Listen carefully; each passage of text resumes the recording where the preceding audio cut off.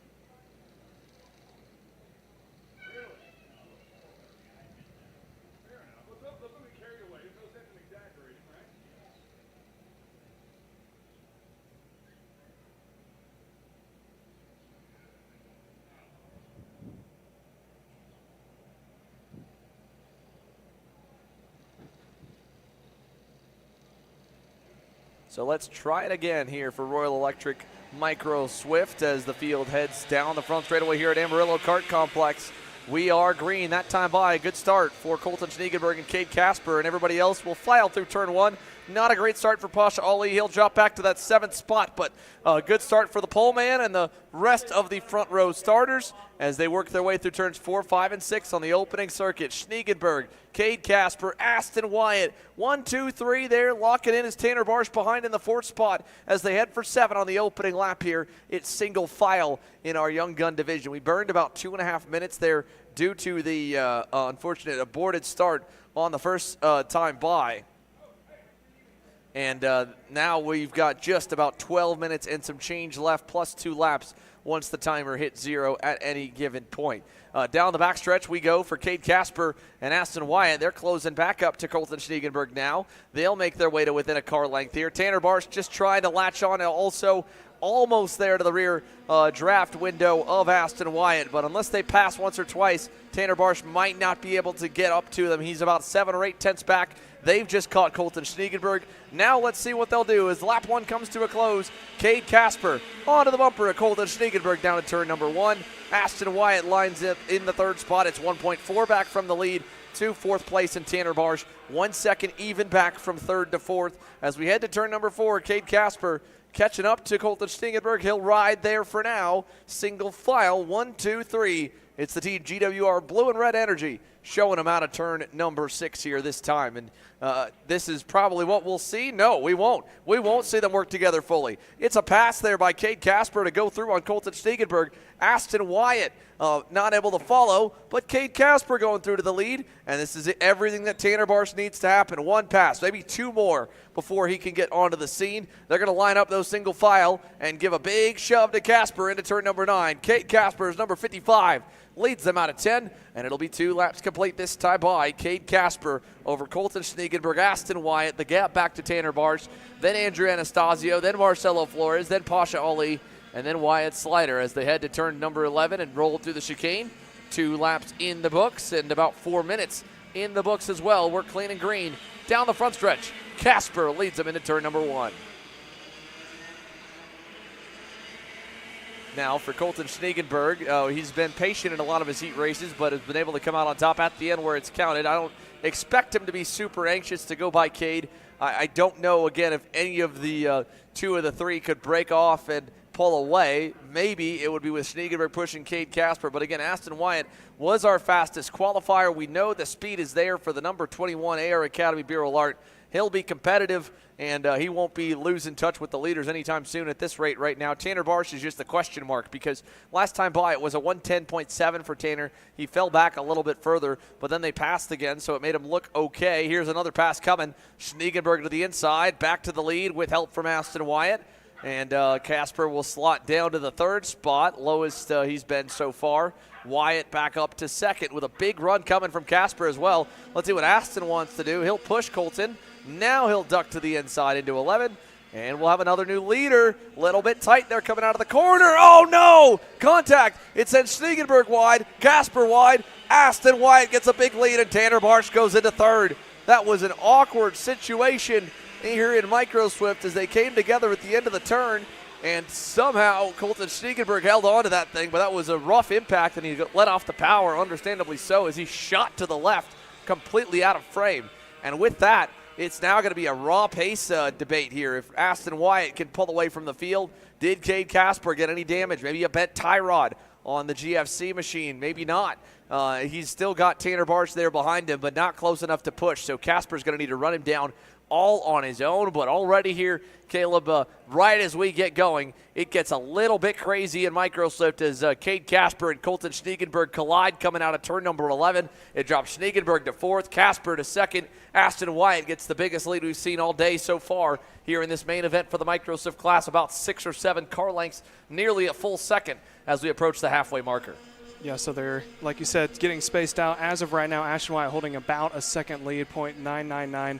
Last time around, heartbreaking to see about Colton Schneegenberg. Had a good run there up in the front of the field, but then Tanner Barsh having a good run, up 2 positions in total, running in P3 now. Cade Casper, someone we've seen up towards the front all weekend long, just went purple that last lap.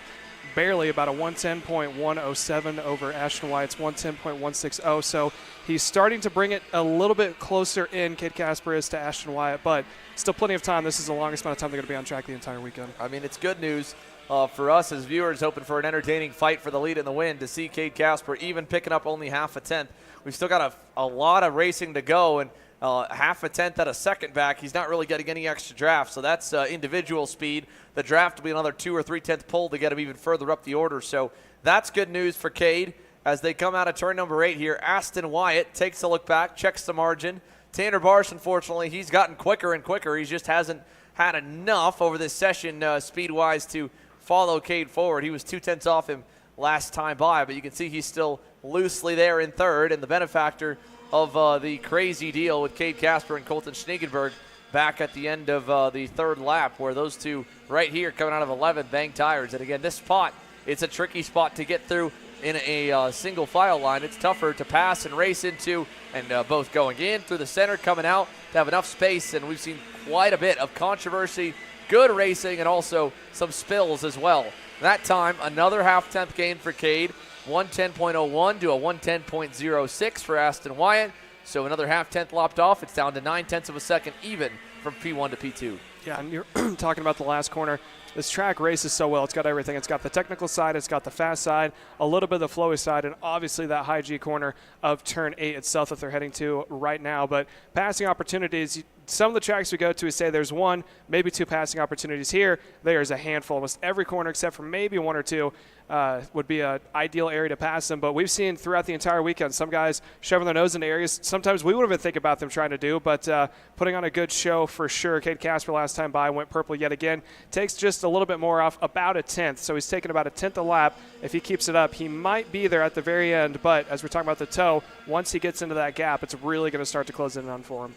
Yeah, it's already starting to accelerate. I think this lap we'll see maybe a 1 or 2 tenth gain for Cade Casper down the line. What's the margin? A 109.85 to a 110.1. That's a 3/10 gain for Cade Man. So Casper in the GFC for Trackside Karting Services, hunting down Aston Wyatt for the Microswift main event win right now. Colton Schniegenberg is ripping some hot laps himself as well. Unfortunately, he's 6 seconds back in the energy all by himself. And Tanner Barsh also good laps in third. But there is Schniegenberg. I don't believe he's got heavy damage.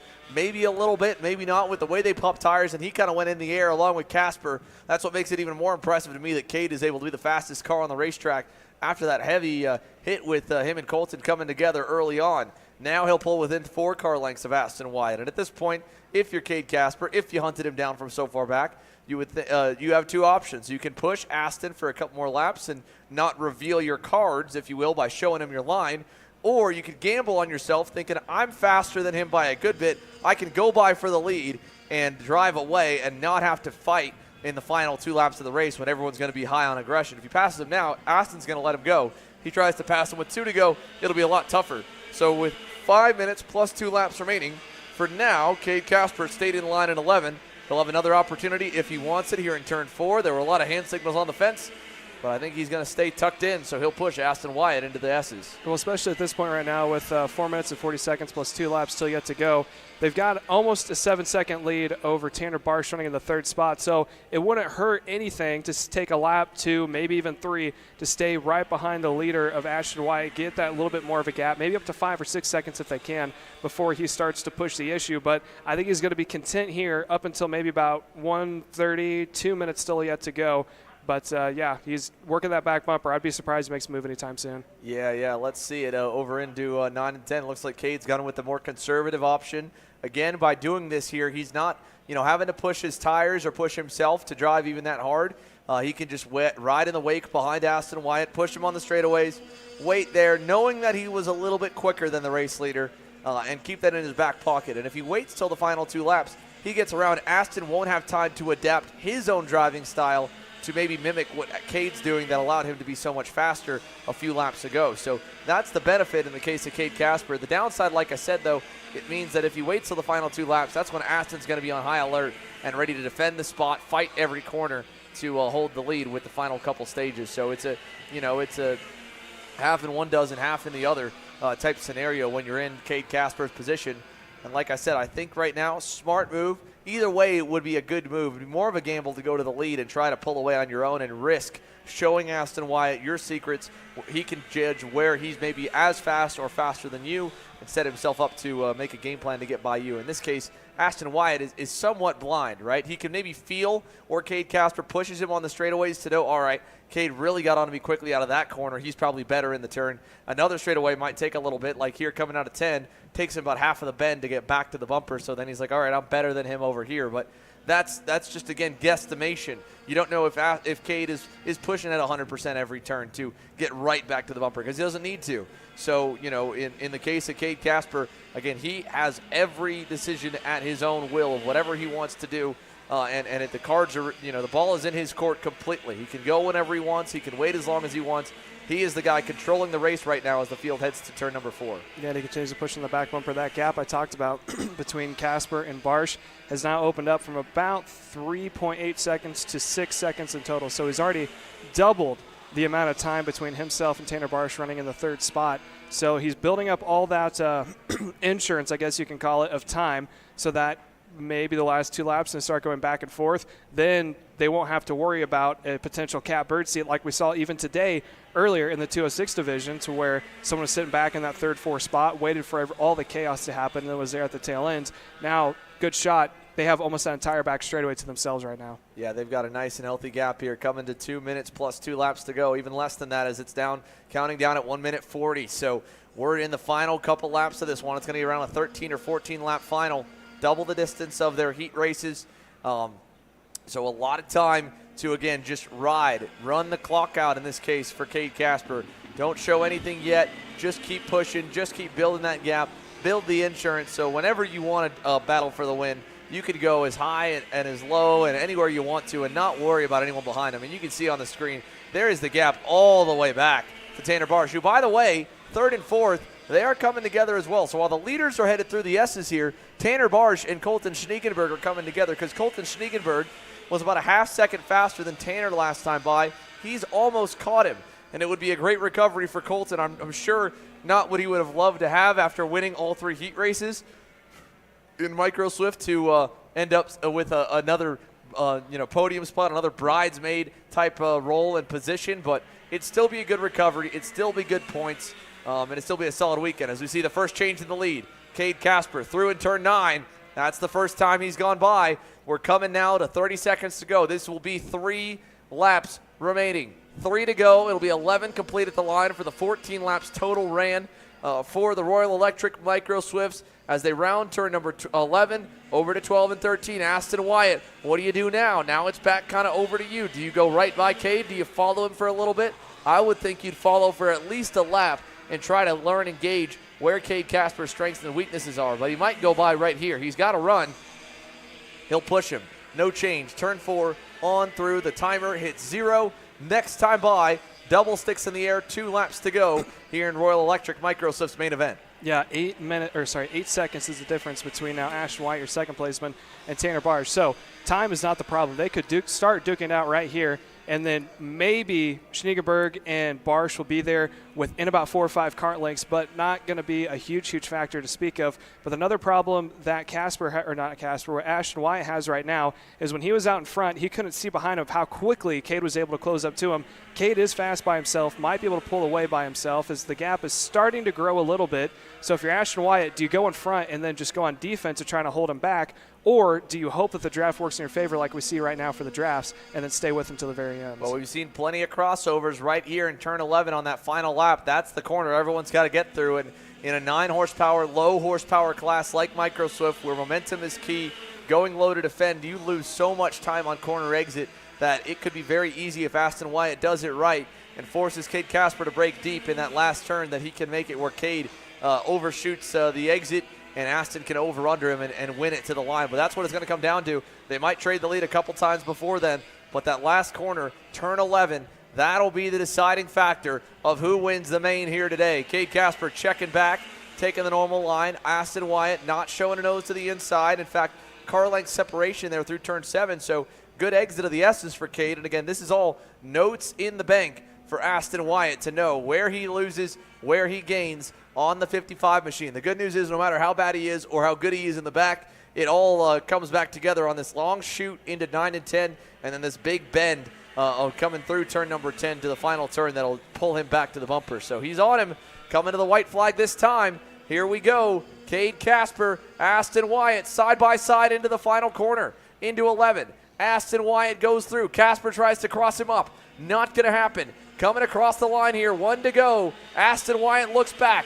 He sees Cade Casper still on his bumper through turns 1 and 2. A little better than him there. He'll pull the gap to a car length and a half as they make the run to 4. And now Aston Wyatt going a little bit defensive into the S's. Now the question is, did Aston Wyatt go too soon? Because now the ball is back into Cade Casper's court. He can set the pace and decide when he's going to make the move. He's going to get a toe out of here in this little short shoot coming up into the hairpin. And already Aston Wyatt going on the defensive. He's going to have to stay on it the rest of the lap. Coming out of turn 7, that's going to be the telltale of whether Cade Casper is able to close up on the back bumper and how hard Aston Wyatt's going to have to defend going into 8. Yeah, down the inside into 8 there, all the way on the bottom side. Granted, it's a full throttle corner for the Microswift, so easy to do as they go down the backstretch. He's center track. Casper's on the high side, trying to send it deep around the outside for Cade Casper, and he'll get it done. A nice move around the outside in turn 9. Now, out of 10. Aston Wyatt is a car length back. He'll get the run. Casper can't afford to leave the door too far open, Aston wants to send it. He closes up. He does send it on the inside. They make contact side by side. Casper gets halfway sideways, and Aston Wyatt will power through in the final few turns to win in Microswift. Aston Wyatt is pumped up here after that one. That was hard elbows up racing, sent it from a car length back, got alongside. They banged tires at the apex. Casper saved it. He ends up second. Colton Schniegenberg did get around Tanner Barge at the end and was able to pull a little bit away for a tame run to third and a good recovery from a gnarly wreck earlier in the session. There goes Marcelo Flores and Andrew Anastasio across the line. They end 6th and 7th. Wyatt Slider 8th. Pasha Ali did recover back to the 5th spot. Tanner Barge 4th. Schniegenberg again 3rd. Casper, Aston Wyatt, your top 2, and Aston Wyatt wins out here in the main event in Microswift, presented by Royal Electric. 1 down, 10 more still to come your way here live from Amarillo Kart Complex. You're watching Kart Chasers coverage of the Texas Sprint Racing Series. We'll be right back.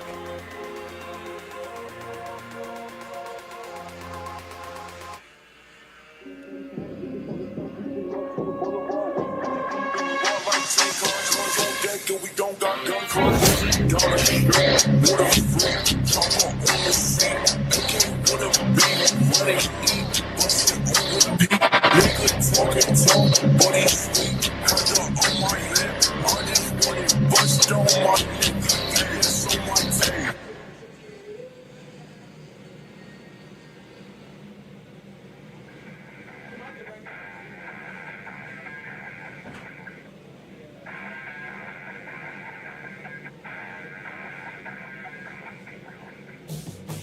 Welcome to Rimrock Raceway, the premier karting facility and motorsport-themed venue in West Texas. While you're at the track, be sure to stop in to Victory Lane and enjoy our full-service bar and event center.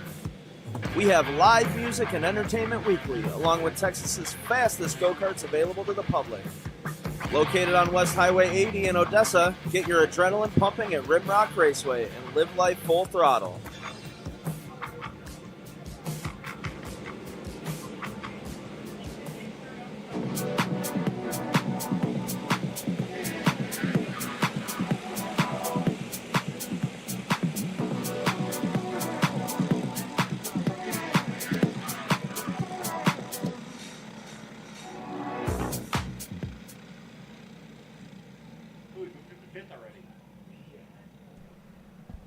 And welcome back here to your 206 Heavy Master feature event about to get underway here at Amarillo Karting Complex. And this is round number 3 of the TSRS State Series. Again, 206 Heavy now taking the track, and they are sponsored by Maxwell Paper Products. Xander Clements had to step out of the booth for a minute, so I'm joined by Taylor Burris up in the booth with me right now as we're about to get underway. Your front row goes to Ross Smith, followed by Jorge Ruiz in the second spot. Macon Moore is going to start in P number 3 next to Richard Fergati in P number 4. Kyle Yuchinski is set to go into P5, but he did not run in the third heat, but he is on track right now, so he's going to round out your top 5. About to get underway here. Again, this is going to be 15 minutes plus 2 laps. This is the longest amount of time that these drivers are going to be on track here today. For those who are just running this one, some other drivers are doing double duty, like Kyle Yuchinski, I know is for sure running in the KA Master event as well. Some other guys are also running in the KA and 206 senior classes as well. So we're going to get them woed down here on the backstretch, and they're going to hopefully take the green this time by. But Taylor, we have seen a couple of classes so far here, especially in Heat 3, have to go one time around. And again, if it is a called up start, they're going to throw the yellow. They'll have to go down to a walking or a pace, normal or yellow flag pace, back to the start-finish line, but the clock will start as soon as they cross the line. So whether it's green or yellow, the clock will start. And if it does happen here again, then that's going to limit the amount of time that they have on track. They get it down to about a snail's crawl, about what you want to see out of the 206 starting class. So let's watch. Smith and Ruiz take them down to the line. They're going to go into the tram lines, the left and right-hand side. Lined up perfectly. Good start so far. Eyes on the starter. Green flag is out, and they're going to go side by side down into turn 1. Still going to go side by side as Smith and Ruiz, and it looks like Ruiz is going to push down. Oh, a little bit of contact there coming out of turn 2. One off the track, and it is Kyle Yuchinski They're facing the wrong way and way off the pace here as they make their way into turn number 3, Taylor. Such a tough break for Kyle Uchinski. Had a great heat race number 3 and now has to do a lot of work. But thankfully, he has a little bit more time compared. But due to the fact that he has no drafting help, it's going to be a tall order. He's going to need some help as we have more trouble down towards the back half of the course.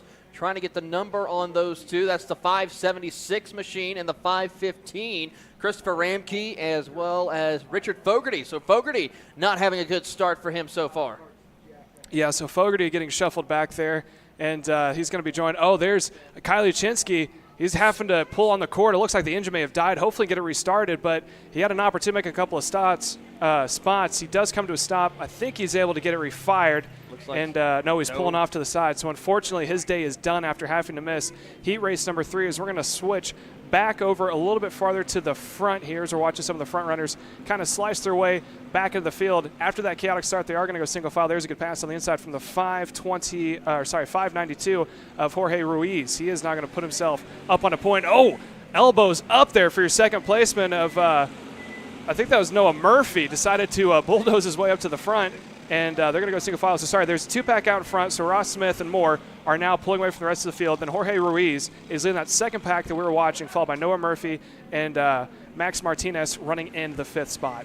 We're going to see now what Macon Moore can do. We saw him really close the gap between himself and Ross Smith in heat race number 3. But the critical point is going to be what is going to be Macon Moore's plan. Is he going to be patient, pace himself, wait till the end of the race in order to try to set up a pass? Or does he think he's fast enough to go and challenge for the race lead in these early stages? We watch them come out of the quadruple apex corner, head down the long back straightaway, already tucked up, trying to see if he can close the gap as your top 2 is separated by just about 3 seconds over the rest of the field. Yeah, and Macon Moore, if you recall back to race number 3, had to come from farther back in the grid. I think he was in the last 2 rows, able to fight his way up to the second spot where he is now. He was running down Ross Smith for the lead, but now, after being able to start in the 3rd spot, he hasn't had to make up as much room, not having to lean on those tires just as much, and he finds himself off in the toe, and he's probably going to play this one a little patient. I mean, he already had to claw his way up through qualifying, through all the heats, to now be tucked in behind your race leader of Ross Smith. The Smith across the stripe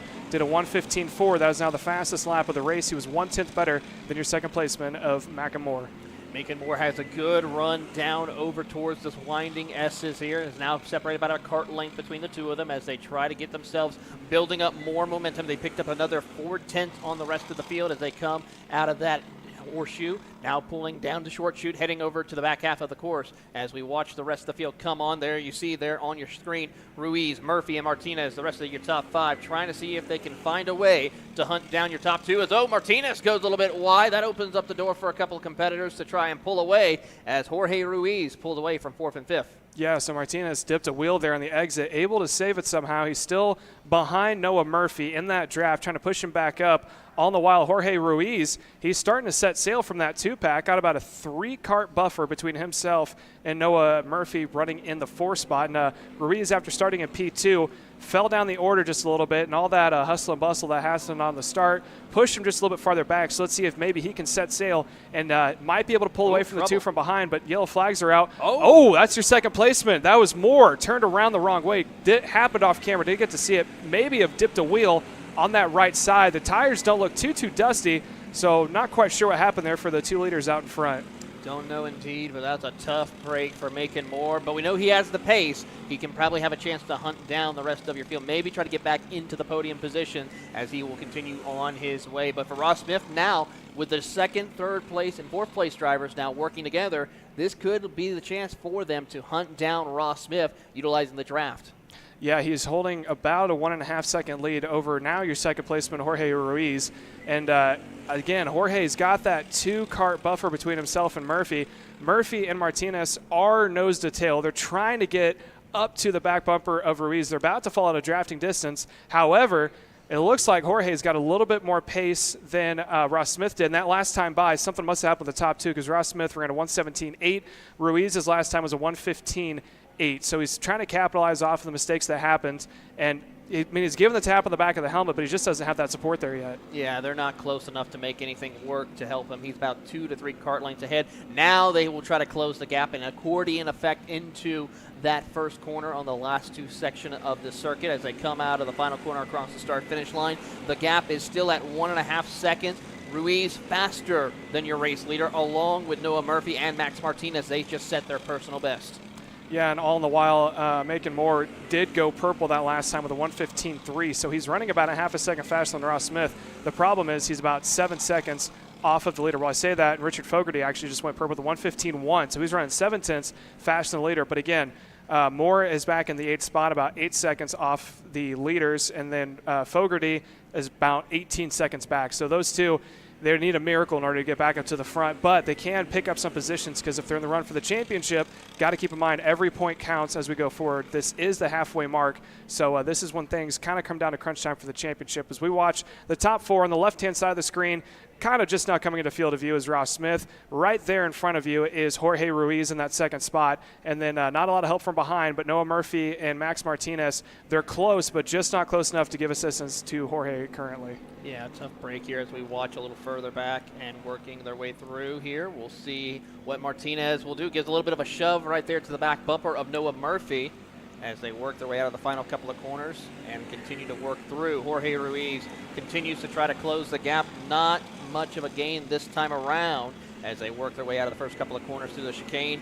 Currently still, as they work their way over towards the back half of the course, no changes so far in the time. And in fact, last time around, Ross Smith still struggling to try to make sure he can stay ahead. Well, last time by, Ross Smith went purple. He went a 1:15.0, and Jorge Ruiz's last time was a 1:15.5, so it was a half a second better than that second pack. The closest one to it was actually Jorge in that second group. Jorge went about a 10th faster than both Noah Murphy and Max Martinez, who went a 1:15.6 respectively together. So again, that buffer staying about the same between your second placement of Ruiz and then Murphy and Martinez. So it's kind of tamed out here just a little bit, about 7 minutes and 48 seconds still left to go, and then plus 2 laps. So as soon as the clock expires, they're going to add 2 more laps onto it. And we kind of get this false hope as an announcer side of seeing Jorge get bunched back up with the 3rd and 4th man of Murphy and Martinez, but then it spreads back out coming out of the corners. He's just so fast off the bottom. And here's a dive bomb move on the inside of Jorge. That was from Murphy. Tried it, couldn't get it done, and now that's going to extend the lead out yet again. I mean, Murphy saw the opportunity. He's trying to keep Jorge at bay and push him just a little bit farther back, but just didn't happen for him there coming into turn 11. Certainly did not work out for him as well. Big round of applause, though, for Nick Miller in the 5:13. He's your biggest mover so far, picking up 9 positions as he is in the top 5 for the moment. And, of course, for Noah Murphy, he's picked up 8 positions, so he is also second most passes made. There you see the 5:13.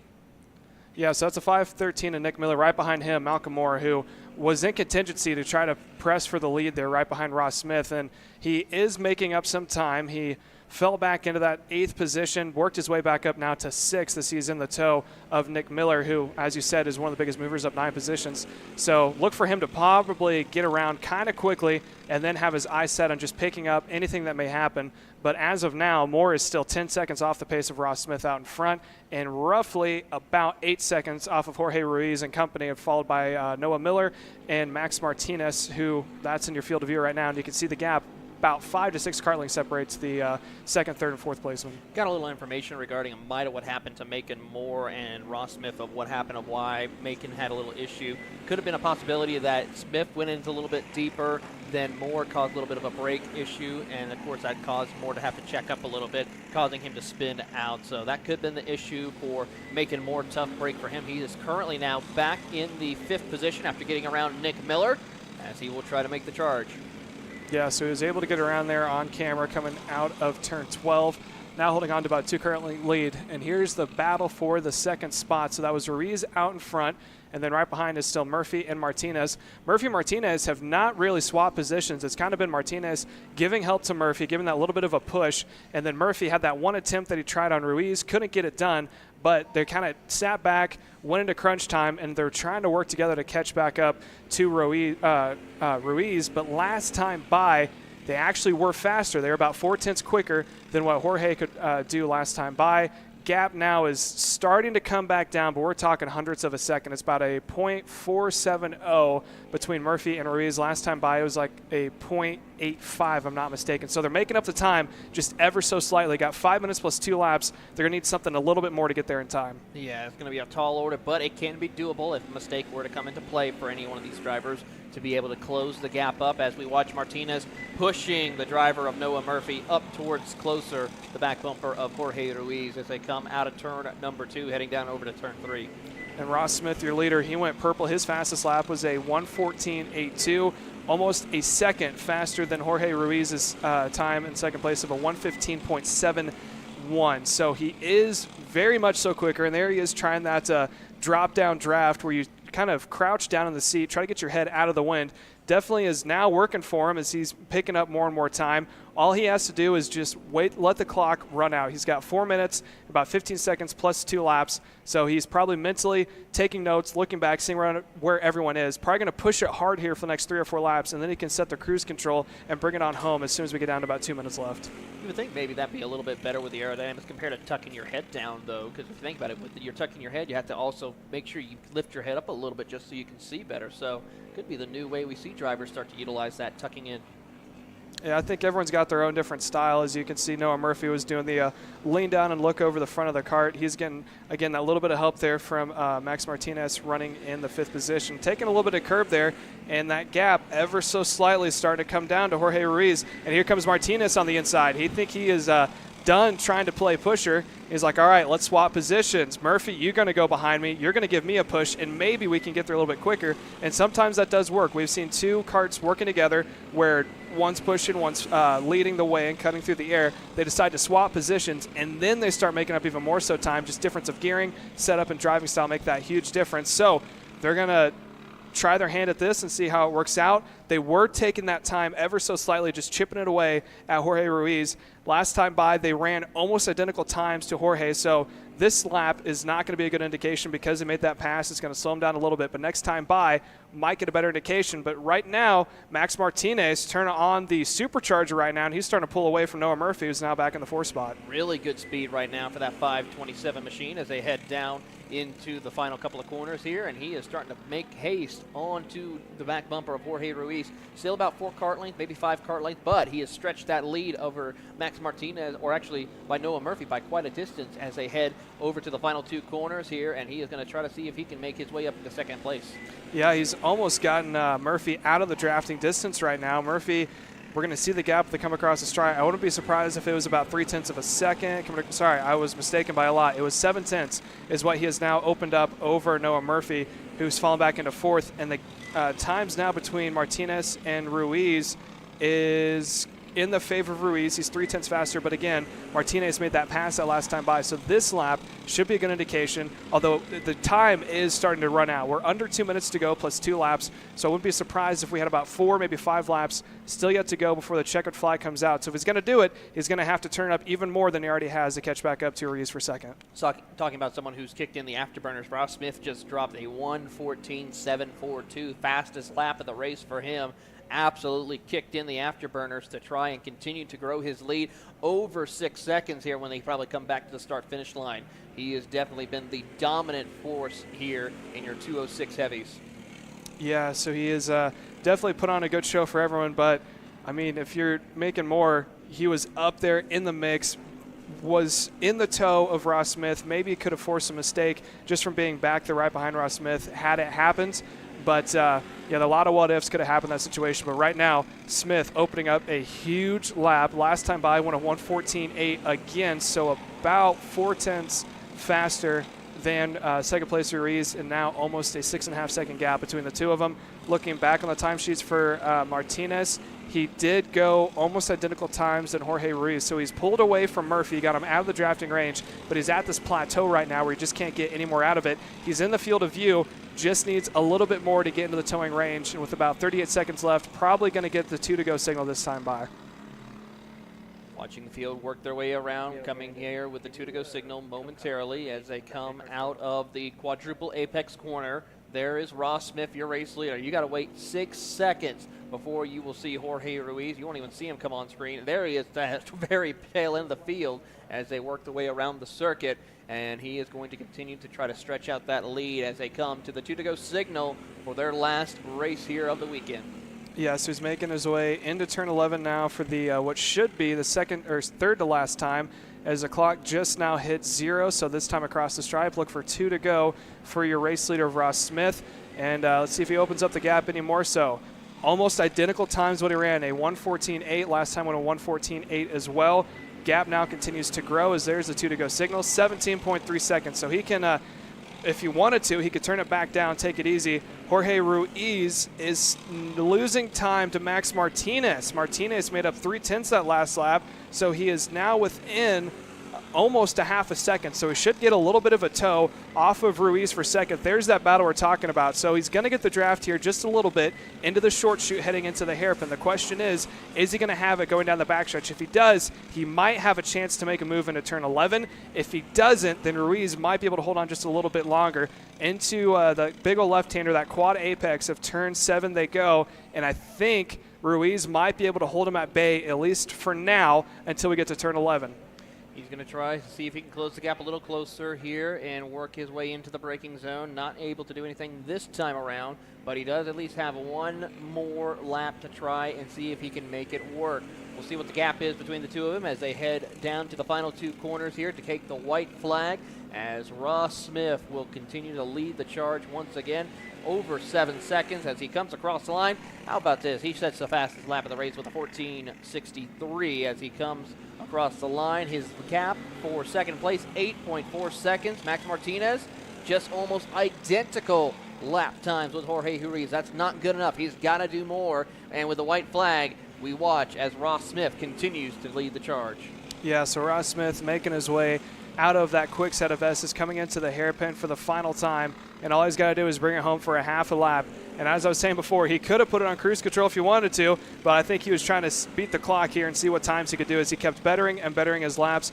Tires definitely not falling off on his chassis right now as Ross Smith, for the final time, coming down the backstretch. Good panoramic shot from behind. No pressure. You can see him kind of pull his arms up as, okay, we're almost there. Goes into that left-hander for the final time. Down the second to long backstretch. Puts his legs up in the air over the brake pedal and kind of backing it off right now, driving down the middle of the track, making his way into turn 11 for the final time. And you're going to have to give it up here for Ross Smith, opening up almost a 10-second gap by himself over the rest of the field, and he is going to take home the checkered flag this afternoon for your 206 Heavy, sponsored by Maxwell Paper Products. With the leg up in the air and the hand pointing to the sky, Ross Smith taking the win. Here comes across a battle for second, and it is going to be Jorge Ruiz holding on to the second place over Max Martinez, who made up 5 positions to come across in P3. Noah Murphy bringing it home, 7 positions game inside the top 5 in P4, and now across the stripe comes your 5th and 6th position, Nick Miller, the big mover of the race, up 9 positions, and Richard Fogarty, heartbreak on the start, able to recover back into a P6 after getting shuffled back. So that is going to do it for our event number 2, 206 Heavy, sponsored by Maxwell Paper Products. Don't go anywhere, as we still have more coverage coming to you live here for the 3rd round of the TSR Series at Amarillo Kart Center on Kart Chaser.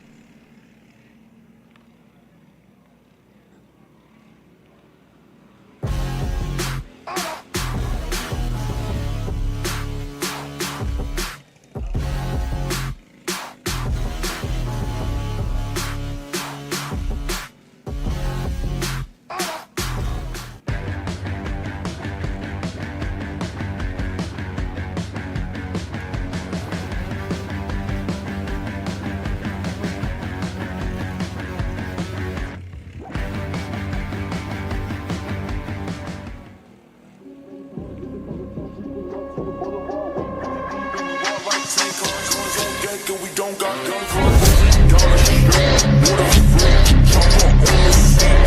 AK with a beat, money eat, bust it on the beat. Nigga talking talk, body sweet. Had her on my lip, I just want it bust on my neck. Yeah, it's on my tape.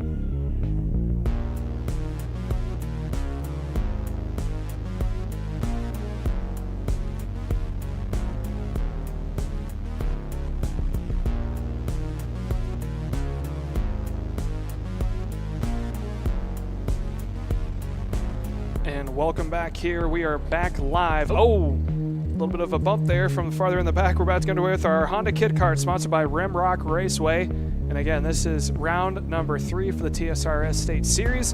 And we are in beautiful Amarillo, Texas at the updated Amarillo Karting Raceway as we're enjoying all the amenities that have been added here so far. They have done a great job here in the past year bringing this into what could very well be a top-level facility. I'm sure there's more upgrades still yet to come. Kyle Yuchinski and his brother have done a fantastic job of bringing racing back into North Texas in full force here as the city is growing, the track is growing, and I'm sure as both continue to go upward, we'll also see the amount of karters here continue to grow throughout the years in this almost new, you can call it, regular series that they have here. We're about to get underway with the Kid Karts. The future drivers of America are getting underway here.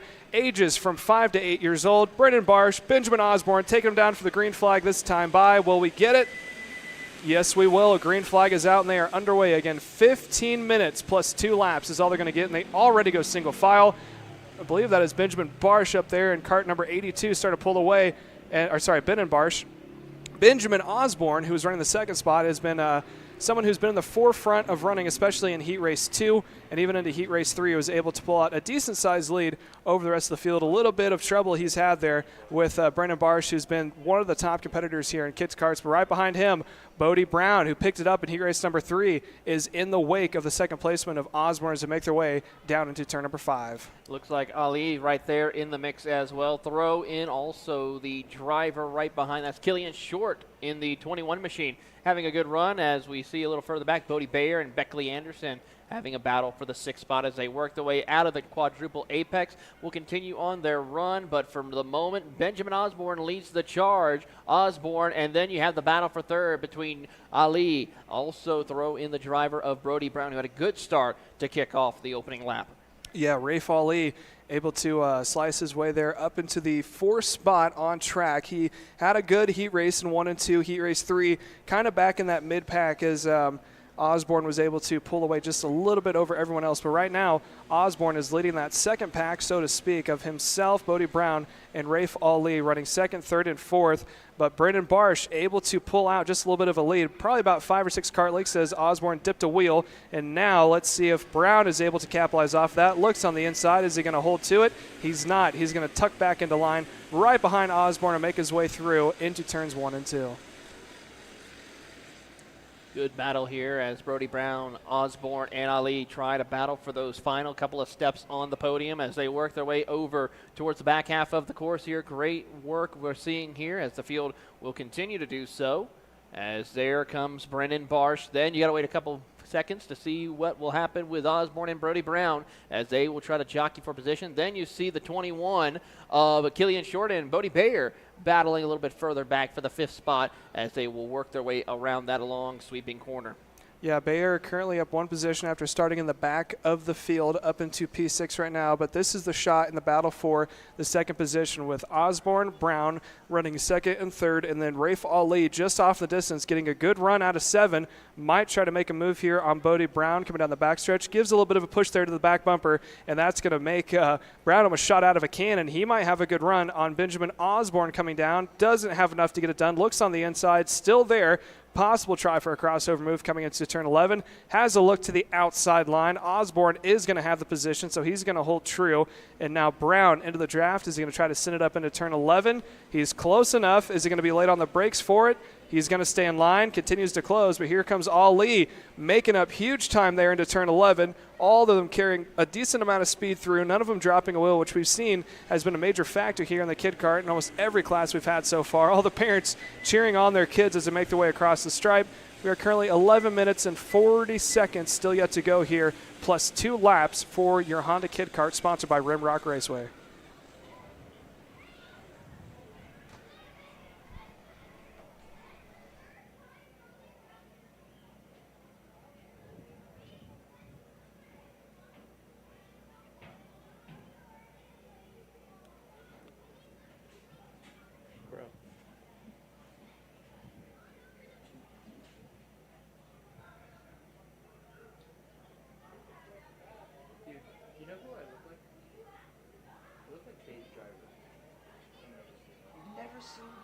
driver, you're joking. These are a bunch of baby drivers. Speaking of baby drivers, we're on track.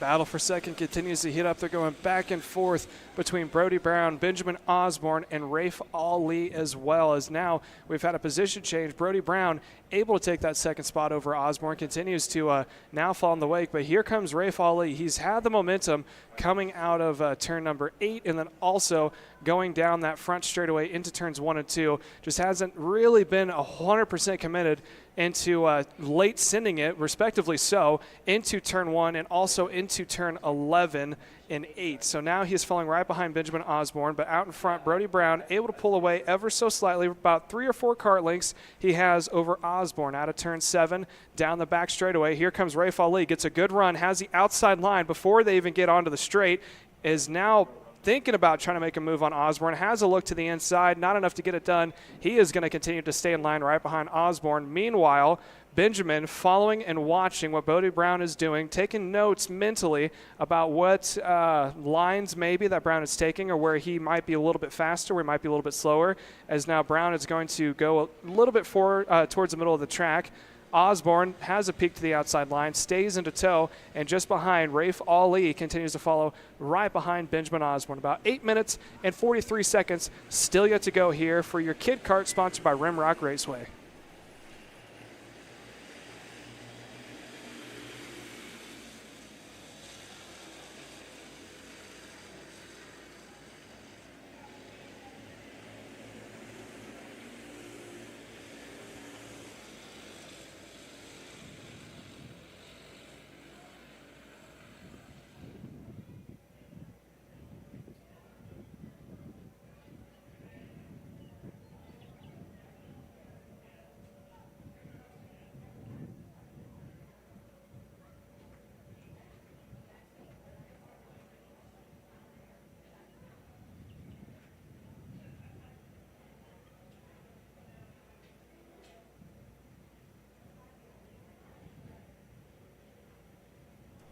So now into turn 7 they go. This is still the battle for the second spot.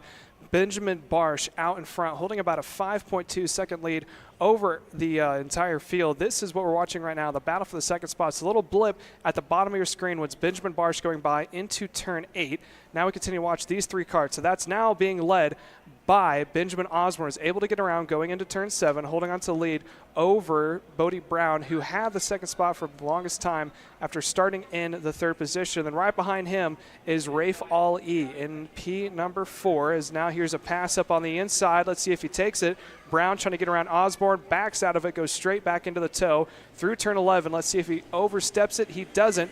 Carries just enough speed, trying to end at 12. Can't get his nose down, takes a little bit of curb, and going to lose a little bit of momentum.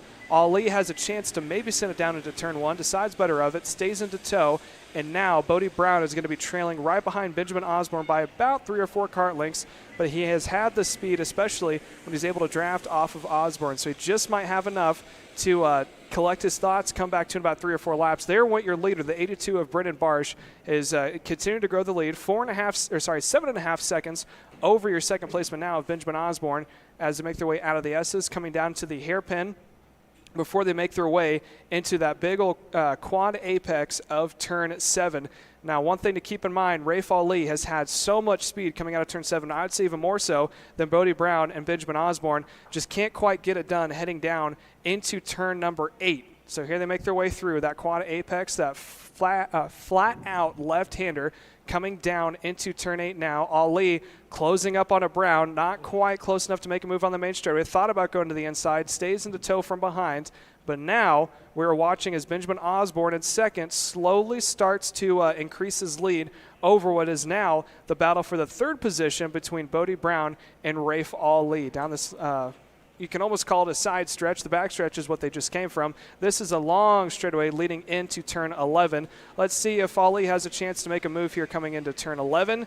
Is closing in, not quite close enough, doesn't want to get too late on the brakes, makes their way through turn 11 just fine, as we are now about 5 minutes and just about 20 seconds still yet to come. As here comes Brown, tries it on the inside of Osborne. He's got the position. Does he have the opportunity? Oh, almost gets his nose cut off by Osborne. Takes a little bit of a lower line, loses that momentum, and now here comes Ali swerving back and forth. He's trying to stay in the draft of Bodie Brown as they make their way into turn 3. Does Ali have a chance to sit on the inside? Does not. Stays right behind Brown, and slowly but surely, Osborne is now opening up that gap between himself and your third placeman. Last time by, he led by about a tenth across the stripe as Bodie Brown thought about trying to make the move heading down into turn number 1, thought better of it, and now that is going to put Brown under pressure from Rafe Ali, who is running now in the 4th position. This is the battle for the podium here to see if you can get the top 3 again. Brennan Barsh, your leader, has opened up an 8-second lead over the rest of the field, so I wouldn't be surprised if this next time by, if he opens up to about 8.5, and if Benjamin Osborne has about a 1.5 over what we're watching right now, the battle for 3rd. That is being led currently by Bodie Brown. Ali right behind him. Ali not going to make a move coming into turn 8. He is going to take the inside line. Brown able to roll that outside line just a little bit better. Gets a good run down this back straightaway. He's not going to have the draft from Benjamin Osborne as a little bit of insurance or support to get that extra momentum down the main straightaway.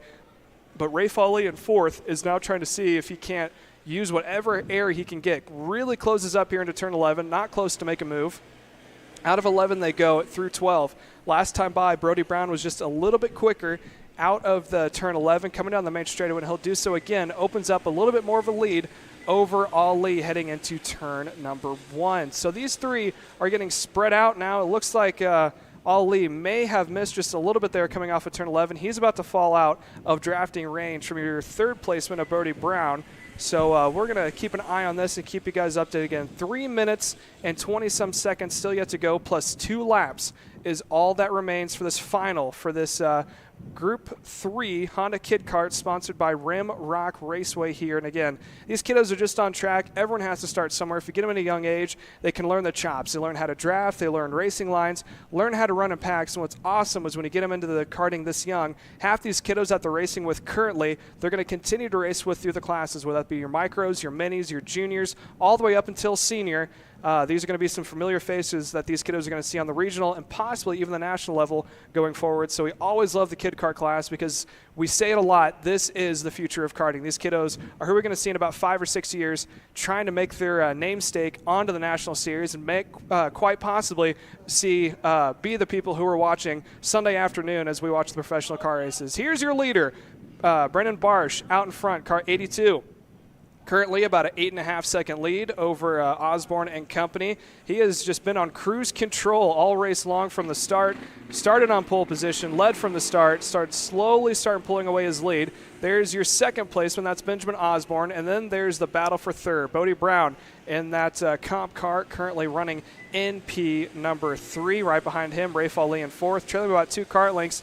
And Ali is getting a lesson on what the accordion effect is. He keeps closing up slowly to the back bumper of Bodie Brown, makes a small mistake, tries a different line, maybe just works the toe the wrong way, starts to fall off just a little bit, and he's able to close it back up yet again like we're seeing here. He is close on that back bumper with about 1 minute and 50 seconds still yet to go through the S's, and it looks like Brown just a little bit is able to pull back away from Ali, but Ali is staying in that tow right behind Osborne, coming up now into turn number 6 and then through turn 7. I know I've said it a lot, but Ali just gets such a good run out of that quad apex left-hander and gets a great run on the backstretch. Now we see him thinking about making a look to the inside, rolls the normal line through turn 7. There's 1 apex, 2 apex, 3 apex, 4. Now onto the back straightaway, has a look high, right behind Brown. Does he pop out to turn 11 this time? Brown takes a look back, sees a entire mirror full of Rafe Ali. Ali does not make the move, coming down into turn number 8. Down this little side stretch, coming down the back stretch now, heading into turn 11, and it looks like Ali not close enough yet to make that move coming into turn 11.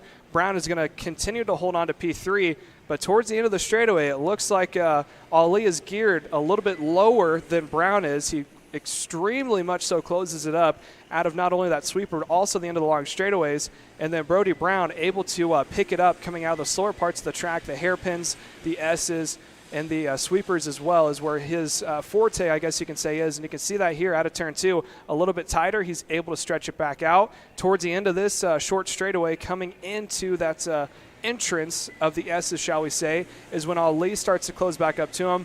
Some of that could be due to the draft, but I think some of it may also be due to the gearing and drivability that these two gentlemen have right here. And sometimes some folks are better on faster corners. Sometimes some folks are better on slower corners. So when you have that balance back and forth, different setups, makes for some awesome racing like we're seeing right here. Here's Brody Brown. He was on the inside, pops back up to the outside. Ali continues to follow. Looks like Ali got a little loose there heading into that hairpin. Now he's going to have to back it back off and stay into the toe coming onto the backstretch. A little bit of a check on the gap. Brendan Barsh currently holding an 8.7 second gap over the rest of the field, so he's continuing to grow it, just not as strong as it has been before as Ali takes a look to the inside, goes back into the draft. Benjamin Osborne in second. He just went by on the right-hand side of your screen, running in second place right now. Holds about a 2-second advantage over both Brown and Ali as they make their way towards that longest, I guess you can almost call it a straightaway. It's got a little bit of a dogleg in on the start.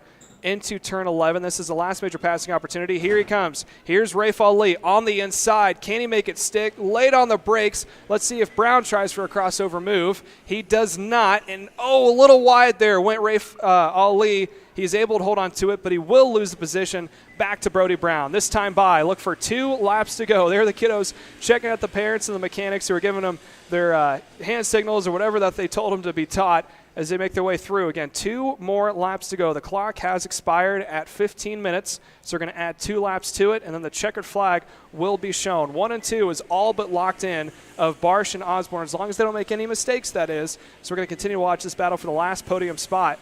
Brown slowly starting to pull that gap back out in the slower parts of the track, but again, Rafe Ali just so much better at the end of these long straightaways and through the faster corners as there's Brown going all the way down to the inside line to defend, pops back up. Ali not close enough into that draft, makes his way through that hairpin now, and let's keep an eye on that gap coming out of turn 7 through that big sweeper if he is able to reel in just a little bit more onto Brody Brown. But it looks like since the 2-to-go sign has been given, Brown has turned it up just a little bit more than he has been before. Ali is there, but he's slowly losing sight of the draft, and we're going to keep a gap on the we're going to keep an eye on the gap between Osborne and the second spot, and Brown is Brody Brown dropped a wheel. He's going to lose momentum now. Switching back over to your leader, Brendan Barsh, so we're going to go back over to Brendan Brown, making his way down this backstretch. Rafe Ali has a chance. He passed him last time, carried too much speed, and went just a little too far wide, able to get around before they get to turn 11. So can Rafe Ali hold it down this time through 11 and not dip a wheel or lose any momentum? Hard onto the brakes they go through turn 11, loses a little bit of time, but also does Brody Brown. This time across the stripe, I think Ali's got it. That is the last podium spot into P3. This time by. White flag. 1 more time to go for these kiddos. Again, Barsh now holding a 13-second lead over Osborne, who holds a 2.5-second lead over your now third placeman of Rafe Ali. There's your leader, Brendan Barsh. Heat race 3, and now the feature has had nothing but success, leading from the start and opening up a giant lead. There he is. You can't even see the rest of the field on the frame of view. We're going to sit and wait here for the second placeman, Benjamin Osborne, to come into view. There goes your leader, back down into that quad apex. We're still waiting on that 13-second gap to Benjamin Osborne, who is slowly making his way. There he is. There's Benjamin Osborne, followed by, look at this here. Rafe Ali has turned it up, and he is now starting to close in on Osborne for second through turn 7. This is where Ali has the best run right here. Down to 2 kart lengths. Count that half a kart length. Out of turn 7 they come. Down this backstretch. It looks like Ollie's got the run. He's in the toe. Is he going to take it on the inside? He's thinking about it. He's going to stay right behind Osborne. Osborne has no idea how far back Ollie has come in just about a lap and a half. Through they come through turn 8, that quick little left-hander. There's your leader coming across out of the last corner, down towards that last short straightaway, onto the main stretch.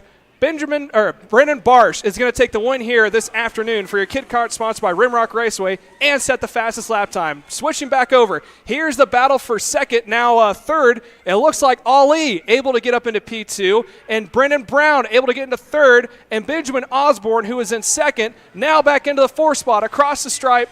There it is, Rafe Ali into P2. Brody Brown into the third spot, and Benjamin Osborne, man, what a heartbreak from second place all the way back into fourth. But a giant congratulations. Let's not overshadow Brennan Barsh, who had a 17.5 second lead across the line. Almost a perfect day for him in heat race number 3, along with the feature today. So that is going to do it for the third group this afternoon for your Honda Kid Kart, sponsored by Rimrock Raceway. When we come back, we still have more racing still yet to come here, and you are watching live on Kart Chaser.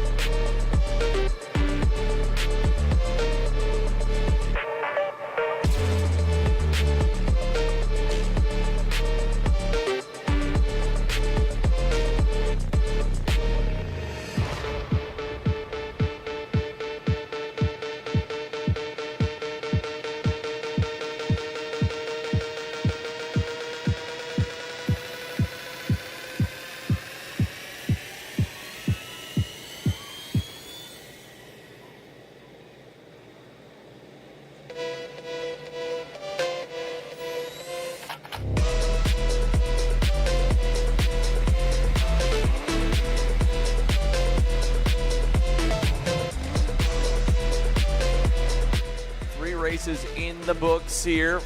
Still plenty more to go. 8 in total, and the first of the 8 to roll is group number 4. It's time for the Allen Rudolph Racing Academy Mini Swifts to head onto the racetrack here. Carson and Mason Berry in the first 2 heat races on the weekend were able to get away from the field and not have any challenges. However, in heat number 3, different story. Sawyer Chambers, phenomenal run to avoid a ton of chaos and get himself the heat race win. It's promoted him to start on the front row, and it's split the Berry brothers up. It'll be Carson Berry on the Team GWR Energy on the point. Sawyer Chambers on the Nitro Kart to his outside. Then Mason Berry moves back from row 1 to row number 2. He'll start in third. Mateo Quinto in the 4th spot on the Tony Kart. Then it'll be Simon Klein on the High Five Performance OTK in 5th to his outside. Cadro Milbrandt on the Slipstream Racing Comp Kart. Then Rodolfin Lavin Jr. and Sofia Sadegova will round out the 8-driver grid here for the AR Academy Mini Swift Division. 4 drivers have stood above the rest here. Most of the weekend it's been the 2 Berry brothers, but Sawyer Chambers and Mateo Quinto have been closing the gap all the way through the days, and today it seems like they're even closer than where they were yesterday afternoon. Now we're back to the conditions that these drivers were used to around heat number 1, which is where, of course, Carson Berry was able to just walk away, and Mason Berry the next in line. So with a hotter air temp, hotter track temp, it might go the way of the Berry brothers again, but we might see some more battling. It really all comes down to how they get through the opening corner of the racetrack, and if we can get it clean and green off the start. 15 minutes plus 2 laps for all the main events here today. We've got 3 complete so far. Microswift 206 Heavy, and Rimrock Raceway Honda Kid Kart. All second and third, pretty much runaways here. And I don't think we'll see that one in this one, but we may see some action based on the way Heat 3 unfolded. Carson Berry has them nice and slow at a crawl coming out of turn number 11. They'll round through the final chicane at 12 and 13. And here we go, getting set for the green onto the front straightaway. Your 8 driver, AR Academy Mini Swift Field, ready to take the green flag in Amarillo. We're on the power, and we're racing down to turn number 1, even for the front row. And it looks like third, and Mason Berry will get through to second. So Sawyer Chambers goes to P3 off the bat. Mateo Quinto back to fourth. Sawyer going to give a little push to Mason as they go to turn number 4, but it's a clean start and a good one for Carson Berry, who leads our field through the S's for the first time. Yeah, and with his brother, Mason Berry starting right behind him, couldn't think of a better outcome from that start where he's able to tuck right in the line, giving a little bit of assistance to his brother where it's needed. And as you said, Sawyer Chambers up into P3 right now is going to try to put the pressure on him, but right now he doesn't really have a whole lot of support from behind. No, not a ton. Mateo Quinto is a little bit further back right now as they round turn number 8. Here we go, coming down the back chute into turns 9 and 10 on the opening circuit. Carson Berry in the 110 with the orange and blue more livery helmet leads the quartet, as I will say Mateo Quinto, good second half of this opening lap for the Tony Kart driver. He's pulled back away from the rest of the field, has closed up. This will help get even further there as Sawyer Chambers is going to dive for second to the inside of Mason Berry. He'll take the spot away, and we're back to neutral, even with where they all started. 1, 2, 3, 4, down the front straightaway to turn number 1. Yeah, here comes Mateo Quinto in P4. Due to that pass, was able to close back up. Oh, took a little too much curve there for Sawyer Chambers, and he's going on a ride there on the grass. Big time loss for Sawyer Chambers. In fact, here comes Cadro Milbrandt to the outside as Sawyer defends low. Around goes Simon Klein, was following Cadro Milbrandt and locked the brakes up in the middle of the corner, but now all of a sudden this day just got a whole lot harder for Sawyer Chambers. He's got Cadro right there going to turn number 7. He's got to clean those tires off with that big off-track excursion by taking too much curb, as you mentioned. And now it's a huge lead for Carson Berry, but still very early on, and I wouldn't be surprised to see Mateo Quinto be able to lock on with Mason Berry and hunt him back down. The question will be if Sawyer Chambers can re-rack, reset, and get himself back in a good spot again after making that big mistake. That can rattle a driver, especially these young drivers, ages 8 to 12 years old, dropping a tire. You all of a sudden want to really dial things back and go a whole lot slower in that sector the next time by. But in a race scenario, you still got to push to the limit and only go back 1 or 2% to still go right up to that ragged edge, Caleb. Otherwise, you're going to lose valuable time lap after lap. Yeah, racing is definitely as mental as it is physical, and a driver takes a toll.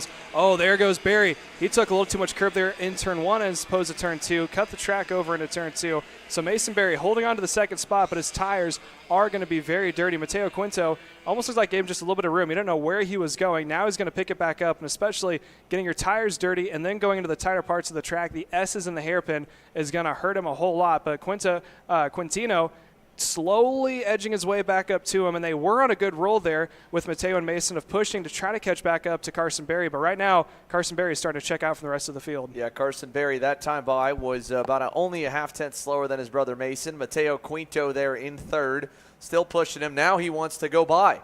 Mateo Quinto to the inside and clear for second.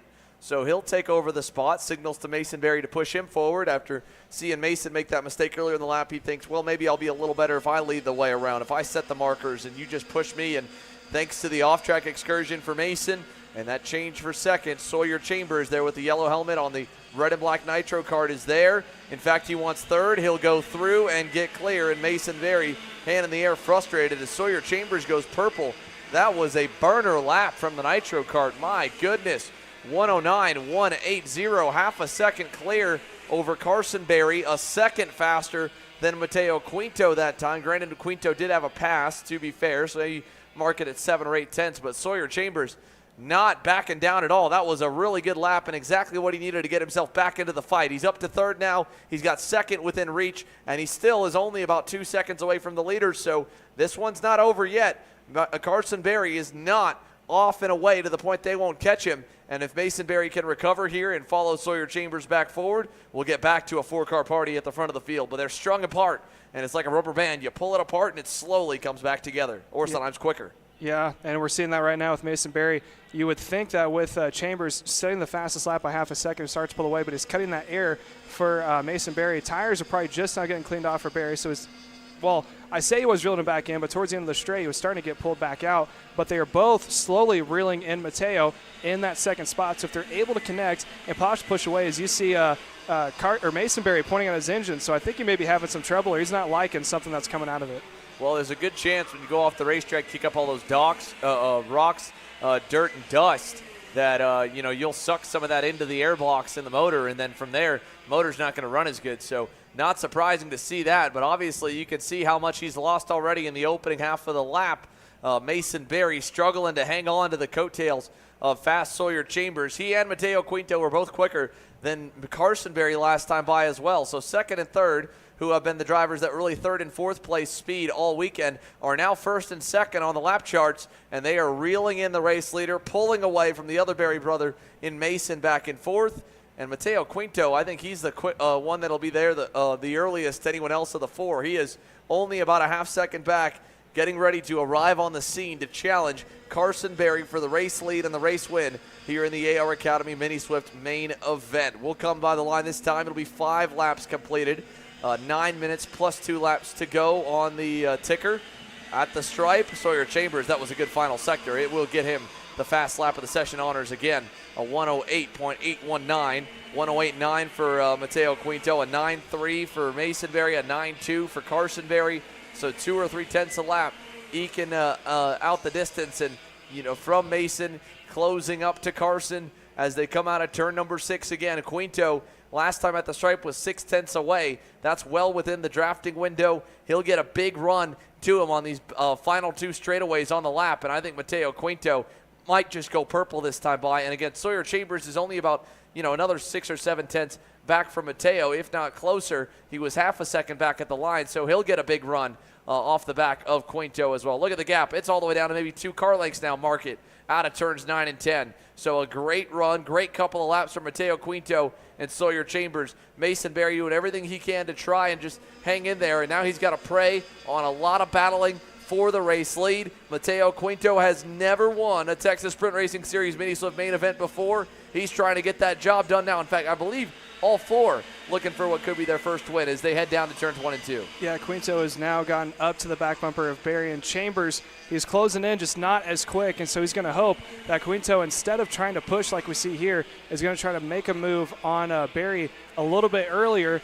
But if you're in Quinto's position, you got 7 minutes and 40-some seconds plus 2 laps still yet to go. He could very well push him for the next 3-4 laps, get a little bit of distance between themselves and Chambers, who is running in the 3rd spot as they make their way out of the hairpin now through turn 7. The best passing opportunity is coming up right now, heading into that sharp left-hander of turn number 9. Carson Berry still looking for that first win also here as he leads, and he's been dominant all weekend. It's been Sawyer Chambers who, through all the sessions so far this year, has ended on top. And when it comes to main events, 2 for 2 on the season. He's 3rd and tracking down the race leader. Carson Berry, Mateo Quinto still together as they go down the backstretch. And smart move. This is identical to the strategy we saw with Cade Casper back in the Microswift class. Even though he's probably a little bit faster than the race leader, he can wait. He can push the leader further out in front, keep it at a 2-horse race as long as he's fast enough as a pusher and the leader's okay up front. Let's take a look at laps to see how that one was. It was a 108.8 for the pair. It was a 109.2 for Sawyer, so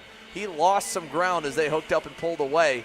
So for Sawyer Chambers, he needs a couple more really good laps to get to there.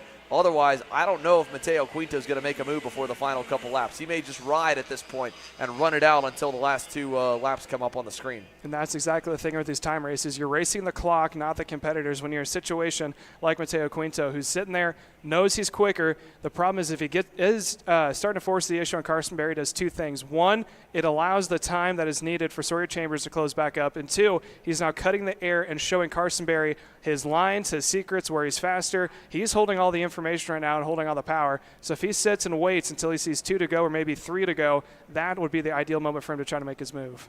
As they head through the bend over to turns 11, 12, and 13, Mateo Quinto again locked on to Carson Berry. It'll put 8 laps complete this time by, 6 minutes plus 2 laps to go. Quinto, even a quick look on the short chute there, going through the final chicane to check the margin back to Sawyer Chambers. They pulled another 2/10 out that lap. A 108.86 for Barry, a 109 flat for Sawyer Chambers. So not making up any ground anymore. He's kind of plateauing lap time wise. Carson Berry, Mateo Quinto putting 2 to 3/10 a lap on him, eking out the gap. Now, this opening part of the lap, though, Mateo was not on the bumper of Carson Berry, so he's lost a little bit. And Mason Berry, again, the issues that are plaguing him, whatever they may be, they definitely are evident.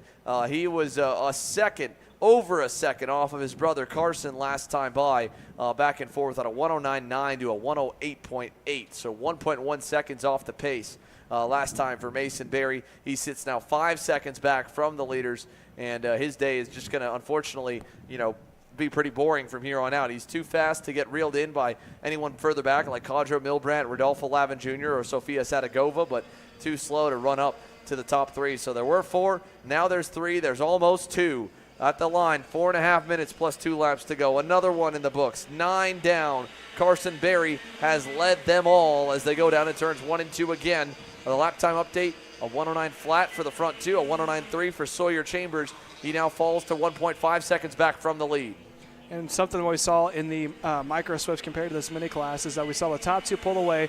Third placeman was in the distance about, if I'm not mistaken, 3.5 seconds in race number 3. So there very well could be that same situation. So if you're Sawyer Chambers, you got to stay on it and push. It could be very deceiving where you just want to back it off, say, I'm just going to bring it home. I don't really have a chance of making it happen. But if he keeps the pressure on and they start going back and forth hard for the past 2 laps, that could then back them up to him to have a possible chance for a pass at the end. It's a great point, Caleb. You can't give up. You just don't know. I mean, these guys' final heat race proved it. That one was crazy. The micros as well, unpredictable on the final lap. And we see so much contact and craziness down here in the final sector of the track in turns 11, 12, and 13 that anything can happen.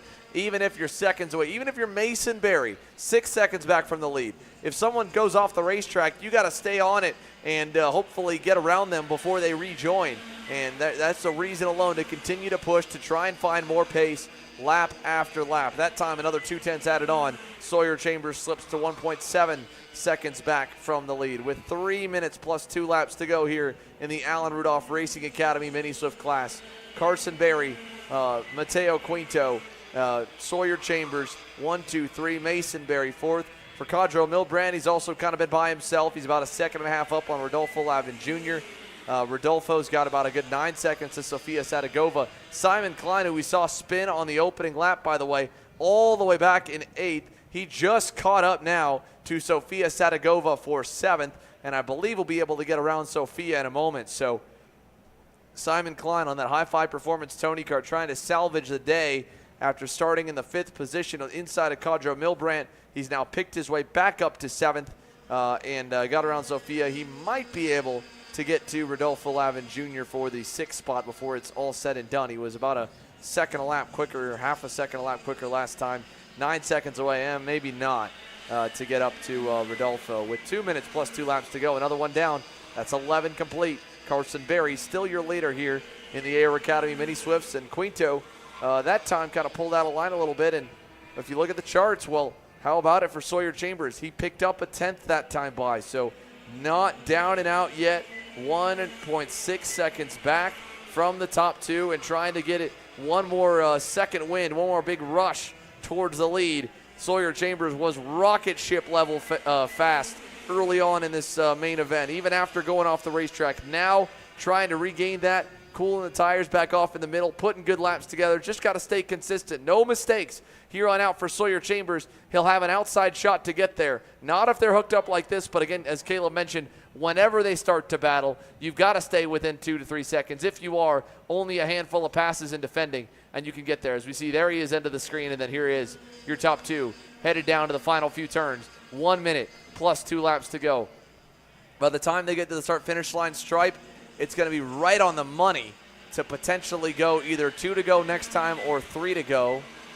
Or, sorry, 3 or 4 to go next time by. We'll just have to wait and see what they decide to do at the line. But for now, 12 laps completed. It'll either be 14 or 15 laps in this Mini Swift feature event, just running a tick quicker than the micros. Yeah, and something else to keep in mind about Mateo Quinto, the last lap, it looked like he was trying to size up where he might be able to make a possible pass on Carson Bear. We saw that coming into this corner right here, the hairpin before they set up for that big left-hand sweeper, and also into turn 4, he kind of popped out a little bit and then got back into line, almost maybe to testing to see how close Carson Bear is paying attention, or to try to figure out his own kart as to how it's going to work when he pulls out of the draft. He's going to lose, how much momentum he's going to lose if he pulls out of the draft.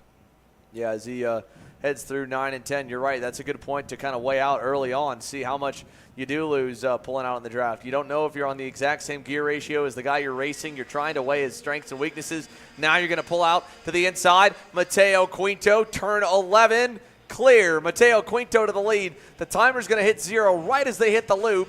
Let's see if we can see if the 2 to go signal comes out. It does. 2 laps to go. Mateo Quinto, your new leader for the first time here in the main event. Carson Berry back to second. Sawyer Chambers on that red and black nitro kart, only a second and a quarter away, and we'll be able to close more as they begin to fight on this final 2-lap excursion here. Mateo Quinto, Carson Berry going at it for the lead at turn 7. And look at Sawyer Chambers slowly starting to come into view now, the top 2. And if you're Carson Berry running in the second spot, he has no idea how quickly Mateo has been and how much he enclosed himself back up to the front. So right now he thinks maybe he can sit by and get by in the draft, but he's going to want to go on the attack real quick if he wants to try to make sure that Mateo doesn't pull away by himself. Yeah, here they go down the back straightaway. Mateo Quinto fades a little bit low. Carson Berry right behind, kind of low then high, and no change out of 10. We're coming to the white flag this time. Sawyer Chambers still digging. Carson Berry keeping that in the back of his mind. He's trying to push for a little bit. Now Quinto going to block way low in 11. Oh, man, Carson Berry, he was trying to do a really slick move there and go from the high side, fake him high and go low, and he just mistimed it. Popped the rear of Mateo Quinto. That could have gotten wild. It did not. 1 to go now to 1 and 2. Here comes Sawyer Chambers. He's only about a half second back as they head over to 4 for the final time here in Mini Swift. Yeah, now Chambers is going to have the toe off the top 2. Down to defend goes Mateo. Carson trying to roll the outside line. Tries for a crossover move. Can't get it done. And just like that, Chambers, now a competitor in this 3-kart fight, making the way towards the hairpin. Yeah, here we go to turn 7. Final time. Carson Berry to the high side. Chambers falls in there. Now Chambers is looking low. 3 wide for the lead. Here we go with a big crossover from Carson, but Sawyer Chambers goes all the way to the bottom to take over the top spot. They're wheel to wheel for second. That's going to split them apart. Mateo Quinto now going to try and wind up that car here as they go down the backstretch. He found a hold of the inside, all the way down by the grass. Quinto on the dirty side of the racetrack. He'll slide wide. They're 3 wide again on the exit. It gets tight. They pop the cone, and Sawyer Chambers loses momentum. Here we go to the final turn. Carson Berry is today the day. Quinto trying to get there. One last shot. Not close enough. Out of 11, 12, and 13. It has been a long time coming, but down the front straightaway, Carson Berry is a Texas Sprint Racing Series winner. Carson Berry wins the main event in Mini Swift in a wild final lap. Cones flying, karts on top of each other. They all survived to finish in a hard and respectful battle for the race win, with Quinto ending second, Chambers in third, Mason Berry fourth, Cadro Milbrandt crosses the line there for fifth. Rodolfo Lavin Jr. will be sixth. You can see Simon Klein on that high five performance Tony kart there in the middle. He will end in seventh with a good recovery to unfortunately make up for that spin early on. And Sofia Sadagova ends up in the 8th spot. 4 down here, and here's a look at the results. Again, Carson Berry over Mateo Quinto and Sawyer Chambers. What a battle there all the way to the end, Caleb. Awesome stuff to see these young kids really going at it, but giving room for each other as much as they can. Yeah, and especially those last 2 or 3 laps, having Sawyer Chambers able to drive back up by just sitting, waited patiently as, yeah, we did have 1 cone taken out there in that last race, but fantastic run there from those kiddos. Well, we go from the Mini Swifts now to get set to bring the rumble of the 206 Senior Division presented by Slipstream Racing. It has been all about Braxton Trigg and Drew Chappell this weekend. They have split up the heat race wins, pulling away from the field convincingly. Jeff Shaw has been the best of the rest most of the time, We've seen a few other drivers start to have some speed, like Sawyer Roussel, Cohen Summers. How about the likes of Tyler Stevens, who was super fast in Heat 3 this morning? Kelvin Ching has had to start from 14th in every heat. He'll have a better starting spot in this main as well. So for the first of the two headline categories, 206 Senior, let's take you through the starting lineup. With Chappell and Tragg on the front row, Drew Chappell will lead them to green from the pole. Row 2, Tyler Stevens and Jeff Shaw. Row 3, Kelvin Ching again inside row 3 from the outside of row 7 in all the heats. A lot closer to the front for the MGM driver. Sawyer Roussel will start to his outside to complete the third row in 6th. And then as you go back, Cohen Summers on the red speed will start in the 7th spot in the 696 machine. To his outside, the second place qualifier, Ibrahim Dean, will roll in 8th to complete row number 4 on that Kart Racing Solutions Tony Kart. Then it's Landon Fitz and Bryce Frank on row number 5, starting 9th and 10th. Jensen Harrell and Samuel Jung will make up row 6, 11th, and 12th. Luke Waller and Von Weber, row 7. Row 8, David Williams and Mikey Boland. 17th, Aiden Smith. 18th, Jacob Oliver. Landon Melson, Adi Bamru will round off the top 20. Then it's Paul Braden and Jonathan Westcott on 21st and 22nd. Row 12 will have Mike Weber and Micah Kipp. Row 13, Hunter Stein and Kurt Goodson. And starting tail end Charlie here on the field in the 27 driver grid, it's Samuel Burnett in the number 629. But Braxton Tragg, Drew Chappell, the front row here as they begin to form towards the turn 9-10 complex. And Drew Chappell has been so impressive in this class all season. He leads the championship standings. He's undefeated in main events and has won a ton of heat races and pole awards along the way. This is the midway point in the season where a good weekend coming out of here with just 2 races to go of the 5, you really start to think big picture. You start to think championship and all that comes along with it. IKF Grand Nationals tickets, Super Nationals tickets as well. There's a lot up for grabs here at the Texas Sprint Racing Series. Over 190 drivers in attendance for 206 Senior, with Drew Chappell on the inside in the comp car, Braxton Tragg on the outside of the MGM.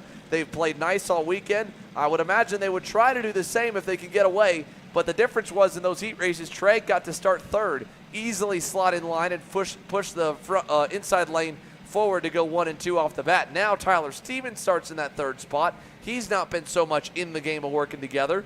And for Braxton Tragg on the outside lane, sometimes we've seen the outside do okay, sometimes get the lead, other times go way, way back. So Drew Chappell, Braxton Tragg, they've got him at a nice slow roll here as they crawl around onto the front straightaway to take us to green. Tragg waving his hand there saying, get off me here, give me some breathing room. I want to wait a little bit. I don't want to jump the start. I want to time it good to be even, and he does. Good start for both lanes. Down to turn 1. Can they all survive? Side by side, Tragg will hold on to second. In fact, Jeff Shaw from 4th will go to 3rd as Stevens slots to P4. They're side by side for 5th. It'll go to Kelvin Ching as they go down to turn 4 for the first time. Single file at the front of the field. Yeah, if you're Stevens there in that 3rd spot, I'm sure he was trying to prevent as much as he could what's happening now where Tragg and Chappell are now nose to tail 1 and 2. Yellow flags are out just a little bit farther behind. But as of now, unlike what we've seen before, normally it's a 4-car or 2-car breakaway. Now it's up to a 4 as you see the 2 that got a little bit slower there coming out. Unfortunate there indeed for a couple of drivers. One of them was one of the Kart Racing Solutions Tony Karts, but we've got a big train forming at the front as we get a little bit of cloud cover there on the backside of the racetrack for the first time what feels like all weekend. We did have a lot of rain on Friday, but it's been dry Saturday and Sunday, and we expect it to stay that way, but cloud cover can make a difference. That can drop the track temperature by 10 to 15 degrees at times, and even as hot as it is out here, that 10 to 15 degree difference, that could make a difference of whose tire pressure goes better or worse. Look at them the nose to tail lined up. Jeff Shaw, no less daylight than between Braxton Tragg and Drew Chappell as they all stack up out of the last turn. We'll put 1 lap in the books, 13 minutes and 30 seconds plus 2 laps left on the board as Chappell leads to turn 1. Keep an eye on that 5th placement of Kelvin Ching. He, like you said, had to start way back in the field. He managed to crawl his way up to the front heat after heat. So he has the speed, he has the consistency, but now that he's in that forefront in the draft, he's someone who usually plays it pretty smart, not a huge contender up in the front 3 until the last 5 or 6 laps. He's up in that front pack, and let's see if he can't maybe stir the pot, so to speak, with these guys who've been very familiar running up in front this weekend. Well, you can see the breakaway goes all the way back to Sawyer Roussel in 6th with that bright white helmet there on the red speed chassis as they exit turn number 7. And back from him, Bryce Frank, just a little bit too far back for now. He needs some battling up front. I don't know if he'll get it.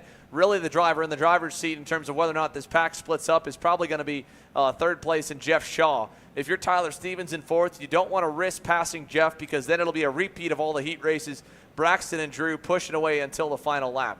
So I would be surprised to see any moves from fourth or fifth. I would not be surprised to see a move from Jeff Shaw to want to split these two up. But again, with everybody in the tow, they'll pound the limiter at the end of these straightaways. You'll have to get gutsy on the brakes in some slower section. And Braxton Tragg's already feeling him behind. He's like, dude, what is going on? A lot of hand signals there coming from the reigning series champion second. And he goes a little wide in turn number 1. That's going to give him a big run back to Chapel over to 4. Let's see if he uses it or if he pushes him. He's going to push him for now into the turn 4 complex. Yeah, I wouldn't be surprised if Shaw waits a couple laps just to get that entire front pack away from everybody else and then starts to force the issue. What they really need right now is someone to split them up, as you said. They've been nose to tail every single heat, all of qualifying, and it almost looks like now we may see Treg try to make a move there for the lead heading down. He will, and Shaw's going to try to follow, and now Chapel's going to be slotted back into the third spot, almost fourth now. Yeah, and Tyler Stevens now gets hung out to dry on the high side. Move Kelvin Ching and Sawyer Roussel on by him.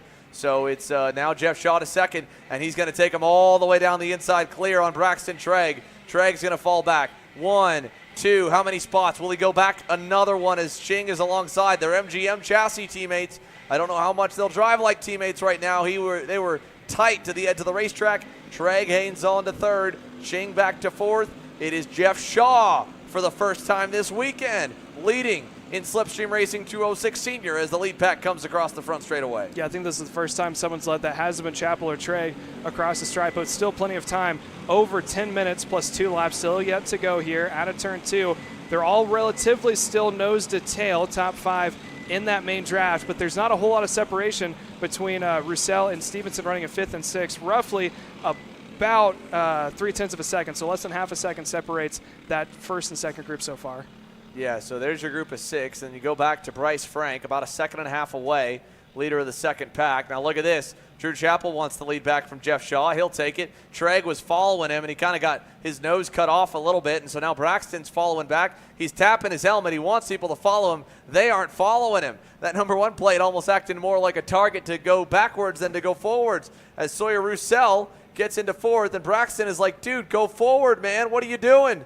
As they go into turn number 9. Yeah, he looks a little more agitated. Oh, they're both very agitated each other, giving some nonverbal communication as they're going down the main stretch. And at some point, someone's got to give. You're either going to have to deal with the problem, or you're going to have to get in line and suck it up and then try to get your way back up to the front. But right now, I think Treg's going to have to just settle in where he's at and try to work with the situation he's given. Yeah, he's going to have to suck up his pride a little bit and push Sawyer Roussel. He didn't want to fall behind him. No, he's going to try something. Turn 1, nope, didn't have enough momentum.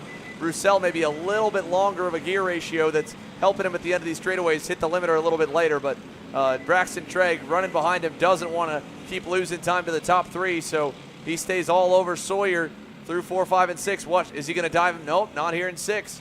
He's going to have to go soon. The top 3, Kelvin Jing, Drew Chapel, Jeff Shaw, they're pulling away. The man who was second or first in all 3 heat races, Braxton Treg, is trapped back in 5th behind Sawyer Roussel, and they're losing touch just ever so slightly with that lead pack of 3. Yeah, they're settling down just a little bit more than they were last time by, but I'm curious to see what's going to happen here coming into turn 8 from Treg, if he's going to try to bonsai it on the inside and hope everyone else follows, as they're still kind of going back and forth there, jockeying for position. It looks like they've settled down a little bit, but it's going to take a lap or 2 to get that gap back down to the leaders. Yeah, that was Bryce Frank on the MGM looking to the inside of Tyler Stevens. He pulled back in line, thought better of it. Behind him, Vaughn Weber is up 6 spots on the Tony card. He's having a good day. He's going to go on Bryce to the inside in 11 and almost get clear. Bryce trying to hang on the outside. He'll cut through the dirt.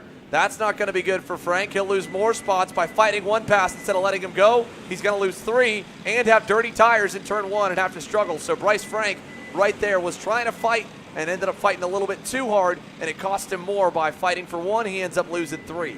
Yeah, and when you dip a wheel out of 11 going into 12, it kind of hurts you in the long run. You don't have that long straightaway to get back into the draft and try to keep up that pace. You got that turn 1, 2 chicane, a little bit of a short shoot, and then all those S's. So, yes, it will clean your tires off, but you're going to lose speed because you don't have as much grip as everyone else in front. Well, we are watching the top 3 continue to drive away from Sawyer Roussel and Braxton Treg. Tyler Stevens there behind them, because these 3 here with Chapel in the lead, they are 2/10 a lap better than anybody else. I mean, the gap is opening up. It was a big pack at one point. It is not now. Sawyer Roussel, he's fast enough where Treg isn't really on top of him. But at the same time for Braxton, I mean, he's not, a slouch either. We know that from the heat races. He's been quick. So as they head down to the final couple corners, Braxton Treg, a couple car lengths behind Sawyer Roussel, 2 or 3, headed into 11. Coming through 11 down the S's towards the front stretch. Let's see if they've made up any time. Have they lost time? 1:12.9s for the leaders.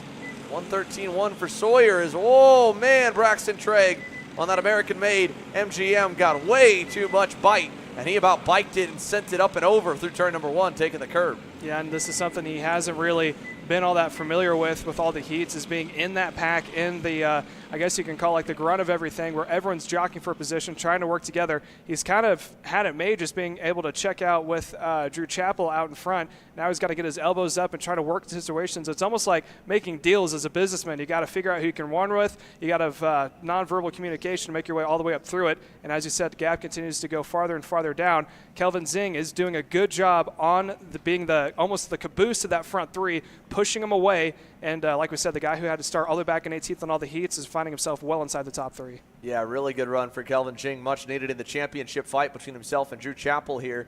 And now Chappell to the inside. Jeff Shaw trying to go around the outside. That's an odd way to do that here early in the session, but he's going to try it, and he'll have to give way. Chappell holds the spot. Now Kelvin gets to the inside. This is the godsend that next pack needed. Look at this. The next 3 are all there. The midfield is coming close as well as Zing pulls back in line. We're back to 6 again. It just took 1 attempt at a pass for the lead, and now we are all back together. Roussel to the bumper of Kelvin Jing, go over to turn number 4. He'll push him into the corner. Treg is all along for the ride. So is Tyler Stevens in 6 as he tries to close up. And back behind him, David Williams in the 646 Hi-Fi Performance Tony Kart has worked his way up 8 spots to 7th. He leads that next pack about a second and a half away. Yeah, so bunching that entire pack back up, and they're all doing a good job of staying single file. If they try to jockey for position, not only will it break up that front 6, which is not really 100% formed. They're nose to tail there with Kelvin and then Shaw running second and third, but here comes Shaw down to the inside. He's going to get around Shake. That's going to bunch up the 6 for sure, bumper to bumper. Yeah, Jeff Shaw through to the lead on Drew Chappell. Kelvin Jing followed him there in the white suit and the blue and green MGM. Drew Chappell looks back, finds his dancing partner in Braxton Treg, who had gotten around Sawyer Roussel. Treg says, let's go forward. Chappell's like, all right, I'm ready. So the 2 guys that have been able to work together nicely finally get back nose to tail again. They are 3rd and 4th now. Chappell pointing forward saying, all right, I'm going to go soon. Be ready. Kelvin Jing up to 2nd, highest he's been all weekend. Jeff Shaw leading some laps, and he hasn't done that in the heats. And with the passing going on, that next group was about 4/10 better, so they're closing in.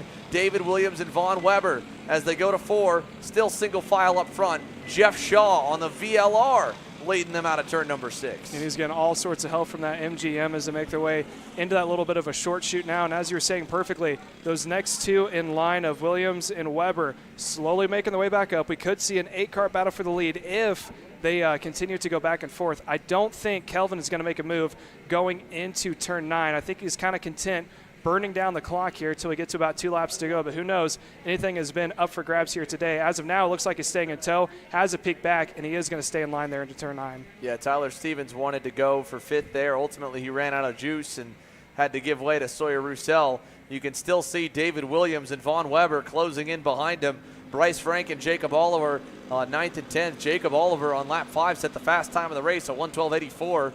That's pretty quick, and the last time they did was not too good, but hopefully this time's a little better. And I think we're up to 7 to 8 in the lead group. These 2 would be the next 2 to make it 9 and 10 if they can really make some hay. Let's see it across the stripe. David Williams goes purple. These 2, 13-6. That's not quick enough. They need more, a lot more here. They lost a lot of time that time by as the field heads to 4. Still nose to tail. Shaw even getting a little bit of a 2-wheel hike through turn number 4. Yeah, the sun's starting to come out. The clouds are starting to dissipate, so the track is going to get grippier and grippier as they make their way through. A little bit of a wheel drop. Oh, nonverbal communication again starting to pick back up. Well, that was Sawyer Roussel kind of getting into the rear bumper of Tyler Stevens and knocked him wide. And Tyler was like, what are we doing here, man? And now Tyler Stevens locks in behind David Williams, who Williams now has carved his way up to the top 5. It's allowed the top 4 to break back away, but for Tyler Stevens. He wants to get back to 5th. He thinks he's quick enough to run to that group. I don't know if he knows how fast David Williams has been running the last few laps, so he's going to give it to him, and he'll learn that in just a few moments. David Williams and Vaughn Weber doing a fantastic job to track down the leaders and pick them off one at a time. Up front, Kelvin Jing, the new leader. He went around Jeff Shaw while we went backwards. Chappell followed, so now it's Jing in the lead, Chappell second, Shaw third, Treg fourth. 3 minutes plus 2 laps to go, a 4-car party here in 206 Senior. Now let's see if Chappell's going to be content running in the second spot. He's led almost every event so far this weekend, so if he can stay in that second spot, keep that 4-pack separated from the rest is the name of the game. But now takes a look to the inside. I think Kelvin's going to give it to him just so they don't burn down the momentum, trying to slot in. Here comes Shaw, and now they got to go elbows up, side by side, and they're going to slow him down, and they're probably going to bring that second pack back in. Yeah, that second pack's going to get close again here now with David Williams up 10 spots to 5th. Treg looks back. He sees the packs coming up. He knows they need to work together more than what they are, but nobody can decide what's the best formation. Drew Chappell thinks it's the best when he's in the lead. The same for Jing, the same for Jeff Shaw.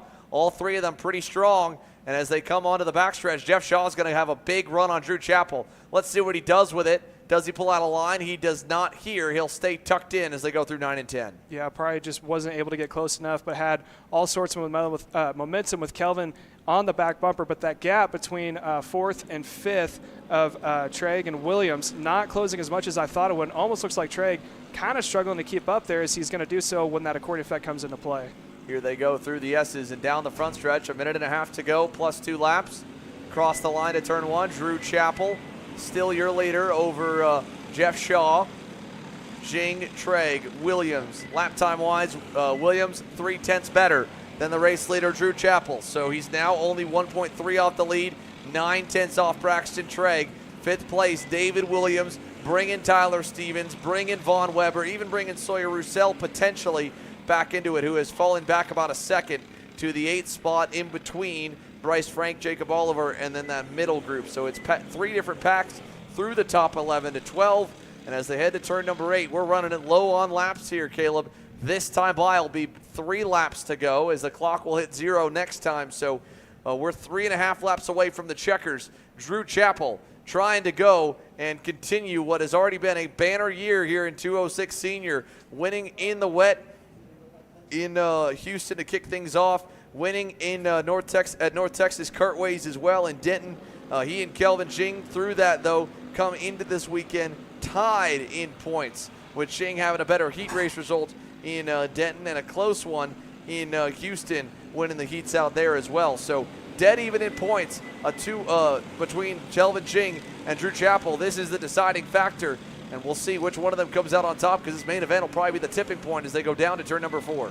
Yeah, and it looks like Treg, again, starting to fall off there coming out of turns 1 and 2. I think he just may be a little bit too gripped up as he two-wheeled it, heading into the inch of the S's, two-wheeled again as he went over the curb.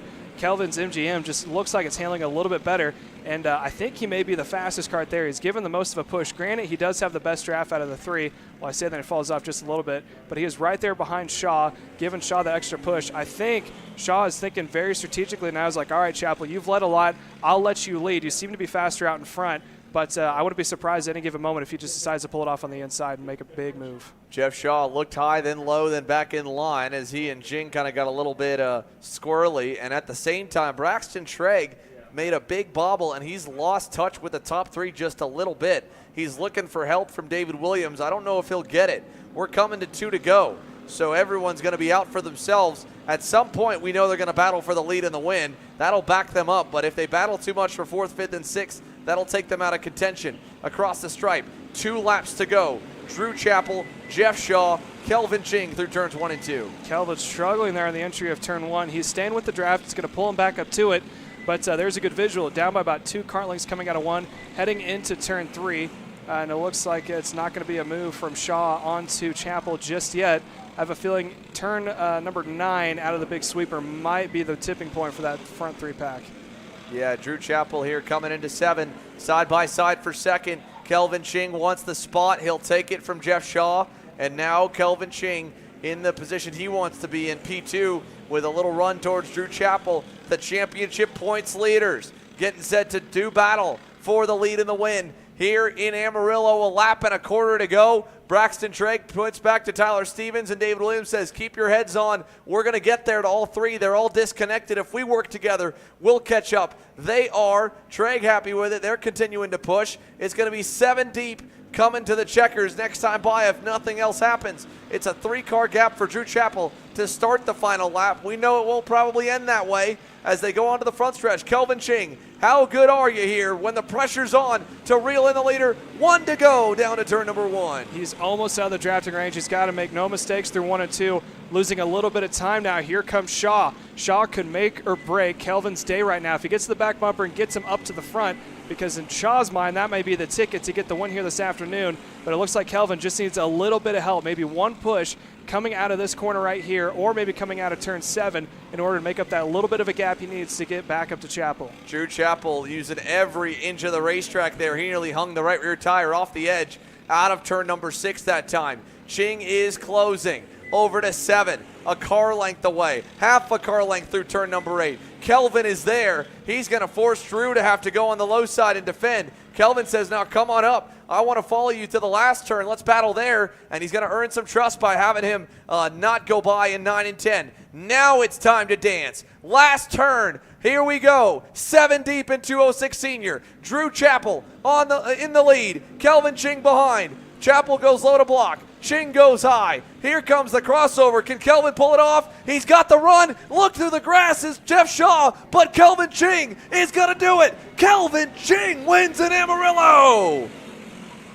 What a crossover. Textbook stuff from Kelvin Ching. Drew Chappell loses out at the line after dominating all weekend. He gets second in the main event. Jeff Shaw dirt tracked it full throttle through the grass behind the leaders, and he hangs on to P3. Tyler Stevens 4th, 5th to David Williams, 6th, falling down at the end and losing out by 8 thousandths as they were 3 wide for 5th. And 4th was Braxton Trigg. He goes P6. Vaughn Weber 7th, Sawyer Roussel, Bryce Frank, Jacob Oliver the top 10. A lot of cleanup here to happen. A couple guys together on the end of the race. That's the 691 and the 625. So that was the Luke Waller and Landon Melson cars that crashed out on the final circuit. Looks to be coming out of turn 9 and going to 10. So the 2 Tony cars get collected. But nonetheless, what a performance. Kelvin Ching, textbook drive, outsmarted the field and was able to put one over on Drew Chappell, who has already had a stellar season. And now he comes up 2 main event wins, unable to stretch the streak to 3. Kelvin Ching breaks through for his first win of 2023. We're halfway through the lineup, folks. That was only 5. We've still got 6 races to go. K100 Master, presented by Car Racing Solutions, coming your way next once the track gets clear.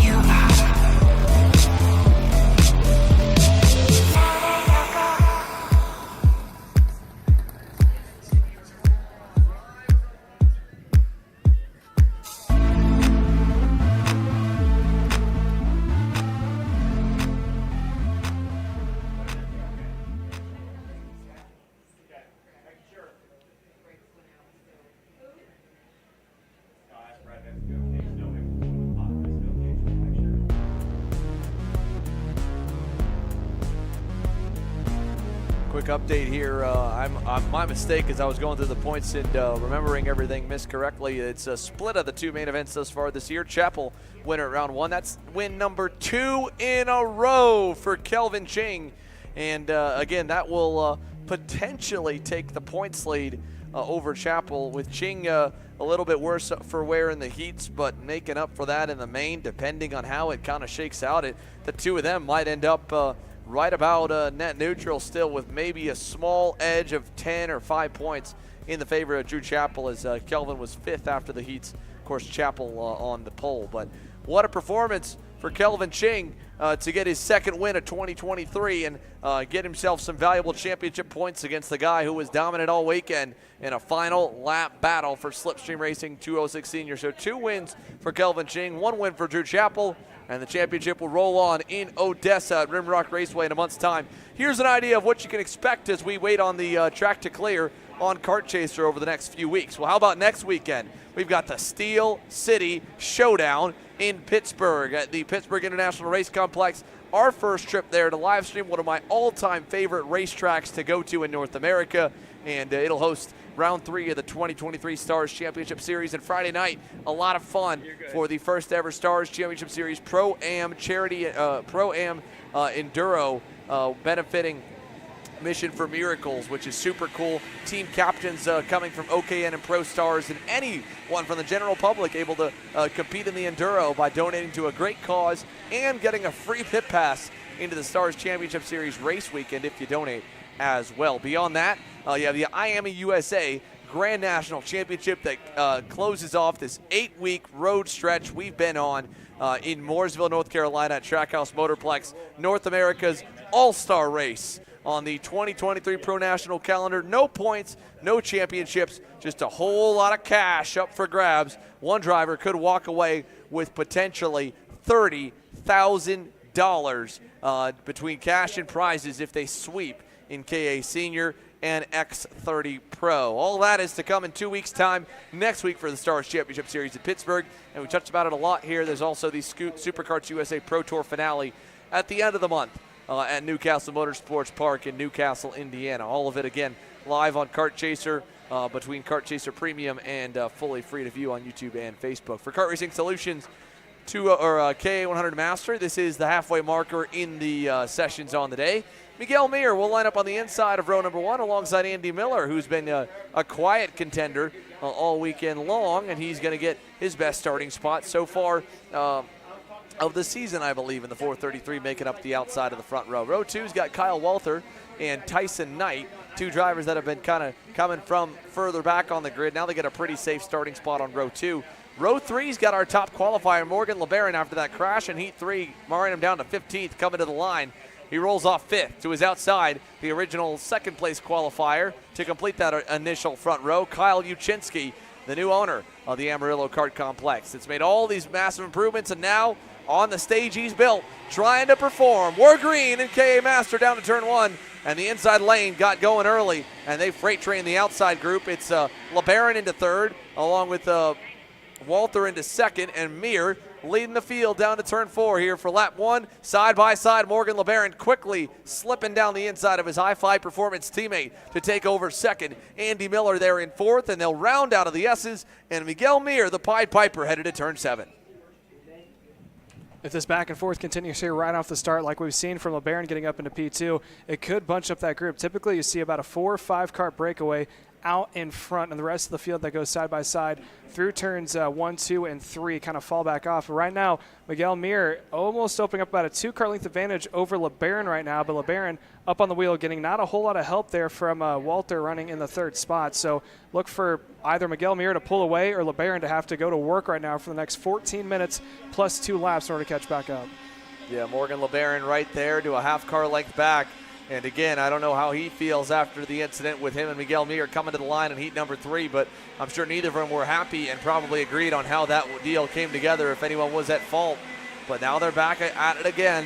2 drivers going for the lead and the win here in Amarillo. We're very early, though, in the main event, and even if they may not be on the best of graces with each other after the morning scuffle it's still the best strategy for Morgan LeBaron to probably work with Miguel Mir and try to drop his teammate Kyle Walter off the end of the pack. They've already pulled away from the Maxwell Paper Products Tony Kart of Andy Miller in 4th.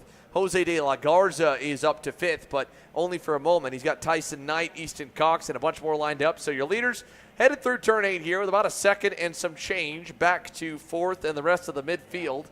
And there's a look at them as they come down to turns 9 and 10. Yeah, so top 3, equal spacing there between Mir, LeBaron, and Walter running in the 3rd spot. But as you said perfectly, Xander, they've already gapped themselves out from the 4th on back, led by Andy Miller. And he is leading a gaggle of karts there in that top 4. So if they're not too careful right now, they could cause a little bit of a hustle and tussle back and forth, which will then break off and see the top 3. Actually, almost call that 4 because it looks like Andy Miller is kind of bridging that gap right now between the first group and the second group.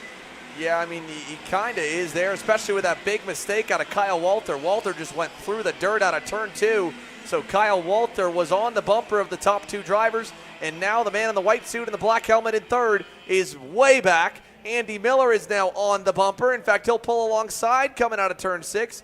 Andy says, all right, let's work together. Let's go forward. Follow me, but not going to be able to get clear in 7. And Walter holds on to the position for now. Back from Andy Miller, you got Jose de la Garza, Tyson Knight, Scott Cherry with a good start up 3. Kyle Uchinsky is back there in the 8th spot here on the opening couple laps. Evan Kozak is 9th. Tam Nguyen down 2 from 8th. Here he is 10th on the CRG right there coming through. So there's Tam Nguyen in the 446, the gray and black suit. Back towards 3rd, Kyle Walter seems to have gotten himself kind of sorted for the moment. Andy Miller right there behind him. P3, P4, couple seconds back for the leaders is a little bit of awkward contact coming out of the corner. And off the racetrack goes Kyle Walter. Andy Miller is now through to P3. Yeah, now Walter's tires going to be dusty, and he dipped a wheel again there going into turn 1. And you can get a good visual there where he's kind of fighting it coming out of turn 2. He is going to get sent to the Wolfpack now on from behind. So that's good news from Andy Miller. I mean, he's quick, but looking at the timesheet, I don't think, he's off by about almost 8/10 there. The last time by for Miguel Mir and LeBaron. Granted, that pass did happen at turn 11, but he's got a whole lot to make up if he wants to single-handedly drive back up to the top 2. Here they come out of turn number 7. Andy Miller, a couple car lengths up on Kyle Walter. And then again, you go back, it's about a half second from Walter to that group. For a moment, they were on him. He had a really good run in the opening sector of the racetrack to pull back away from 4, 5, and 6 on through 7 and 8. So that was much needed for Kyle Walter to get away from this mad scram, led by Tyson Knight and Jose de la Garza. Tyson's now gotten himself to 5th. De la Garza back to 6th on the 457 High 5 Tony Kart. The Cosmic, the purple and red suit there is Tyson Knight. And now he's getting a bit of a toe off of Walter. So while the pass kind of separated them, he's tracking him back down. This is a good lap for Tyson Knight. It's his best in the session so far, 66.991. That was a lot slower than the leaders, but it was faster than everybody else around him. That is true, and if you can try to just break yourself out from the back, as there's another side-by-side who was able to get around Uchinsky, if I'm not mistaken. No change there. Scott Cherry was under pressure. Uchinsky went to the high side, could not get back by him, so he's still stuck in 8th. Cherry holds on to 7th. Scott Cherry there in that red and blue helmet with the Liat brace, and then you have the Stilo gray chrome helmet of Kyle Uchinsky. Couple of track owners going at it there, 7th and 8th. You got our owner of our next race at Rimrock Raceway in Scott Cherry. You got the owner of this race, Amarillo Kart Complex, in Kyle Uchinsky. So battle of the brains as well as battling on the racetrack in the same team is back behind. Look at this, more battling going on. That's Dr. Thane Morgan trying the inside on Tam Nguyen. Couldn't do it, and it looked like a good pass for Doug Foxworth, sorry, Neil Faulkner to get by there in the comp car. Meanwhile, up front, we had a change in the lead. This lap, Morgan LeBaron now shows the field to turns 1 and 2. Yeah, now Mir's going to have to swap roles with him, but now Miguel's in a good position where he can learn where LeBaron is faster, where he's slower, and all just taking mental notes here. So when it comes down to that, when the clock expires and that 2 extra laps to try to make his move, but I have a feeling there's probably going to be 1, maybe 2 more swaps in position here because they're both quick. They both know what they have to do, but at the same time, at some point, they both want to lead. Yeah, through turn number 7. Morgan LeBaron pulling away a little bit from Miguel Mir. So obviously him going by early here, knowing that they've got a big gap over the field. I mean, they've got 3.5 seconds. That's more than enough time to continue to build a margin. But at the same point, going early, this early, right at the halfway marker, Morgan probably thinks he's able to be pull away from Miguel, and he's already doing that a little bit here this lap. Meanwhile, Tyson Knight, Jose De La Garza, Scott Cherry, Kyle Uchinsky, still a great battle in the works right now from 5th back to the 8th position. Here comes Cherry with a dive down to the inside. That's for 6th on his teammate in De La Garza. He gets through. De La Garza back to 7th. Uchinsky 8th, and coming on strong, veteran Doug Foxworth there on the cop card in 9th is now starting to get close to this group. Yeah, so this 4-pack, almost 5 now, is going to be more hectic, shall we say, from the top 5. It's still LeBaron and Miguel. You can saw at the bottom of the screen, but that gap continues to open up farther and farther. And I always said Tyson Knight, who was out front. Oh, more contact there, and it looks like Uchinsky's involved in the 547 of De La Garza, also in it, and they're trying to get the carts separated. Unfortunate to see, because they're now going to get sent to the back of the field. So they will get back in the carts and underway, and it looks like Uchinsky also able to get back underway. So hopefully not a whole lot of damage there to the front end as we switch back over to the leaders out in front. LeBaron continues to run in front of Miguel Mir. And, yeah, there's a shot there of Uchinsky. There's the 2 leaders coming down into turn 11. And, I mean, Miguel Mir was able to close the gap back up, giving a little bit of a push where it's needed to LeBaron to keep him up front. They got 7 minutes roughly still left plus 2 laps, so still plenty of time. That gap that they have is growing ever so slightly as that chaos happens farther and farther back in the field. And then a little bit of a glitch there on the screen as they're making their way through. So Miguel Mir led the first 5 or 6 laps. Then LeBaron was able to get back around, and both of these drivers so far have shown that they can be pretty patient up until the end. Granted, they've also shown at the end they can get a little hectic between the 2 of them. So if you're running that 3rd spot of Andy Miller, who was up in that front pack, now is kind of sitting back and watching. What he's trying to do is make sure that Dyson Knight and company can't really close up to him. As they roll through, we've got problems further back. James Lundberg's weekend continues to get more and more frustrating. I think we've seen him, unfortunately, on the spin cycle more than we've seen him being able to run towards the front end of the field. The 430 getting together with another one. That might have been Randy Russell he got into it with in the 405. They were close together last time by the stripe for 12th. Meanwhile, Miguel Mir, while he did fade back a little bit, he's rebounded. Now he wants to lead back with 6 minutes plus 2 laps to go. Mir goes through. LeBaron pulls back alongside. They're door to door, but LeBaron gonna pull back into line and hold some restraint there. And now Morgan LeBaron goes back on the charge towards Mir. Again, they are still 4 seconds out from the field. Not a ton faster lap. Fight a good bit, and it's not going to do any damage. Andy Miller is the next best driver. He's a second out from Kyle Walter. You can see, though, he's all the way a full straight plus 2 laps to go. And, again, like we mentioned earlier, we thought Morgan LeBaron went by for the lead this early in the race, thinking he could pull away. Now Miguel Mir going by either for 1 or 2 reasons. Either he thinks he's faster and can pull away, or Morgan LeBaron did have a shot at pulling away, and he realized that, took the first opportunity in the toe to go back by him and say, nope, you're faster than me. I need you behind me. And now LeBaron, obviously, he does feel like he's faster, needs to get in front. Either way, he goes through, and with 1 lap removed, as there was a lot of dirt kicked on the racetrack there in turn 11 that time. I don't know if that'll mess anyone up in 1 and 2 when they get that on the tires, but Morgan LeBaron back to the lead 1 lap later. I think you're 100% right on that second option, Xander. I think LeBaron is just a little bit faster than Miguel Mir. Maybe it's more consistent as well with the setup of the chassis or tires, because he was able to pull out about a 4 or 5 car length advantage. Maybe he made a mistake. Miguel was able to close back up and thought, now's my time to get around to hold you at bay. But now, if that is the case, the question is, will Miguel Mir continue to go back and forth with them, trying to hold him at bay? They do have that time buffer, roughly about 4 seconds between them, so it hasn't fallen off a whole lot with those 2 passes. But mentally for Miguel, it's kind of the mind games are starting to come into effect right now. To 2 car lengths back. The toe pulls him pretty close here coming out of 10, and he made that carburetor adjustment on the ride over to 7. Now he's making another one. You see his right hand going down by the engine. That's to try and adjust the needles there for the fuel allotment basically into the engine. Give it a little bit more fuel running through the carburetor or a little bit less. Whatever it does, whatever that change was, we'll see if it paid off, if he went leaner or richer to try and get a little more power out of that KA100 engine. Down the straight to turn number 4. He's down to 3.5 minutes plus 2 laps left now, and he's all over LeBaron. That was a good run down that straightaway, so maybe power was good, and that adjustment he made on the backstretch was what he needed.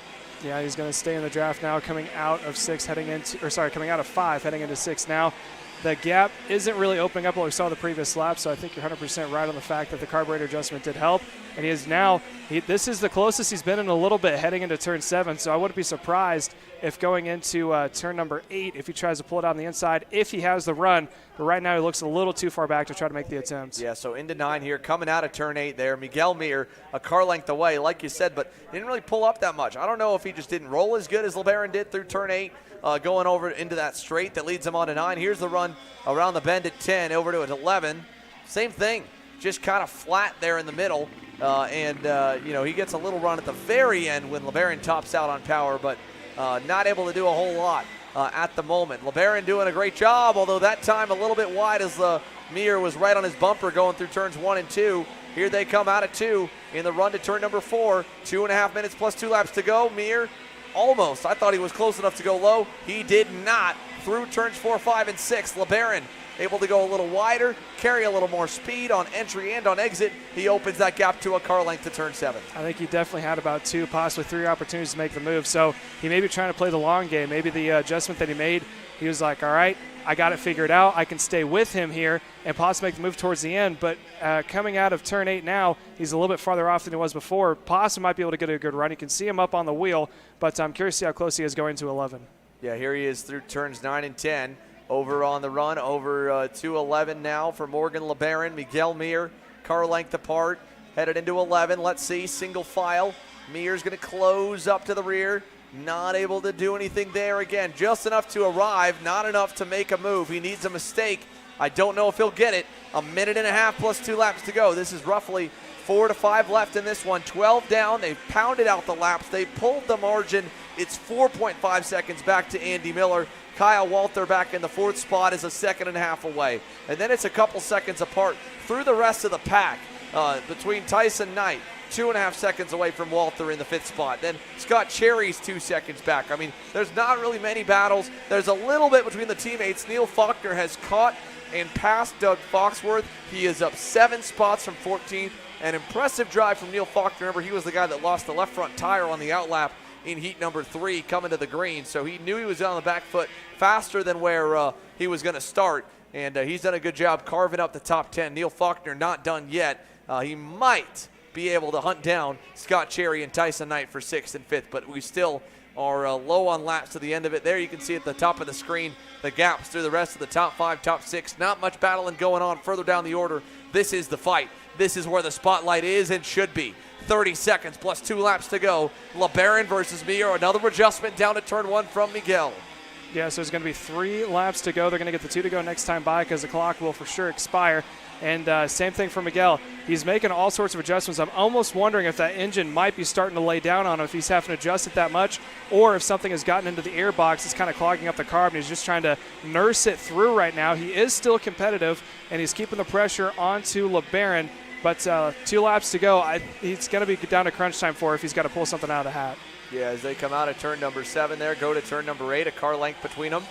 Through the quad apex left. Look at that, nearly 2. Mir's going to close back up a little bit. Another adjustment here on the backstretch. He's trying to continue to tune on that thing. See if he can get a little bit more juice out of it because he's just got enough to hang. He doesn't have enough individual speed, it looks like, to really fight. And Morgan LeBaron, granted, he is close enough to Morgan. He'll force Morgan to probably defend in the final few laps, but for now, Morgan LeBaron is taking the normal line, and Miguel's not close enough. And now a big loss coming out of 11 that time. Really bogged the motor down. And Miguel Mir is 0.5 seconds back at the stripe. It's 2 to go, and Morgan LeBaron with the biggest lead we've seen all day. And he kept looking down on the carb on the main stretch. He still is now. I'm wondering what that issue could be, maybe a hole in the pulse line or something, because he's fallen off the pace. He's he kind of plateaued after he had that bobble out of turn 11, but if that happens again, for sure that's going to count him out of it. So hopefully he can nurse that through for our sake to keep a good race going for him to able to stay up with it. But right now, I don't think LeBaron's going to have to defend with the gap that he's got right now. As they head over to turn number 8 here with 1.5 laps to go, Miguel Mir trying to close that margin back up, and LeBaron, first mistake all day, he drops a tire in turn 8. Miguel Mir to the lead now as Morgan LeBaron makes one mistake all race long. He goes wide coming out of the full throttle sweeper. And now Miguel Mir has about a half a second lead of his own. So this race has completely changed. Morgan LeBaron's gone on the front foot to the back foot. He's going to have to put together one of the laps of his life to run down Miguel Mir as the white flag waves. 1 to go, and we've got a battle between the two championship contenders. Mir had a little bobble coming out of turn 11. Not sure if he went just a little too wide or what happened, but it was able for LeBaron to close up just a little bit. Still down by 3 or 4 kart lengths, so Mir does not have to defend going into turn number 3. Now through the quick set of S's here, he's got to keep it clean and smooth. LeBaron in the tow, fighting his way back up, now down to about a half a kart length. Let's see if Miguel decides to defend coming into the hairpin. Yeah, into 7, nothing there. Mir knows he's right back on him. Morgan LeBaron, Miguel Mir. Mir looks back, he's going to kind of fade late out to the line into 8 now. LeBaron trying to cross over. Now here comes the long run on the first of the 2 back straightaways. Down to 9, Mir low, LeBaron high, into 9, crossover here. It's going to put him on the outside in 10, so he can't do anything there. This is the moment right here. The 2 drivers that collided in Heat 3. Is it going to be clean? Is it going to be Morgan LeBaron? Is it Miguel Mir? They're door to 11. LeBaron high, Mir low. LeBaron went too deep, and Miguel Mir is going to pull off a stunner and win in KA Master. The reigning champ has the crowd fired up. The Cruise Racing Development Team up in arms about that one. They are stoked. Their man Miguel Mir. Look at the battle further back. Doug Foxworth, Neil Faulkner, Jose De La Garza, banging tires across the line. Give the 7th spot to Foxworth. 8th to Thane Morgan. 9th to Neil Faulkner, sorry. De La Garza, something happened to Jose, and he must have been involved in an incident with Kyle Uchinsky, I think, or something of a similar deal for De La Garza. He was taking it earlier. That was Dr. Thane Morgan going head-to-head with Doug Foxworth coming to the line. 7th and 8th for them, 6th to Scott Cherry. Here's your results, ladies and gentlemen. What a barn burner ending to KA Master. Completely unpredictable in those final 2 laps. Mir, LeBaron, Miller, Kyle Walter, Tyson Knight, the top 5. There's De La Garza and Uchinsky. Bad luck for both of them. We saw James Lundberg, Keith and Hutchins as well. An unfortunate ending, Randy Russell, Janae Dean, but the rest of the top 10, good day for Scott Cherry, Doug Foxworth, Thane Morgan, Neil Faulkner, and Adamar Callargo.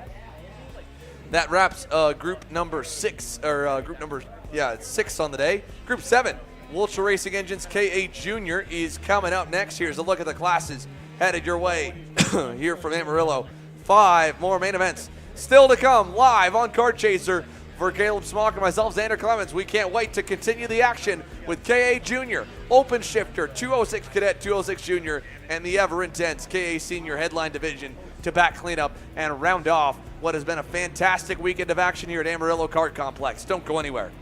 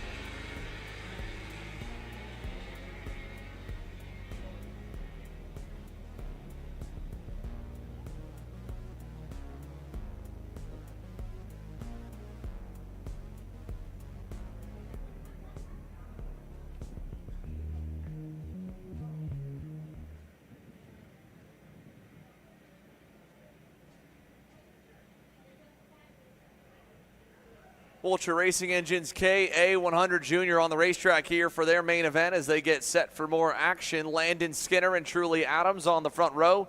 Diego Guillot and Graham Tremmel on row number 2. David Ybarra and Tyler Roberts on row 3. Joey Domey and Beckett Friesen row 4. Archer Eversman and Matthew Duquette row number 5. Easton Cox and Spencer Smith row 6. Justin Music and Santiago Duran row 7. Liam Flanagan, Preston Pico row 8. Derek Wargo and Ian Walker row 9. Jackson Baldus and Jackson Young make up row number 10. Then it'll be Nathan Golseth and Christian Ruiz on row 11. Davis Henry, Luke Cruz, row number 12. Jeremiah Thomas, Jonas Dovray, Landon Welker, and Alex Pope. The 28 car, Vulture Racing Engines K. Junior class, Landon Skinner walked him in heat number 3. We'll see if he can do it again. That partly was due to a bobble from Diego Guillot, where he went off the racetrack right here in turn 11 early on and recovered eventually to still finish inside the top 4.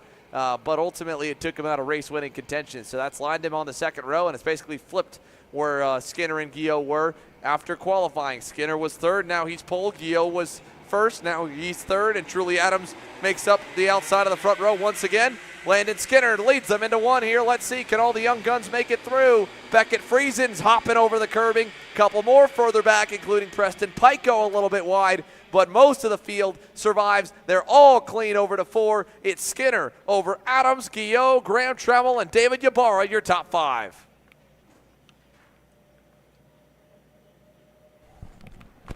Keeping it clean all the way through. Looks like there was no major instances from the start, but Skinner, how about that for a heck of a start? Pulling out in front of what appears to be Truly there in the second position to make the way through that quad sweeper coming down the backstretch one more time. Still plenty of time left to go. We're about 14 minutes plus 2 laps in. Landon Skinner, Truly Adams, Diego Guillot, 1, 2, 3, Graham Tremmel, David Ybarra. There you can see further back, that's Tyler Roberts on the Iron Rock Motorsports Tony kart. Back in the 7th spot behind him, I believe that's one of the Forward Direction Motorsports comp carts. As around goes the 824, one of the high-five performance Tony karts, that was Luke Cruz. He started in the low 20s. He falls to the tail as the field comes across the line. A good start for the top 5. Spencer Smith is the FDM comp kart. He's up 5 spots from 12th to 7th. Great start for Spencer Smith, and he moves his way forward. Beckett Friesen's 8th, Joey Domey 9th, Matthew Duquette is 10th, as up front Landon Skinner leads the brigade of about 4 deep. Truly Adams there on the black, chrome, and red Musgrave Racing Company factory kart. Then you go back to the fellow AR Academy Tony kart of Guillot, and then Graham Tremmel. 4 drivers we've seen at the front all weekend. David Ybarra with a good start and a lot of speed as well. Can't count the young kid out here. He's on the cusp of getting to the top 4 as they run down the back straightaway. Landon Skinner continues to lead there with a bright white helmet aboard the 817. He'll take him out of 10 and lead us towards the back sector as we look to complete 2 laps at full speed. Trammell there in P4. He has been towards the front in all the heat races. Not quite enough to get to the point of leading, but he finds himself on the tail end of that front 4-pack. Right behind him, David Ybarra, kind of an island of his own right now. Not a lot of support from the draft coming off of P4 of Grant Trammell, but at the same time, no support from behind. He's not getting any pushing at all. So he's kind of just off in this no man's land situation right now. Maybe if Trammell or another kart from that front 4 falls back, he can then work with them to get up towards the front. But as of now, he's hoping these top 4 start going back and forth to bring him up into it. Yeah, here as they come out of turn number 6. David Ybarra there back in the 5th spot. Still not much gained about a 10th on the back of the group there. Fastest on the racetrack was Diego Guillot at a 65.14. He was 2 to 3 tenths quicker than anyone else in that leading group of 4. And then back from Ybarra, Tyler Roberts, a good lap as well from him. Not as good as Ybarra, but he's at least gotten away from that midfield fight. Beckett Friesen, you can see on the Arcane CRG, has gotten himself ahead of Spencer Smith to move up 1 spot in 7th, and he leads the FDM comp kart as they rocket down the back straightaway over to turn number 11. Smith wants the 7th spot back. He'll look low and take that spot away from Beckett. And so Spencer Smith is through as there's more dirt caked onto the racetrack there as they come out of turns 11, 12. Yeah, the dirt up in the track, especially, we've seen that being a bigger and bigger problem coming out of turn 11 from folks just running wide, getting a little bit of dust kicked on the track when they come back on, and it's starting to creep back over onto the racing surface. So turn 1 might get a little hairy if that picks up, especially in these bigger classes like we see in the KA and 206 Senior as well. we continue to watch. Here's that 3-pack starting to make their way through. Graham Trammell, he's staying right there in that 4th spot, but he's just watching the top 3, losing a little bit of time. Meanwhile, David Ybarra has got a little bit of company from Tyler Roberts, working their way up there in the 5th and 6th position. So it may very well be Graham Trammell off into the no man's land, so to speak, if the top 3 continue to pull away. Yeah, David Ybarra must have had a big bobble this lap because he was close and into the frame. And now, like you said, Tyler Roberts has caught up to him. So the young kid, David Ybarra, in his rookie junior season, trying to run towards the front of the field, and just a little mistake, and it cost him a lot of time this time around. And it's a long lap, a lot of running to the edge of the asphalt with not a lot of room for error, and that is making drivers pay. This time, Ybarra paid the price, gave up about a second to the leaders that time. He falls now to 3.3 back from the top spot. Truly Adams just kind of cruising at the moment here in second. I mean, he's not made a single bid for the lead. He's got Diego Guillot kind of riding there with them, pressuring in third, but at this point in the race here for Truly Adams, he doesn't need to lead, doesn't seem like he cares to lead. He seems like he's perfectly fine, just riding the time out here. They've got 10 minutes plus 2 laps to go. Long time left in this one. No need to burn your stuff up just to go and be the first one across the line early on. Yeah, he's kind of saving his equipment, just sitting back and watching. He can control his pace by basing everything off of Landon Skinner, who's leading the way, and even more so Diego Guillot running in the 3rd spot. He has the speed, and you can see him start to edge back up. He falls off a little bit, so I don't know if he's making mistakes here and there, or if he's possibly just trying to play mind games with the guys in front of him and figure out what they're doing that he can be doing differently. Here they come through the final turn. You can see Graham Trammell continuing to lose ground to the top 3 as they elevate the pace now to a 64 second time. That was a 64.9 for everyone in the lead group. Only driver even to them was Matthew Duquette. He's all the way back in 10th. The rest of the top 10 anywhere from 2 to 4 tenths slower than the leading trio. So Landon Skinner really starting to have drivers drop off the back end of that lead group by how fast he's going at the moment. Truly Adams and Diego Guillot, the only ones able to hang with him out of turn number 7. We're still only 6 minutes plus 2 laps in, so we'll keep tabs on some of the other battles going on while the leaders ride around at the moment. You look further back from the top 3. Well, again, we mentioned there's Graham Trammell in the 4th spot by himself in the all-white OTK. You go back to David Ybarra and Tyler Roberts. Well, they're not exactly far away from the next group also. In fact, here comes Spencer Smith on that Forward Direction Motorsports comp cart, the team based out of Denver, Colorado, with a big run here to Ybarra's bumper as Roberts went around David last time by. Now Spencer wants to get by, but he can't fully get the pass done at 11. But Spencer Smith's drive forward here, up 5 spots as we mentioned, got back around Beckett Friesen, has pulled away from the Arcane CRG and is on the cusp of a top 5. This would be a very respectable result for Spencer Smith in the Wilshire Engines KA Junior class. Ybarra takes a look back. Smith now dives it low as the leaders exit out of turn number 6. Spencer Smith, I believe, up into that 6th position now with the leaders headed over to turn number 7. Yeah, and the leaders getting more spaced out than we see from that pack, being led by Trammell running in P4. They seem to be very much nose to tail, Trammell, Roberts, and Ybarra. But the top 3 got the little bit of spacing. There's the shot there of P4 on back. So that's Trammell and company being led from him. Not quite sure what that shot. I'm not quite sure what happened. Was that Trammell who was kind of off in the distance? Was there something happened further back? No, that's the right shot. Trammell there by himself on the white OTK. Then this is 5th on back, and the leaders were just going on right by on through. Here's a look at 5th place under fire. Spencer Smith wants another one. This will be 7 net gained on the day, and he'll get it easily on Tyler Roberts. So Spencer Smith rolling right now on the FDM comp card into the top 5 now for the 875. Roberts 6th, Ybarra 7th. Another comp cart's on the way. That's Archer Eversman in the 822, currently in the 8th spot. Beckett Friesen is back behind Matthew Duquette's red speed, so Beckett down to 10th. Matthew Duquette is 9th. In fact, that was the pass made there for Archer Eversman. He's up to 7th. David Ybarra back to the 8th position now here in the midfield fight. Yeah, Ybarra and company are going back and forth here, and the more that they're exchanging positions, the more they're increasing that gap between themselves and also Trammell and the leaders out in front. However, looking at the times, they are running about 0.6 off pace of the top 4 or top 3, with Trammell just a little bit slower than the top 3 as well. So the more they're going back and forth with this, the more they're kind of limiting their chances. However, their chances weren't that strong to catch back up to the top 3, especially with the game of patience that they're playing that we're watching right now. It's still Skinner out in front, Adams P2, and then right there, Diego in that 3rd spot. He's staying at that 2 to 3 cart deficit between himself and Adams, but he's not falling off of it. He's kind of plateaued in that area right there. Yeah, he's riding. Truly Adams is probably trying to drop him and make it down to 2. As you can see, there's the gaps all the way back. Truly Adams on the bumper to Skinner, but he has to give up every bit of time in the break zone that he makes up on the straightaway. So it's kind of a net neutral for Truly Adams back to Diego Guillot. There is Graham Trammell there on the Fernando Alonso suit.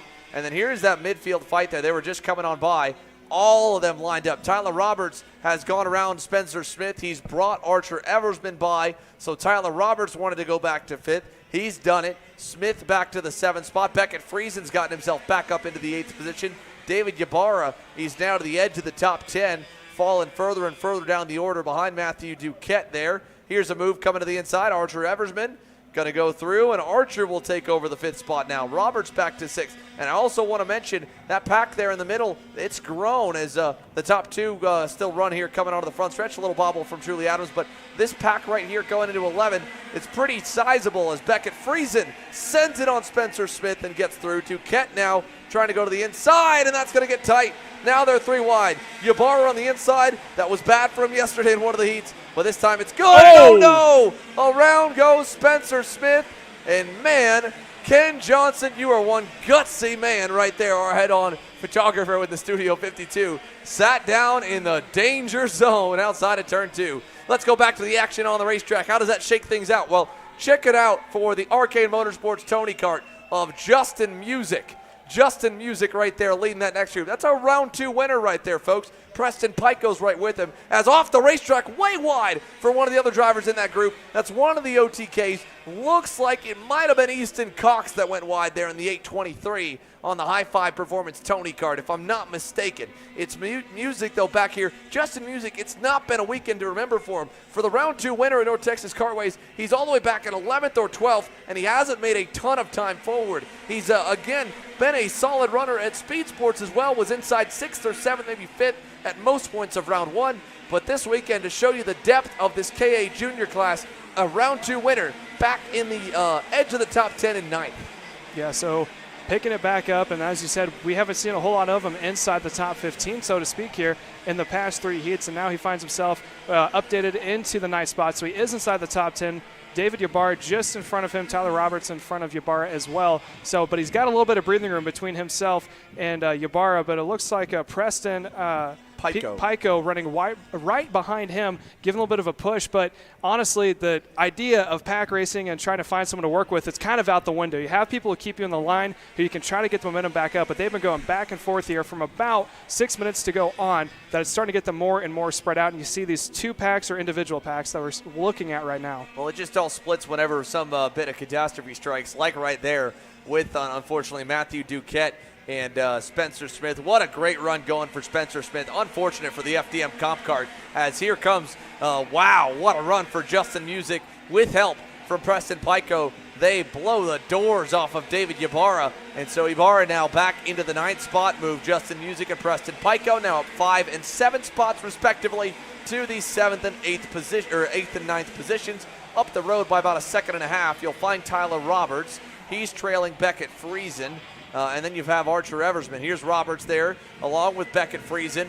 That is 6th and 7th. Archer Eversman up the road with the black helmet on the comp cart is P5, and he's pulled away a little bit from that group as Preston Pico back behind. He looked like he was pulling to make a move on Justin Music, and he does. So Preston Pico in the 899. Now move him into the 8th spot. That'll be 8 spots gained as well from 16th on the grid. Preston Pico continues to roll here in KA Junior. Yeah, and like we were talking about, Justin Music also in that pack as well. Kind of in that middle slot, he's acting like almost like a spring. He's pushing to the front, but he's also going to push from behind, trying to keep him as far forward. And the top 10, or sorry, from 6th on back seems to be where the battle's coming from. There's a look on the inside there from Music. Is he able to get it done? He is. So now count Music up one more spot. And again, these 3 have been going back and forth almost the entire race, but slowly been inching their way forward through the field as well. Yeah, the black and orange Arcane Motorsports Tony Kart adjusted music quickly getting back by the red and white AR Academy Tony Kart of Preston Pico saying to work with me. And look at this here up in the lead.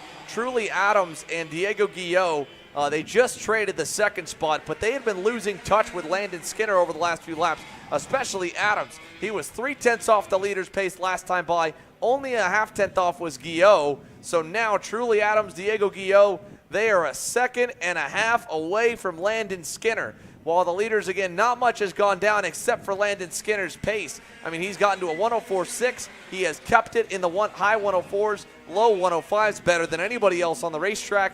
And Truly Adams can try and push with Diego Guillot, but Truly Adams looks to be falling off just a little bit here in the final few laps. It's the same story, different session from what we saw out of Truly in some of the heat races where he was quick early and then just a little bit off of where the likes of Guillot and Skinner were by the race end. Well, now he's following Guillot, and he's trying to work is not the word that should be used right now. It almost seems like they're trying to bide their time, run that clock out till we get to the 2 to go, which I think we're going to get this time by. So we're looking at about 2 laps to go across the stripe with 30 seconds left, as there's a good shot of second and third of both Guillot and Adams. And again, out in front, Landon Skinner holding about a 2-second gap between himself and the rest of the field. And then you get back to Trammell in the 4th spot. I mean, he's kind of had a pretty quiet race. There's been all sorts of chaos behind him. In front of him, it's been a little bit tamed, but he's kind of doing his own deal right now, just trying to collect the points and come home in 4th. Yeah, I mean, I think they were maybe for a little bit trying to hope that working together would reel in this kid right here, Landon Skinner, but it's just not working. I mean, last time Landon put another 0.5 second on him. They'll come to 2 to go. I mean, you have to wait a while, and now we're seeing Truly Adams go back by Guillot. I mean, their chances of catching the leader are pretty much all but gone. 2 seconds and counting for Landon Skinner here at the 2 to go signal with 2.2 seconds the margin exactly back to Truly Adams that time by. They do need to be mindful, like you said, of Graham Trammell, as there's a big send from Guillot. Adams over-unders him, takes back second, but you know, Graham Trammell's a couple seconds away. They fight enough, and GT's going to be able to maybe race his way up onto the podium there for 4th. So Truly Adams second, Guillot third. Again, Trammell in the 4th position, all by his lonesome. 5 seconds out back, 5 seconds out front, and we got big problems here. Looks like one driver's lost the right rear tire. That was the 844 down at turn number 2. We'll try. That was Christian Ruiz. He was 20th, so he's out as they exit turn 10. This time by 1 lap to go. What a performance here for Landon Skinner. I mean, this is phenomenal. It's such a massive racetrack like Amarillo Kart Complex is. It really is a testament to how fast you are when you can break the draft in a restricted draft-dependent class like Wilcher Engines KA Junior, Caleb. Yeah, and it wasn't just a situation where he was able to stay out of the drama. He led from the start, and he worked his way up. He earned every single second of that buffer that he's given himself right now. Had a pretty he was fast during the 3 heats, but he wasn't overly quick, someone who just took off from every single heat. He earned everything that he's gotten so far, and he's got about 3/4 of a lap before he can actually bring it home and take the win here this afternoon. Well, he's been stellar. I mean, as they battle for second, Truly Adams versus Diego Guillot. Good little battle for them. For Landon Skinner here in KA100 Junior, it's been trying to get back to August of last year for his last Texas Sprint Racing Series main event win. A 2nd place at round 1, a 4th place at round 2 in Denton. This battle for second will go to the wire. Adams has it, Guillot wants it, but for Landon Skinner, a near 10-month hiatus since being on the top step of the podium, and he's going to do it in dominant fashion. For the Alan Rudolph Racing Academy team, he's top of the heap. He's top of the heap in KA Junior. Landon Skinner wins round 3 in Amarillo. And behind him, Truly Adams second. Diego Guillot puts 2 AR Academy pieces in the top 3. Look at this battle coming to the line. Beckett Friesen, Justin Music, Preston Pico. Give it to Beckett Friesen at the stripe for 6th. Pico 7th. Music 8th. 9 spots gained for Preston Pico on an impressive drive through the field. David Ybarra there. They're 3 wide further back coming across the line. That was Jackson Young, Davis Henry, and Spencer Smith. Smith recovers to a top 20 result to finish 18th after the spin. So Spencer Smith, unfortunate there. He was in the top 10. Here's how they finished out. Trammell and Eversman the top 5. Friesen, Pico, Music, Ibarra. How about Liam Flanagan cracking the top 10? That's a 5-spot gain for Liam. And then back down the order, we mentioned Spencer Smith. Good run, ends up rebounding to 18th. DNFs for the likes of Christian Ruiz, Jeremiah Thomas, Jonas Dovray. So a handful to clean up. But an impressive performance by Landon Skinner. The official margin by the drop of the checkered, 2.9 seconds back to Truly Adams. And again, like you said, Caleb, it wasn't battling. He edged that race out 10th by 10th by 10th to eventually break the draft window. And from there, it was lights out for Landon Skinner. Flag to flag, the win. It felt like, for the 8:17. And he led every lap, at least by the loop. Truly Adams was close and just couldn't hang on. We've got 4 more races still coming your way, including Truly Adams' teammate in Billy Musgrave in the Victor Racing Open Shifter class, who will put on a show for us as always. 206 Cadet, 206 Junior, and KA100 Senior presented by Exertec rounds off the Auction ETX Texas Sprint Racing Series stop here in Amarillo. 4 more races still rolling live from the Panhandle.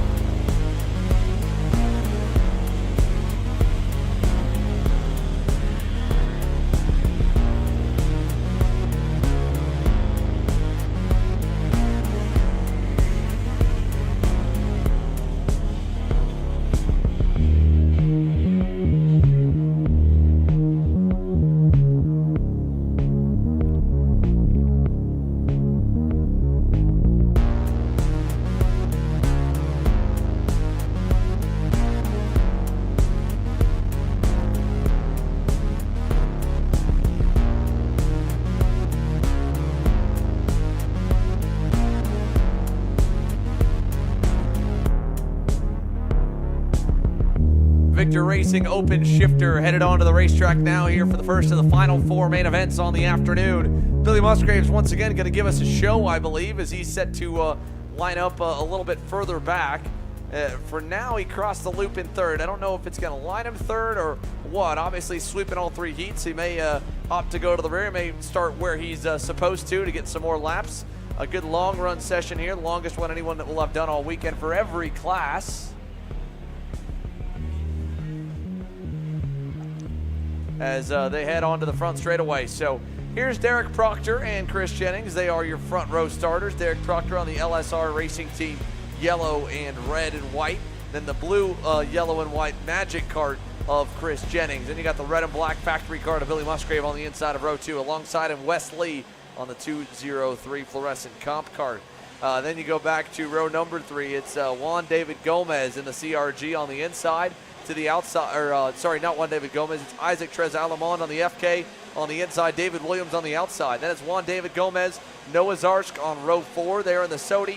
Row 5, Corey Caswell, Iron Pedraja. We go off the line. Who gets the jump into 1? Derek Proctor has it. Musgrave trying to find a hole, and Jennings around the outside will lead them out of 2 as they go side by side for second. Wesley on the outside, now inside, and Billy Musgrave going to play with him a little bit here as he goes back into third around Wes, and Chris Jennings leads over into turn 6 for the first time. Yeah, Musgrave had a good start there, but he just got caught up in traffic going down into turn number 1. Now let's see how quickly he can make his way through traffic. Remember, on Saturday in Heat 1, he went from last to first in the span of about 10 corners, so now he's got his work a little bit more cut out for him as Proctor continues to lead the way out in front. Jennings leading, then Proctor right behind. Here's Musgrave on the bumper of Derek Proctor, and I don't know if this doesn't look as aggressive out of Billy. We know how much faster he was than the field. Will he quickly go by them? Will he kind of take his time a little bit? He's going to go to the outside of Derek, and he'll get clear into 10. Now he looks low on Jennings in 11, thinks better of it, and fades back up high. And a good exit there as he launches, parked it on the apex, and really launched out. Now he's got to run on Jennings to 1. Jennings narrow, low, deep on the brakes. Musgrave trying to cross him over. Can't quite do it.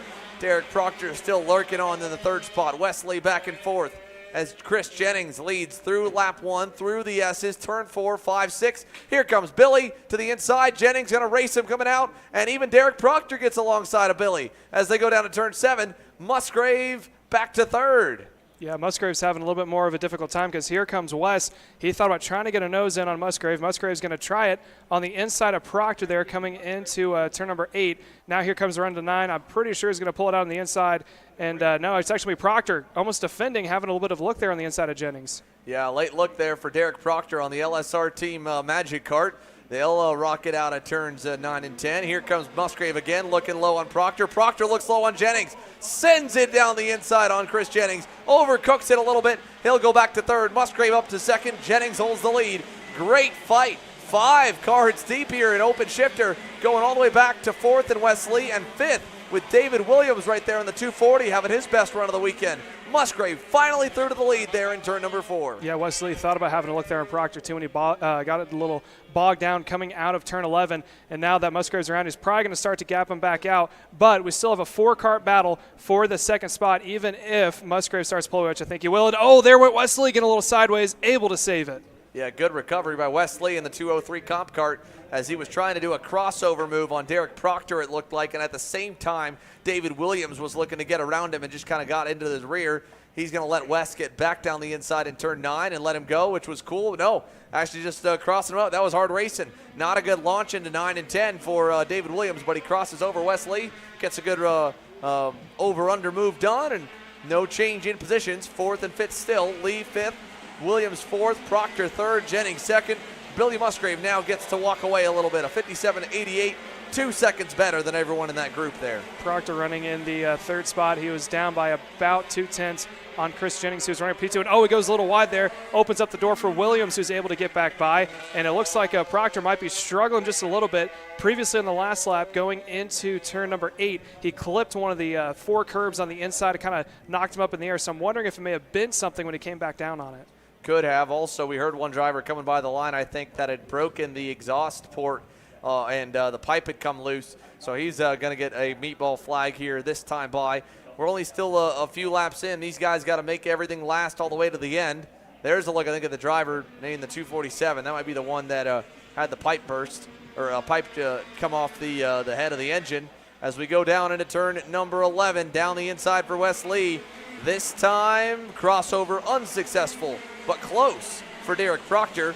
Lee gets the 4th spot, Proctor back to 5th. David Williams up into 3rd as Wes Lee gets real sideways there through 1 and 2. Yeah, he popped that curb up on the inside, and when you carry that much more speed, it really kind of throws the kart up in the air, especially when you hit it on the inside wheel like he did. He's able to save it, and now Proctor had a look there on the inside, thought better of it, continues to fall from behind. So right now it's Musgrave out in front, almost 3 seconds ahead from the rest of the field. There's a little bit farther back from the top 5 that we've been looking at. I believe that is Alman running in the 6th spot, leading that group, and then Gomez right behind him as well. Here they go. That is a good look there with Alamon there in the 6th spot, leading that pack. You're right, on the green and red Formula K. Juan David Gomez aboard that black and orange CRG.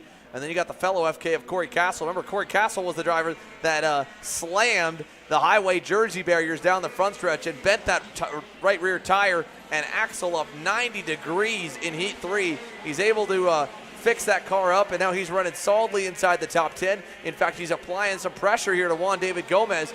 Might be able to get some more. Caswell's already up 1 spot net on the race so far, and we're not even yet to halfway. He's all over Gomez now. Here comes your leaders on through. I think you might be able to throw something on Gomez back for the 8th or 9th spot as they enter turn 4. Here they go, coming through. Not close enough there to get him into 4 or 5, but I thought he might have had it, just not close enough to make a dive bomb down the inside. Yeah, so Gomez is going to continue to lead that pack again. He is running in the 7th spot. Sorry, Alaman is leading it in the 6th spot, and then you got Gomez, Caswell, and then Zarsk is somewhere in that field as well, but I think he's laying just a little bit farther back.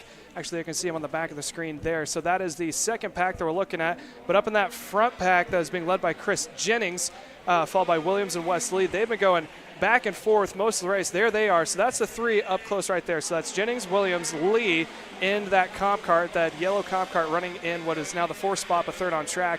And then Proctor, who I think he may be nursing something, maybe a tweaked tie rod or a spindle in the right front, is I want to say struggling to keep up, but he is there, just not as competitive as we've seen him before, as Wes Lee trying to put it onto Williams right now, who is running in the 3rd spot overall. Again, your leader, Billy Musgrave, he's checked out. He's only 6 seconds ahead, so he's not pulling away as much as we've seen before, but that 4-cart battle there is for the 2nd, 3rd spot, 4th, and 5th as well. Yeah, here they go coming out of turn number 8. Chris Jennings with Williams closer to him than he's been in a couple of laps. I mean, David Williams has been pretty consistent at that low 58-second range, where the drivers around him have been a little more up and down as they head on the run out of 10 and over to 11, 12, and 13. Here comes a big run from Wes Lee, not enough to get on the inside. Wes Lee seems like even more hot and cold than maybe Jennings is, but Williams kind of the standard, and he looks like he's hot and cold, but that's just because he's consistently around the same times as they head on the run to 4. Another run for Lee, close enough. And Williams felt it, so he went low into the corner to kind of take that opportunity away. Yeah, that's why passing and shifter is so hard. You got those front brakes in the gearbox to slow yourself down, so you can park it on the inside like you see in hairpins and the S's and then just power off. So in order to make a pass, you got to wait for the guy in front of you to make a mistake or really send it in deep on the front brakes there if you want to try to make a move. Yeah, Chris Jennings here by about 3 car lengths leads them coming out of turn number 8. They'll rocket down the back chute, halfway in and halfway home in this final for Victor Racing Open Shifter. We've got 3 more races still to come. 206 Cadet is on deck, presented by Kept Clothing. 206 Junior, presented by Seville Electric, will roll after as we get a pass here. Lee this time on Williams. Gets it done, but gets over-undered. Williams is there. Contact coming on the front stretch. Luckily, both of them give enough space, and David Williams cut Wes Lee a big break there, getting out of the power. Yeah, he could have definitely made a horrible situation if he overstepped him, maybe forced him into the barrier unintentionally, but good sportsmanship there on his part. Now we're going to watch Wes Lee try to see if he can't make the gap back up to Chris Jennings.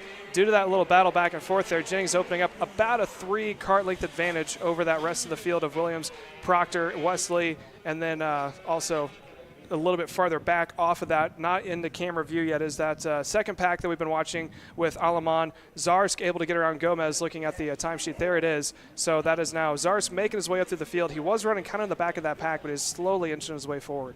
Yeah, here they come out of the final turn for the lead at least. Billy Musgrave's up by 10 seconds. There's the rest of the pack going through.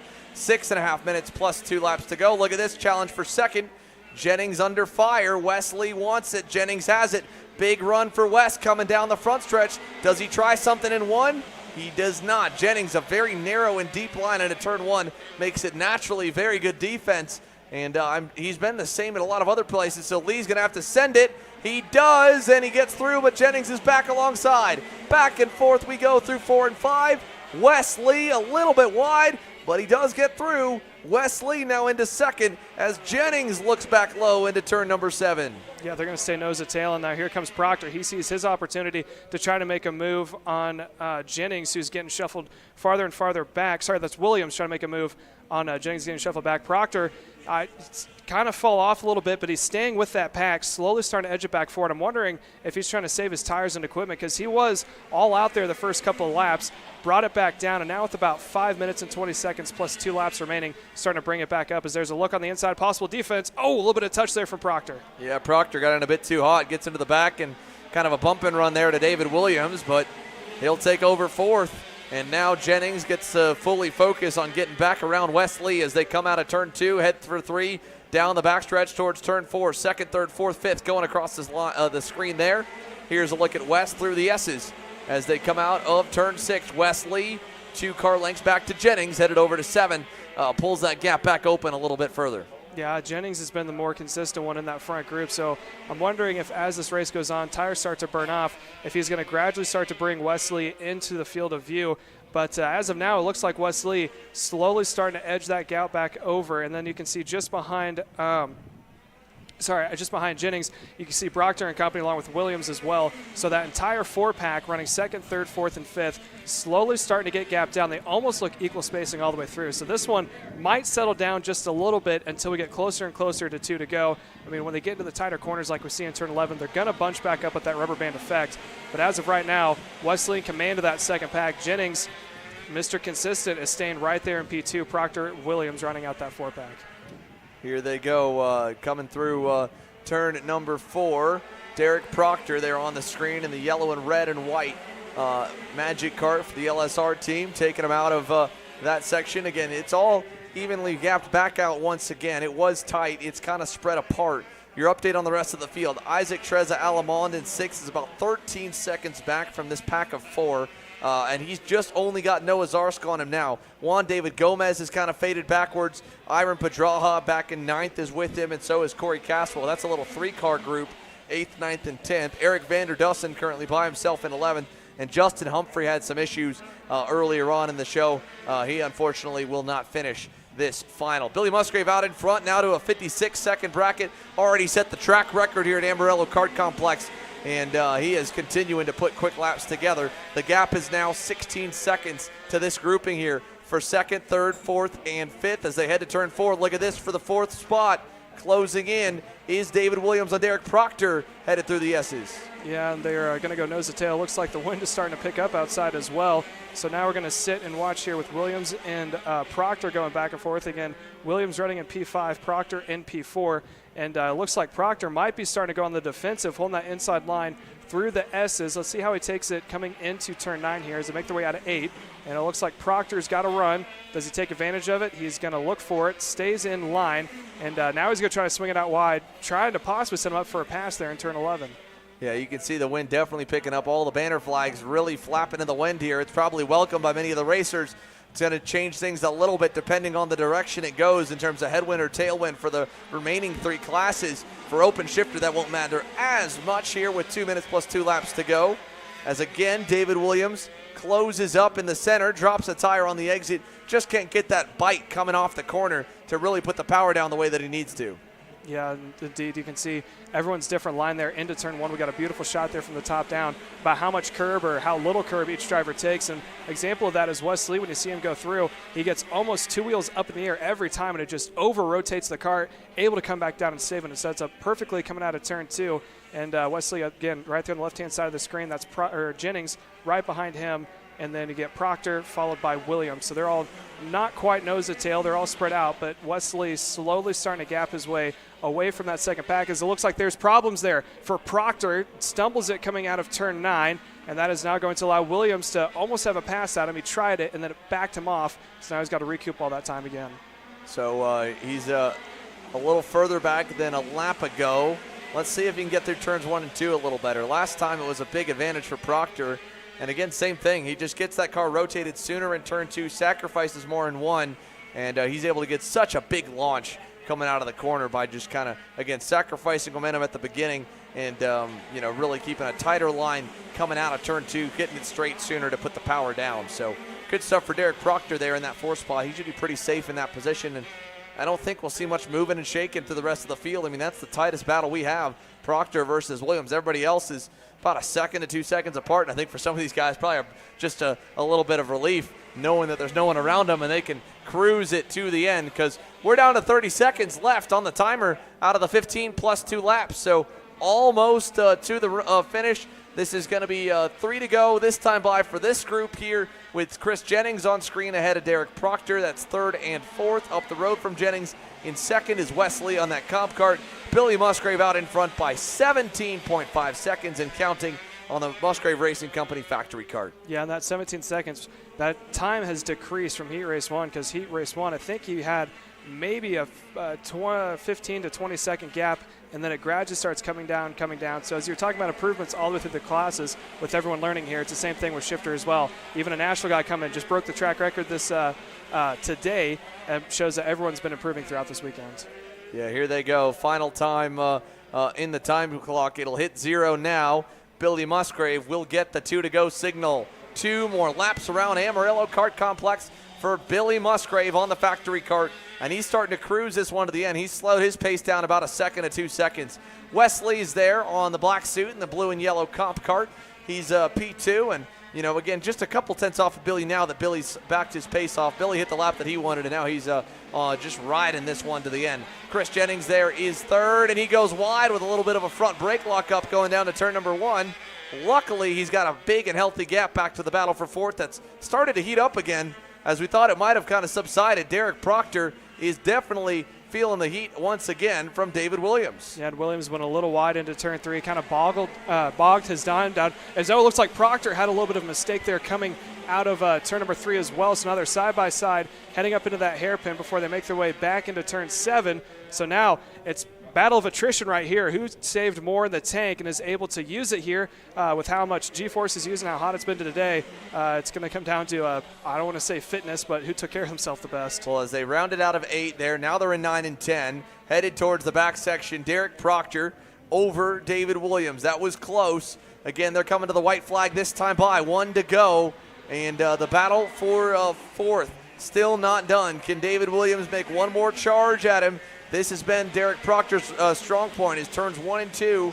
You see how deep Williams goes in, coming out. A lot better than before for David Williams. That gap stays at about 2 car lengths. Yeah, and Proctor into turn 3 just takes a much wider line on the exit, as there goes by Wesley. There's a good shot of Jennings making his way through now. There's Proctor, and it looks like Proctor holding on just a little bit stronger lead over Williams as they make their way through. Again, this is the final lap. Hopefully you'll pick up Billy Musgrave here shortly, as I'm sure he's about to find his way across the start-finish line. Indeed he will. Final time through over to turn number 11. Billy Musgrave, the superstar, is here. He's put on a show for us all weekend, and he dominates. Open shifter with a cruise to the finish here into the double checkers. Let's go back and find the rest of the field as Billy turns around just to check as he slows them down. Where's our group here? Is Billy going to give us some donuts in the infield? How about that? Let's see as he pulls over, takes a look back. Can he do it? Oh, no, he might have just broke or stalled it at least here. Billy Musgrave, I don't know if he was pulling to the infield to put on a little show for everyone, but after pulling across the line for the checker, that could have explained the drop-off in pace. I mean, he really slowed down. That engine might have really started to go, maybe lost the water pump belts and was worrying about melting the motor. There's a lot of curb usage in different parts of the racetrack. I feel like that's it. I feel like he definitely lost the belts on the axle and was trying to cool it down wherever he could, because the temp started skyrocketing, and that engine just barely survives to the end of the main. It'll at least roll into the scale, so good stuff for Billy to hang on, and at a 1 minute 2.7 final lap there, cruise it across and wins in open shifter presented by Victor Racing. Wesley, Chris Jennings, Derek Proctor, David Williams, your top 5. Noah Zarsk, Isaac Alamon, Juan David Gomez, Corey Caswell, and Iron Pedraja, your top 10. 3 to go here live from Amarillo Kart Complex for the Texas Sprint Racing Series live on Kart Chaser.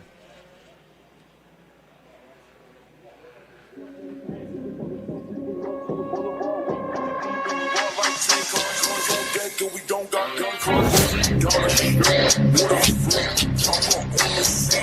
AK with a beat, money eat, bust it on the beat. Nigga talking, body sweet. Hands up on my hip, I just want it bust on my neck. It's on my tape.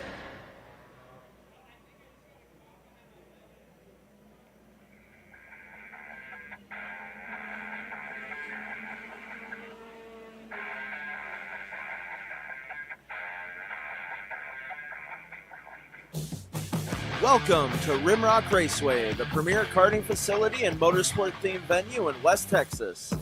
While you're at the track, be sure to stop in to Victory Lane and enjoy our full-service bar and event center. We have live music and entertainment weekly, along with Texas's fastest go-karts available to the public. Located on West Highway 80 in Odessa, get your adrenaline pumping at Rimrock Raceway and live life full throttle.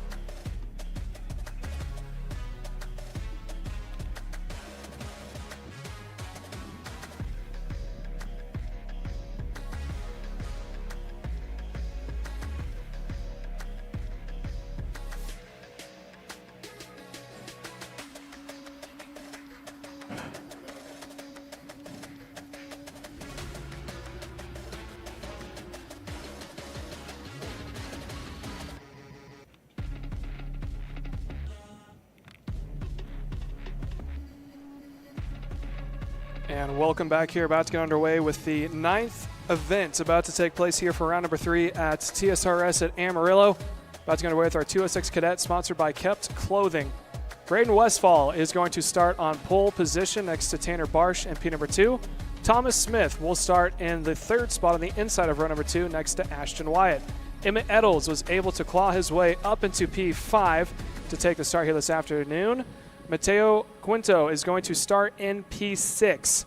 So he was, unfortunately, had a little bit of trouble there in that second heat, if I'm not mistaken. So he's going to start just a little bit farther down in the order. And in total, there's going to be 16 registered. I believe 14 are going to take the green here this afternoon. Again, 15 minutes plus 2 laps is the distance that they're going to go here at Amarillo Karting Complex. As they're making their way down into turn 10, they're going to break off into the tram lines when they come on the main straightaway, and hopefully we get the green flag the first time around. Again, if they don't, if it has to go to yellow, they will do 1 lap around, and if they do that, then it is going to start the clock and limit the amount of time that they have on track. But right now, they're in the tram lines a little quick, but it is, believe, still going to be green down into turn 1. It is. Green is out, and it is going to be all sorts of chaos up the front. Everyone taking just a little bit of curb, and I believe that maybe timing system is a little bit off right now, but I believe out in the front should be Ashton Wyatt able to go up into the pole position, if I'm not mistaken,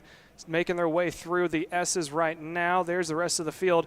Pretty clean start. Everyone going single file. 3 wide, just a little bit farther back. Looks to be in the 9th or 10th position. One of the kiddos not too happy. He's got a hand up in the air saying, why are we doing this? Let's go single file as everyone starts to pull away. Cade Casper back in that group as well. I think he is leading that way in that second pack as the first pack starts to pull away. So maybe might be able to get 2 or 3 other drivers to join him and make their way up towards the front. There's the top 5 in order in line as there's a little bit of separation there. Cade Casper still under attack from the 211 from Dean Gary Orr in registered to start in the 4th spot, but I think the timing system's just a little bit off. That appears to be back in the 6th and 7th position, but Cade Casper able to make his way up towards the front. They're still side by side now coming into turn 10, and I think they're able to go single file. No one's going to have to go wide and go through the grass just yet. Cross the line, lap number 1 in the books. Sorry, that was Braden Westfall who was out in P1. Tanner Barsh slotted into P2, but Westfall, huge lead off from the get-go, 1.1 seconds from everybody else. Tanner Barsh leading that second pack with Thomas Smith and Emmett Edels, who's up in the 4th position as well. So they're making the way towards the front of the field. A little bit farther down, Mateo runs in P5. Then there's that break before he gets to Cade Casper, who's holding off Chris Tracy and company, followed by Ashton Wyatt and Gary Orr running in P9. So there's all sorts of chaos happening. The top 5 appear to be single file again. Huge lead from Westfall from the start, opening up almost probably up to about 1.3 seconds now. And then you get to the 3rd or 4th position right about here. Actually, I think this may be farther down. That's actually the 6th position of Cade Casper we're watching. There's the leader on the left-hand side, Westfall. Then there's a little bit of that gap before you get to Barsh and Smith. So that gap is slowly starting to come back down as Barsh is trying to get as much help as he can from Smith, but Smith is running about 5 or 6 carts behind him. So top 3, huge break, and then once you get to Smith, you get Edels, Mateo, and then Cade Casper just a little bit farther back as we got 1 up, 2-wheeling it all the way through. Emmett Edels on the outside line of that, able to save it from not going over. I believe that may have been Tracy getting up on 2 wheels there. So there's Thomas Smith up on 2 wheels. Cade Casper starting to bridge that gap from that second pack up to the front. There's your leader right now, Westfall, opening up now 1.1 second. Then you get that break. Tanner Barsh running in P2. He's got about a 1.3 second gap between himself and Emmett Edels, who's battling out for that podium position with Mateo Quinto running in P number 4. Thomas Smith in P5. He's just back there off into the distance with Cade Casper and Ashton Wyatt, who are now going door to door, and it looks like that is going to be Casper getting pushed back to count that 3 position. So Ashton Wyatt will go through. Chris Tracy also joins them through as well. And we're not even at the halfway point yet. There's still 11 minutes and 40-some seconds still yet to go. Again, plus 2 laps. So left side of the screen, Edels making his way through, getting a little bit of a push from behind for Mateo, who Mateo's been someone we've seen way up in the top 3. Now he's trying to get Edels, who's in the 3rd position, up to the 2nd place of Tanner Barsh, in hopes that they can maybe bridge that gap between Barsh and Westfall. However, it looks like Barsh by himself is trying to slowly reel in Brandon Westfall. Again, no draft for the top 2. They just only hopes that they have is someone's going to catch up to him from behind and give him a little bit of a push there. Across the stripe, you're watching Thomas Smith and Ashton Wyatt running in the 5th and 6th position. Right behind is Chris Tracy. And then Casper running in P8, who was leading that pack at the start, got shuffled back just a little bit, able to recoup, and now he's playing the caboose. So there's that pack we're watching right now.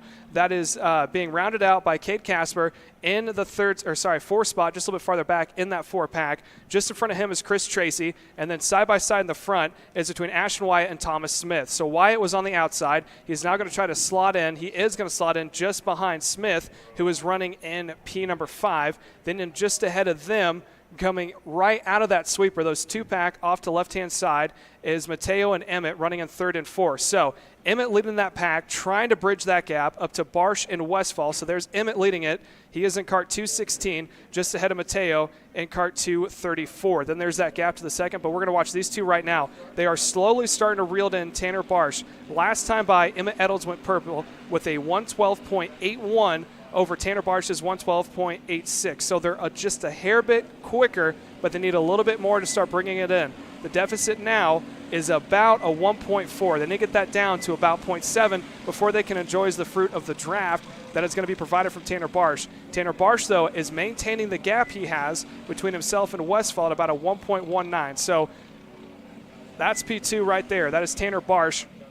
You can see he's In the S's and the tighter parts of the track, he slowly starts to bring it back in. I think he may be geared just a little bit higher than Westfall, because on the straightaways, Westfall opens up just a little bit more. Again, 1.1 doesn't sound like a huge gap, but in order to get the draft, you need it down to about a 1.9, with Westfall out in P1, Barsh P2, Edolds P3, Mateo P4, and Ashton Wyatt rounding out the top 5.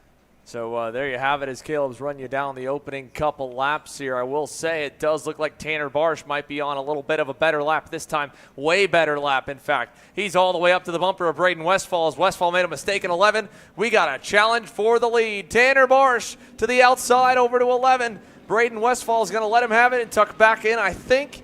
And he does. So now, as we're 6 minutes in, 9 minutes to go, plus 2 laps, Tanner Barsh leads them onto the front straightaway. Westfall in tow. Here's Edolds and Mateo Quinto lined up. They just went purple as well. And what's been much more of a tame weekend through the heats for 206 Cadet, it looks like we've got a good amount of players that have speed to run at the front and win here in the main event presented by Kept Clothing. It is all 4 of them in the frame, even the 3 further back. Between Chris Tracy, Aston Wyatt, and Thomas Smith, they're not terribly far away. And, of course, they had good starting spots. Wyatt in 4th and Smith all the way up in 3rd. So as they're trying to make up ground and eventually get up there, this will help some more. How about another change in the lead a little bit?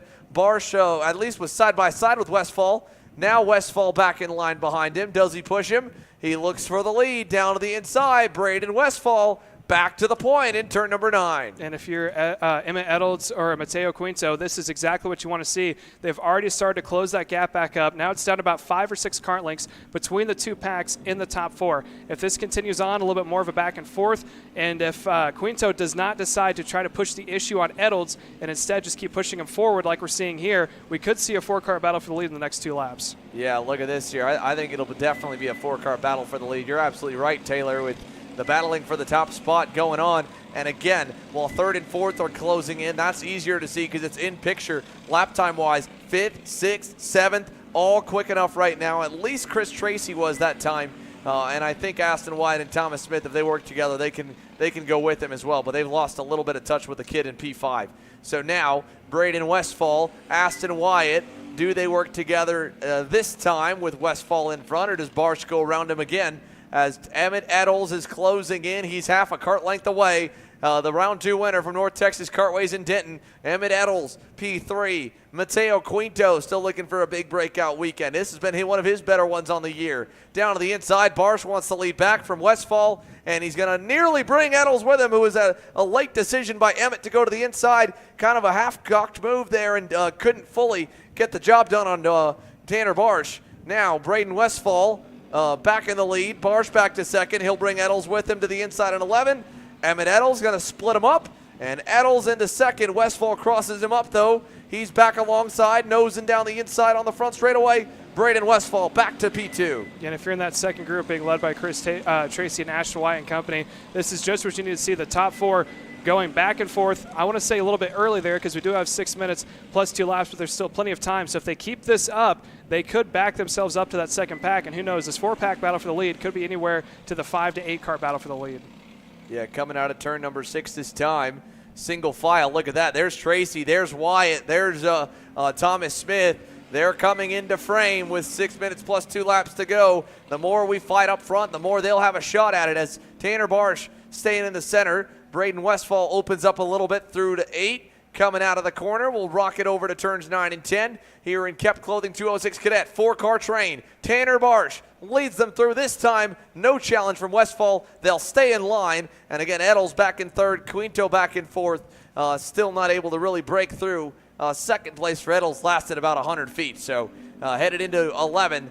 Look how much of a gap they pull on the 2 of them when they do work together. Westfall, my goodness, he pushed Tanner Barsh way gone. And then a big run through the corner for Edolds pulls him back a little bit closer. Yeah, I think Edolds, like I was saying before, geared just a little bit lower. He's faster in the tighter parts of the track, especially in the S's. But we get to long straightaways, if he doesn't have someone to push him or a little bit of a drafting partner, so to speak, that's when he really starts to lose sight of the top 2. And you saw that out of turn 2. Pulled it onto the top 2, and he's actually starting to pull away from Mateo just a little bit, but I think Mateo's going to be kept in the draft once they make it to the backstretch. Yeah, I mean, Mateo Quinto, not the best run through the turn 4, 5, 6 complex. Really good run for Emmett Edolds. there in the 216. Braden Westfall about a car length back from Barsh. Now kind of pulls quickly over to the right side to set up for 8. And again behind him, Chris Tracy, Aston Wyatt, Thomas Smith. Oh, around goes the 220. That was further back in the field. That was Theodore Mitchell spinning out in 12th. He'll fall back potentially behind Wyatt Slider. We're going to come to 4 minutes plus 2 laps to go. When Westfall and Barsh work together, nobody can touch them. It's whenever they start to battle, the rest of the group comes into it. Westfall's realized that. He started to push with Barsh to get back away from the field. And as they come out of 11, again, just a handful of laps to go here in the main. Emmett Eddles trying to hang on. Mateo Quinto, same boat, down the front straightaway. And they just need to hold on a little bit longer because, like you said, 4 minutes plus 2 laps. The time is starting to wind down. Both the drivers out in front know it. When they decide to go back and forth, that's then going to back them up into both Emmett and Mateo. So maybe another 4 or 5 laps that they can just stay in the range that they're at right now. They'll be in the perfect position when it comes time for 2 to go. Yeah, here we are over to turn at number 6. Great run again in the infield for Emmett Eddles there to hang on. There's a look back to Chris Tracy. Tracy clocked at a 112.5. The leader's a 112.2. So he lost 0.3 back. He's 3 seconds away from them. A 1.5 seconds back from Mateo Quinto. So just a little bit outside of where he needs to be for when the last lap battle opens up to maybe crack onto the podium, because there's a lot of karts in the way when you're back in 5th, 6th, and 7th. In fact, they're going to pass back for 5th, it looks like, down in turn 9, side by side behind. So that won't help at all as the leaders stay single file. It's now Tracy behind Aston Wyatt, who takes over 5th. 3 minutes plus 2 laps to go. Eddles trying to make up as much ground as he can by rolling speed in 11. Good run there. Cut the gap in half. It's down to a car length towards turn 1 as Tanner Barsh continues to show the way. Yeah, the top 2 haven't even started to go back and forth. I'm wondering if Eddles maybe was saving it just a little bit for the end here. We're coming up on about 2 minutes to go, about 2 minutes and 40 seconds plus 2 laps to go.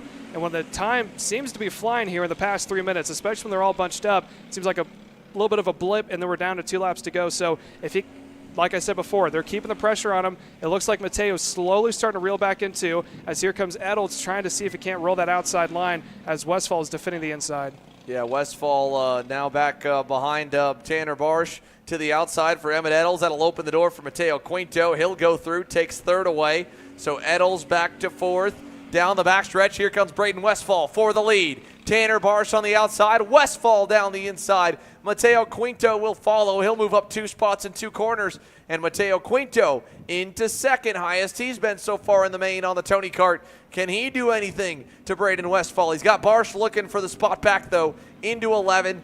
Quinto, big run, pushes on Westfall, and Barsh decides, last second to back out of it. And it'll back him and Emmett Eddles up a little bit as we come to 1.5 minutes to go now. Still single file into 1, no change. The gap from 2nd to 3rd was about a 0.5 second there at the line. They got to get going to close that back up to Quinto and not let him and Braden Westfall get away, because I think Mateo is not in any rush to go to the lead. No, and he was content staying behind Eddles there for the start. He was even content to stay back in that 4th position, just watch the top 3. But I think it's kind of similar to Emmett Eddles. I think he's geared more for the slower corners and not so much for the straightaways, as he pulls very well out of the slower stuff. But then on that back straightaway, it just kind of seems like he hits a barrier where it slows him down just a little bit on the limiter. And now he's got the toe. It's going to keep him up with it, but he's going to hope that Barsh running in the 3rd spot now can give him that little extra push coming into turn number 9. Here they come down the back straightaway for Mateo Quinto. A run to the bumper of Braden Westfall, but not going to do anything with it to go by him as they go through turns 9 and 10. Here they come out. This time by, it'll be 3 laps to go. Down to the back section of the racetrack into 11.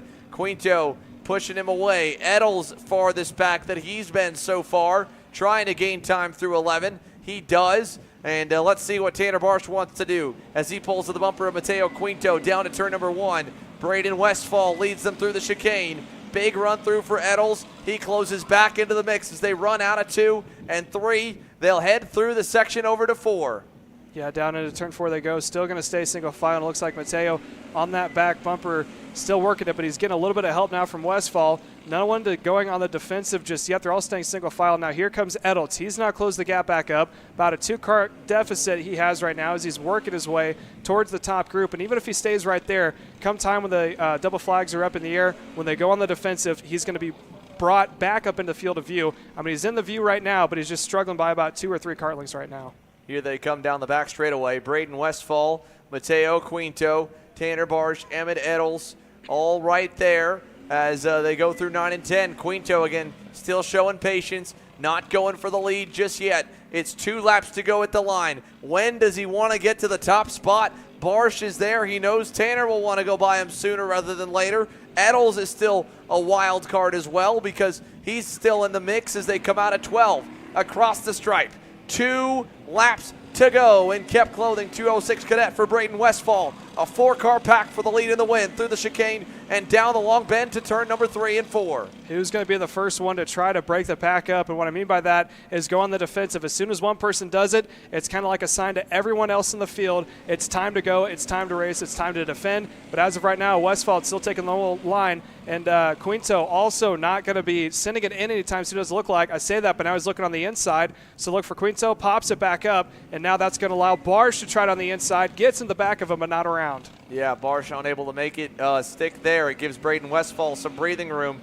Coming out of turn number 8, Tanner Barsh will have a run on Quinto. Does he go by him for second? Does he push him to the lead? He wants second. He's not going to get it because Quinto still has the draft off of Westfall, so no change there. White flag coming this time by. Quinto's going to have a run on Westfall down the run through to 11. He goes to the high side. Westfall to the low side. Watch out for Tanner Barsh. Does he try to go 3 wide? No, he pushes Westfall through. He'll go to second. Quinto back to third. And Emmett Eddles still just hanging on right there in the 4th spot. 1 to go at the line. Braden Westfall leads them here to turn number 1. Westfall had the breathing room. He didn't have to run the low line there that second half of the lap, but now look for him coming into turn 4. There he is, taking that low line. And now he's about mid-parts of the track, but it's still going to open up the door. Here comes Barsh on the inside, gets around. It looks like Mateo's going to follow, and Eddles as well. They're still side by side. Oh, Eddles gets a little contact there going into the S's. Yeah, side by side between Emmett Eddles and Braden Westfall. That cost them some time. Westfall third. Quinto still applying some pressure to Barsh. Barsh defends. Quinto a little bit high, then back in line. Braden Westfall looking for a way through. The leader for the majority of this main event. Back to third. Tanner Barsh trying to go get himself another win on the season. Or his first win on the season, sorry. For Tanner Barsh down the backstretch, he goes low. Quinto to the middle. Westfall to the high side. Big crossover from Braden Westfall. He'll get all the way to the lead. Braden Westfall, what an over-under. Now it's the run to the final turn. Barsh with a run. Quinto is there. They're side by side. For second, Quinto's in the dirt. He's going to be struggling to slow it down. Westfall low is okay. And look at this run to the line. Mateo Quinto to second, but Braden Westfall is a Texas Sprint Racing Series winner. Braden Westfall, first career Texas Sprint Racing Series main event win with a phenomenal over-under on Mateo Quinto and Tanner Barsh on that final lap. Quinto edges out Barsh by 0.03 of a second, and Emmett Eddles fourth, Aston Wyatt fifth as he holds off Chris Tracy and Thomas Smith. There's a look at the rest of the top 10. Dean Garrior, Drew Blem, Cadro Milbrandt all the way through the order. Will Stevens, Theodore Mitchell, Wyatt Slider, the 13 that all made it onto the racetrack there, and then Cade Casper, obviously the DNF in 14th with the mechanical early. But how about that? Braden Westfall's family's fired up here, as they should be. That was a barn burner in kept clothing 206 Cadet. More to come here. We've just got 2 left. 206 Junior presented by Seville Electrics on deck, and then after them, it'll be time for Exartech KA 100 Senior.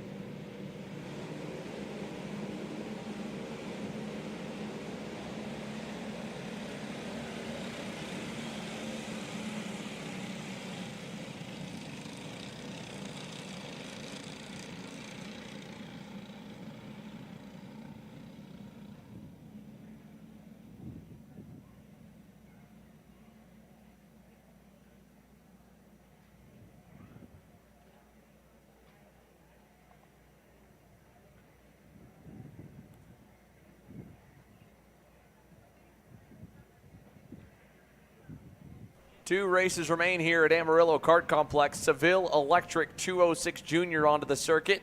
Josie Chambers and Derek Wargo have made this one all about working together to pull away from the field through the opening couple of heat races on the weekend.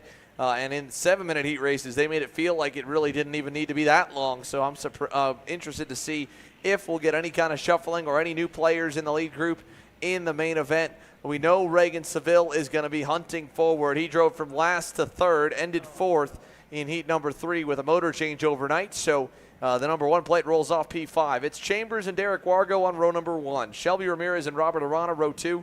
Reagan Seville, Afton Willander, row 3. Ava Blem and Parker Fitz, row 4. Jonas Dovray and Grayson Knoll, row 5. Then it's Landon Welker and Gage Muxlow on row number 6. So for the main event, it's Seville Electric 206 Jr. We get set for action here. Porter Wiesen Sensel on the box.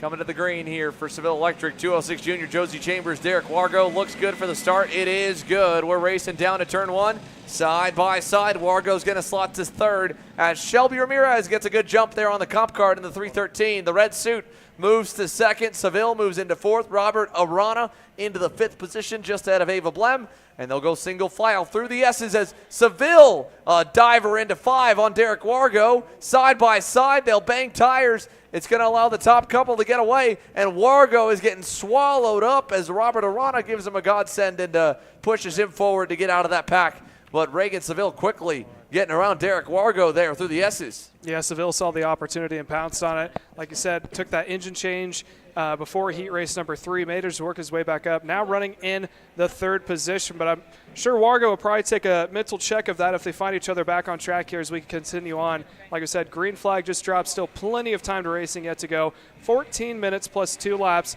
as there's a good shot of your top 2 now of both Chambers out in front, and if I'm not mistaken, Ramirez in P number 2 currently, and just behind is that 2-pack being led currently by Seville in that 3rd position.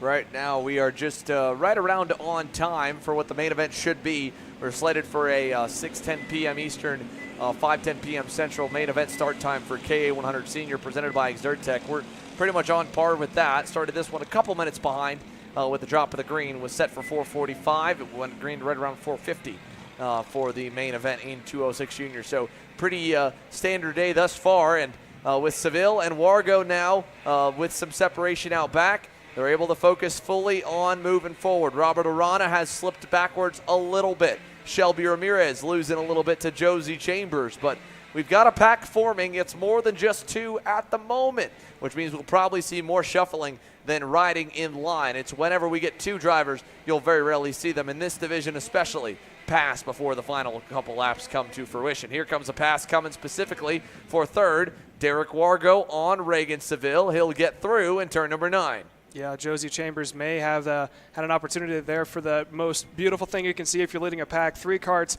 just out of the towing range going back and forth. However, due to Wargo making the move onto Seville, it's going to bunch him back up. But here comes Ramirez now onto the back bumper of Chambers heading into turn 11. Coming up on the main stretch now, it almost was going to be a 2x2 pack, but it looks like Josie may have bobbled it out of turn 11, falls off just a little bit from your leader at Chambers. Yeah, Shelby Ramirez really lost some ground to Josie Chambers coming out of turns 12 and 13. So as they go down to 4, there's you see it, Josie Chambers sliding back, trying to get a little more arrow as into the corner. Reagan Seville looks slow on Derek Wargo, can't get through. Now Wargo's on the outside of Ramirez. This is going to get awkward through 4, 5, and 6. And again, they got to be careful. Josie Chambers is pretty quick on his own. He could maybe break away from these guys, and they might not get back to him. It's still super early for that to happen, but again, just you don't want to throw the race away fighting for 2nd or 3rd so early on. It's now the updated order of Ramirez 2nd, Seville in 3rd, Wargo 4th, and again, locking on in the 5th spot now, joining the pack is Robert Arana on the GFC for Trackside Karting Services to make a 5-car lead group. Ava Blem is a little ways further back down the road in the midfield. She leads the next pack as they enter 9. The leaders exit 10.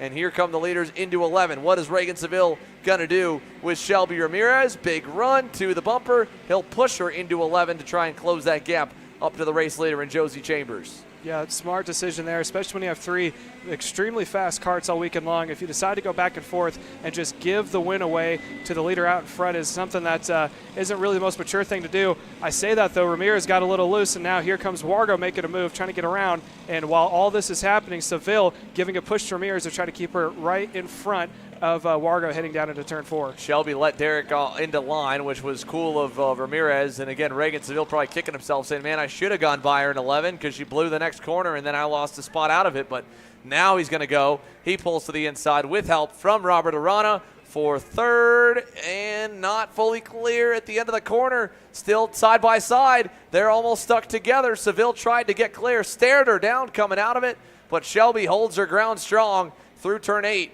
And now Josie Chambers has his dancing partner in Derek Wargo with a gap as Reagan goes back to the inside into 9. Trying the inside. This time he's clearing through. Yeah, and Arana was not able to pull out behind and get into behind Seville to get around. It almost looked like he wanted to keep him into line and was hoping that Seville would just pop back in line. Seville now out in front. And once you're going door to door like that and you're staring someone down, that's the bad thing about it is you may have to work with that person later on. As we see now, Shelby Ramirez is going to have to put the differences aside, go to the back bumper, and try to keep up. Because right now, Chambers and Wargo slowly gapping themselves away from the back 3. Yeah, they are. They are definitely pulling away from that group there. Last time by, best personal laps for Josie and for Derek Wargo, and that will only continue when Derek gets up to Josie's bumper. So Reagan Seville and Shelby Ramirez fighting each other for third. Unfortunately, might have cost them a shot at the win. It's early to call it, but the gap is 2 seconds. That's a pretty decent margin backwards to find them from the top 2. And Ramirez, not only that, she's got Robert Arana on her tail, looking to maybe get around for the 4th spot as Reagan started to pull away. Here's Robert looking high, then low, then back high again, over to 8, no change. But Ramirez, look how much time she's already given up to Reagan Seville. Seville's by himself. He could use some help. He does not have it.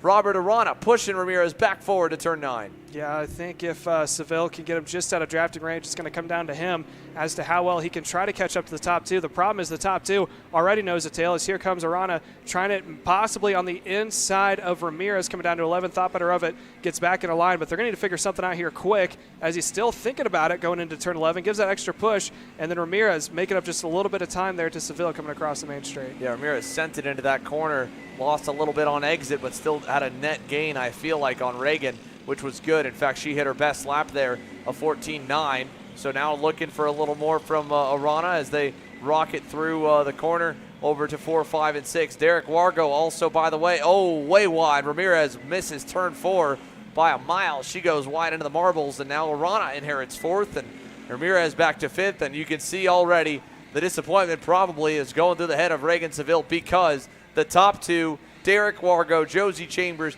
Derek set the fast lap of the session by over a second faster than Reagan last time by, and Shelby Ramirez, and that was when he was just getting to the bumper of Josie Chambers. They're going to pull away. Oh, no. I thought he might have pushed him. Wargo goes to the lead. Chambers, granted, he lets him in line, and now he can push, but either way, these 2 kids here had a great battle to the end in heat number 3, but I think they want to keep it just the 2 of them, and Josie Chambers having no problem pushing Derek Wargo as he gives him a big shove over to turn 11. Yeah, the back 3, the only chance that they have to try to be in contingency for the front is unless there's a major mistake or bobble in the top 2 that causes them to back up the speed, or just push and wait until you get down to the final 2 laps and hope that we've seen something that isn't really quite common. We've seen in most races where the top 2 go back and forth so much that it backs them up to that second group. The problem is that second group isn't really a group. It's kind of individuals when you have Seville on their own. Arana was able to get around Ramirez, but he's pulling Ramirez just a little bit up into that draft, but still the 3 are so spread out. There's not really a chance for bump drafting. We continue to watch the top 2 as Wargo out in front, Chambers into the second spot. But I'm curious to see going into 11 if Chambers is going to try to pass it back on Wargo into 9 or if they're going to continue nose to tail. Yeah, here we go over to turn number 8 through for Derek Wargo and Josie Chambers. It'll be a long run over to turns 9 and 10, and we're just past halfway here, 6.5 minutes plus 2 laps to go for the pair. let's take a look back at where the rest of the field is here again. This is first and second coming through 9 and 10, already with 3.5 seconds and growing back to Reagan Seville. But if we pan further backwards from your top two, with Seville third, Robert Arana in the fourth spot, Shelby Ramirez fifth. We focused on them quite a bit. You can see Seville's pulled out a gap. He's about a second ahead of his teammate in Robert Arana. That's third back to fourth. Robert trying to reel him back down. We'll see what the lap times look like this time. Robert's definitely pulled away from Shelby Ramirez. At the line, Robert gave up a tenth, lost a little more. It's down to 9/10 now for Robert Arana to Reagan Seville. And we go further back even from these guys and girls in Shelby Ramirez, fifth on back. Well, then you have the pack led by Ava Blem and Parker Fitz, Jonas Dovray all right in the mix there. So Fitz now is in seventh. Blem is there in eighth in the black and blue Kart Republic. It's the Bureau Art for Parker Fitz, I believe, in the 316. And Jonas Dovray is there. That might be Afton Willander along with Afton Willander in the 316. My mistake. The 315 of Ava Blem and the 364 of Parker Fitz. All right there. So Afton Willander there in the Bureau Art, the white and red, then the black and blue is Ava Blem, and the red and black special edition livery for the Bureau Art of Parker Fitz is 8th. So this is 6th, 7th, and 8th. They pulled away from everybody else. Jonas Dovray and Gage Muxlow, they're by their lonesome. So is Grayson Knoll. No start for Landon Welker. This is the final pack on the racetrack before it kind of gets all single file and spread apart there. Look at, again, we go back to a few more. That's a look at the rest of the pack. Here's a look back up to the leaders. 5 minutes plus 2 laps to go for Josie Chambers and Derek Wargo. Josie's gone back to the lead. Wargo back to second. So obviously Josie thought that he'd be better off leading the way, and Derek's happy to push him now with this original formation. Yeah, even with the back and forth, they're still not losing time. They hold about a 5-second gap between themselves and Seville running in P3. But look at the lap times in general. They're doing 1:14 lows, about a 1:14.2 for Chambers, 1:14.1 for Wargo. And then Seville is doing a 1:15.3, followed by Robert doing a 1:15.1. So they're significantly faster than the rest of the field. All they got to do is sit, let the clock run out, and once they see the 2 to go, that's when you think about maybe going back and forth. But they are changing positions. But if you recall back to going into turn 9, they're doing it by pulling out, letting the other person go, tucking back in the line, so they're not losing a whole lot of speed when they do it. Yeah, not at all. I mean, they're really staying almost even, because with the rev limiter pushing, I mean, to a degree, if the guy behind is such a big run, it's almost better to do that in leapfrog. And you see that in cars without bumpers on them, like Formula 1600 and a few other Formula V, even the Formula 600 open wheel race cars. You'll see them just kind of pass back and forth like a butterfly formation, back and forth for the lead, because they can't push each other, but you still can gain time by just playing leapfrog with the toe. And that's essentially what they're doing as well, just with a little bit of, breathing the throttle for the guy going backwards. Meanwhile, for third, Reagan Seville and Robert Arana. For a minute, Arana wasn't gaining. Now he's gaining. In fact, he gained a lot. That was a half-second gain for Robert Arana. Best lap of the session, 1:14.408. Really good time for Robert in the 353. Yeah, Robert doing a good job of catching back up, not getting to the back bumper. The two of them working together, don't think have close enough chance to catch back up to both Chambers and Wargo with the amount of time that we have left. They're running comparable lap times to the top two, still a little bit slower, but doing the 1:14 lows of the top two and then 1:14 highs for both Seville and Arana running in P4. So, I mean, again, best thing they can do, run the clock out, try to keep themselves away from Ramirez running in fifth. And Ramirez very well might fall into the grips of Blim and company if maybe there's an incident or if they settle down and start working together. Yeah, maybe. I mean, for Shelby Ramirez that time, that was a big-time loss. Granted, she still does have 6 seconds back to Afton Willander and Ava Blem, and we know they're going to battle when they get that 2-to-go signal for every position coming to the checkers. So we've only got 2.5 minutes till the 2-to-go signal comes out. I don't think she's going to be any issue, but definitely a lackluster ending to a weekend to be just driving around by yourself in between packs on the racetrack. You can't pull in early and just end your race because, you got to beat some guys that are further back, but you're not going to catch people in front of you. Just wait until that checkered flag flies. Yeah, all I got to do there is wait, collect the points, and then continue on with the championship as we switch back over here to Chambers and Wargo running 1 and 2 out in front. So it's Chambers and P1, Wargo P2. They have been swapping back and forth. And then that's the second pack. That is Seville and Robert Arana running in P4. So like we said, that gap is just so large. There's not really a chance they're going to catch back up. About 6 seconds, 6.5 seconds separates the two packs out in front. 1 minute and 50 seconds to go. If Chambers and Wargo start battling back and forth now, they still wouldn't not have enough time by the time the white flag comes out to catch up.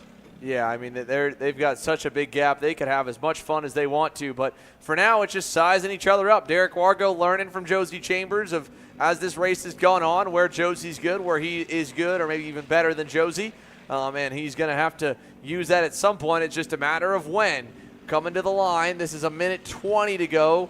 That's going to put us right around 4 to go. We'll get in one more time before the timer hits 0. So 4 laps remaining. It should be a 15-lap final in total for the Seville Electric 206 Juniors. And then for those of you watching in online right now, that KA100 Senior main event is getting set to roll, ladies and gentlemen, presented by Exertech. So we are ready for the main event to go green here in about 2 to 3 minutes time with a heavyweight battle at the front is at least what we're anticipating. Nothing like what we're seeing now, where it's a long strategy race, and for the most part the race could have been a little bit shorter, where Derek Wargo and Josie Chambers, they're just kind of running it out right now. There's no need for them to run the extra laps. They're running it, and it's good for them to get the extra laps on setup, but they are ready to battle at any point. You could throw the white flag right now and they'd go at it. Here's another leapfrog move as Wargo goes by. Yeah, I'm very impressed with the moves that they're making. It's very professional how they're doing it, and there's zero verbal communication between the two of them. This is all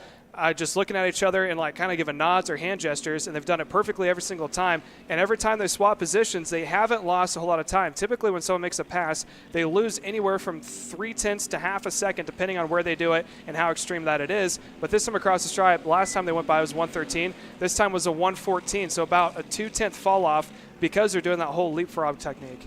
Yeah, again, that was good for them there. Now it'll be, I believe we were just under the gun before 2 laps to go. So, indeed, it'll be 2 to go next time by for Porter Wiesensenzel, our head flagman, to give the double sticks to Derek Wargo. If it will be Derek Wargo, if Josie Chambers doesn't leapfrog back around him, going to turn number 9. But, again, Josie and Derek, they're kind of timing the runs. They're figuring out how much momentum they'll have to pull up alongside each other at different parts about the racetrack, gearing up for this 2-lap final dash to the checkers. And then again, Exertech KA Senior will roll right after this, folks, to conclude our afternoon of coverage. We're just about on schedule here from Amarillo. Podium presentations will be around probably close to 6 p.m. local time here in the pit area. And as the leaders head towards the back corners, it's time to dance. 2 laps to go when they get back to the finish line as they head to 11.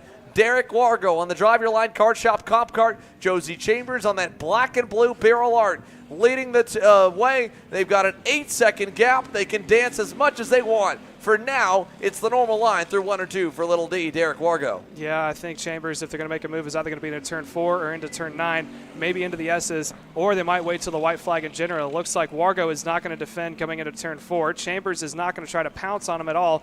Into the S's they go. Normal racing line. No one's defending. No one's making a move. But as the lap continues on, that's when the pressure starts to build up. They have been going back and forth, so they both know when the other driver is the strongest and when the other driver is the weakest to make their move. Here they come over to turn 8. Lap and a half to go. Josie Chambers just kind of riding again. I think both of them know that at the end of the day, they're outside of a major mishap. It's going to come down to turn 11 on the final lap. And the final corner, basically the crossover move, the around the outside move. What can you do there? Can you maybe get around them here in turn 9 and pull away if you kind of put them in the dirty part of the racetrack? Maybe, but this straightaway is so long with a 9-horsepower engine. It's out of juice very early, and it's all on the draft. And so it'll pull that guy behind you back to your bumper and force you to either block or let him get to the inside, try and run the high side. I don't know. Right now, we're going to see them go side by side for the lead as the white flag waves. Josie wants the top spot. He'll take it in 1. Derek's going to cross him over. Slick crossover move from Derek Wargo. He'll nose back ahead, and Chambers goes back to work on the outside. Now he'll be on the inside into 4 if he sends it back low. He does. They're going to go wheel to wheel through 5 and 6. Crossover city right here. Wargo trying to park it on the apex. He will, and Chambers keeps it wound up around the outside. Now he's going to have the inside into 7. Yeah, they're staying side by side. Chambers didn't have time to duck back in to the toe. Pops up just in front of Wargo. Now Wargo is going to have to draft for all it's worth. all the way through this long sweeper of turn 8 and then has a chance into turn 9. However, if he does that, then Chambers then has the opportunity to pass him back going into turn 11. As here goes Wargo into turn 9, Chambers is probably going to let him have it. He's like, you know what, I kind of want this because now I get the run all the way down the backstretch into turn 11. And he's actually not. He's fighting him on the outside now. Yeah, side by side, but the lower speed they are, the less tow there'll be. Look at this. Wargo is a car length back going to 11. He'll have to send it from way back. Here comes the big run. Chambers goes low, not low enough. Wargo down the inside. Side by side, they make contact. Chambers full throttle to the dirt. Still side by side. Crossover, coming to the line. Derek Wargo wins the main event in 206 Junior. Behind them, Reagan Seville will win out in the battle for the final step of the podium. He hangs on over Robert Arana for P3. Josie Chambers has to settle for second. Just didn't go low enough there going into the corner. And like you said, he may have thought by fighting that pass in turn 10 that it wasn't going to be close enough for Derek Wargo, but he got such a big run in the last 500 feet into the braking zone. Yeah, and that's all that we've seen this entire weekend is into turn 11.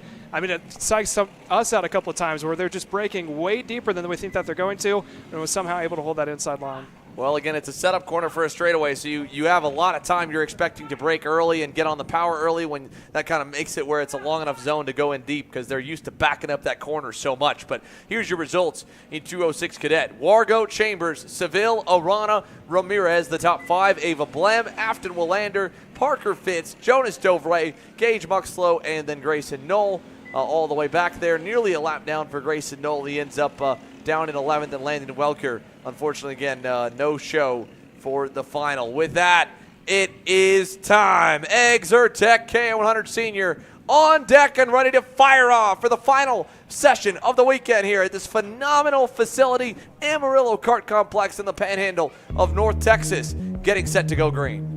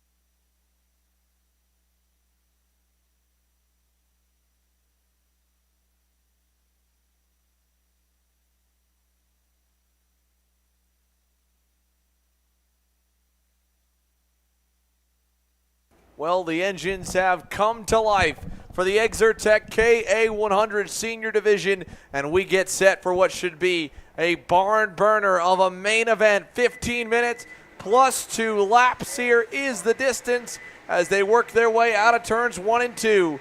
Peyton Phillips swept all 3 heat races. It's locked him into the pole here for this one, but it is a shaken up top 10 because almost all of the major players we're used to seeing run near the front had 1, if not 2 bad heats. It's put Jake Faulkner in the best starting position he's ever seen on the blue and yellow comp cart for Slipstream Racing in second outside of the front row. JD Lamping, his solid weekend continues here with a third place starting effort here on the inside of row 2, and to his outside, rookie Joey Friend and the Arcane Motorsports CRG. The reigning champ Alex Stanfield was able to rebound with a good run in heat number 3 today.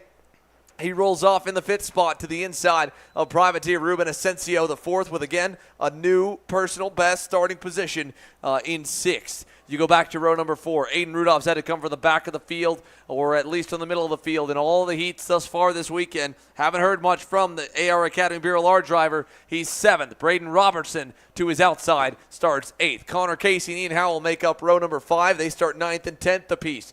206 senior winner Drew Chappell had that crash in heat number 1. He rolls off 11th alongside Garrett Weaver. Tyler Stevens also an up and down Saturday, put him on the inside of row 7. He starts alongside Taylor Roddy. Rounding out the top 15, Massimo Sanchez Lara on the MSL Racing Red Speed, and Sebastian Trejo. Caden O'Connor, Henry Lepard, Jacob Polak, Kingston Himes, the top 20. Then Cole Rogers, Adrian Cruz, all the way back in 22nd after that DQ for being underweight. Long way to go forward for the CRD driver. P22 on the grid. There's more to go. There's 35 total. It is Exertech KA100 Senior. This is the headline division for the Texas Sprint Racing Series. This is what lines the fences, what packs the viewing deck, and what fills the grandstands. We're set and loaded. 35 drivers strong. Peyton Phillips takes them to green as we head down to turn number 1. And off the bat, a great jump for the High Fly Performance drivers. First and second off the bat for Phillips and Lamping.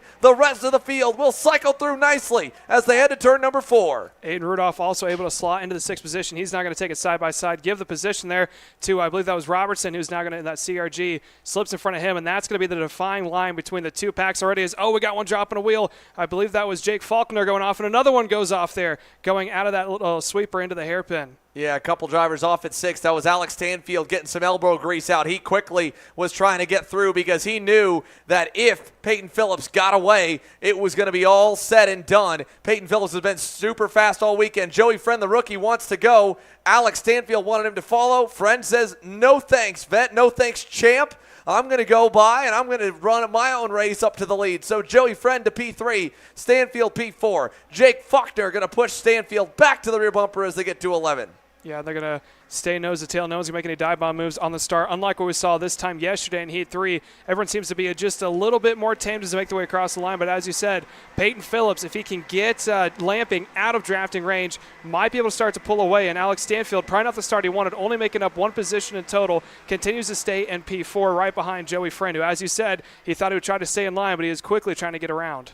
Granted, Joey Friend's doing a good job right now. He's hitting his marks, and he's pulling away a little bit. Aiden Rudolph is there. Let's go find some of the other big players as the pack rolls on through here in the opening couple of laps. Again, you've got that main group of 6 and 7. Here's Braden Robertson and Drew Chappell. Robertson, a terrible start from the 8th position on the outside lane. Couldn't do much about it being outside row 4 into that tight turn 1-2 chicane. So he and Drew Chappell have hooked up right now. They're 8th and 9th on the racetrack, trying to work their way forward. Behind them, here's Tyler Stevens on the High Five Tony kart going by a couple of his teammates. Gets through and pulls away. And your update on where Adrian Cruz is up to here on the opening lap. 7 spots gained. He's 15th.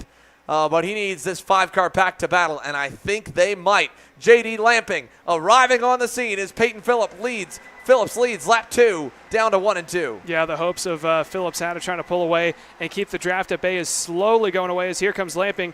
Not really a whole lot of assistance there from Joey Friend, but he is there in case he boggles down at all.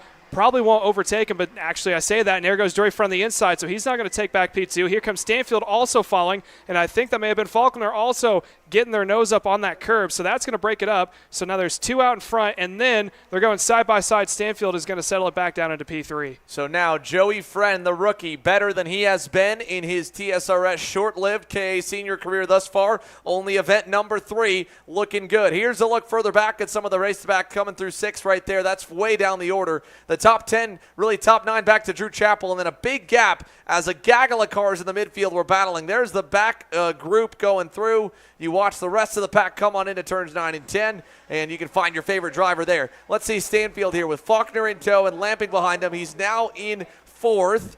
Aiden Rudolph is there. So is Ruben Asensio. And then, of course, Braden Robertson and Drew Chappell. All 9 cars in the lead pack, led by Peyton Phillips here, although Chappell is losing a little bit of time on the Kart Republic in 9th right now. Still very early as Aiden Rudolph leads this group of 3 here. Stanfield leading Faulkner and Joey Friend. My goodness, is Joey Friend looking spectacular right now. He is hunting down the 2021 champ, pulling away from the 2022 champ. That is super cool to see from the rookie. Yeah, and Alex Stanfield actually might not mind Joey Friend being up in front since he is a rookie.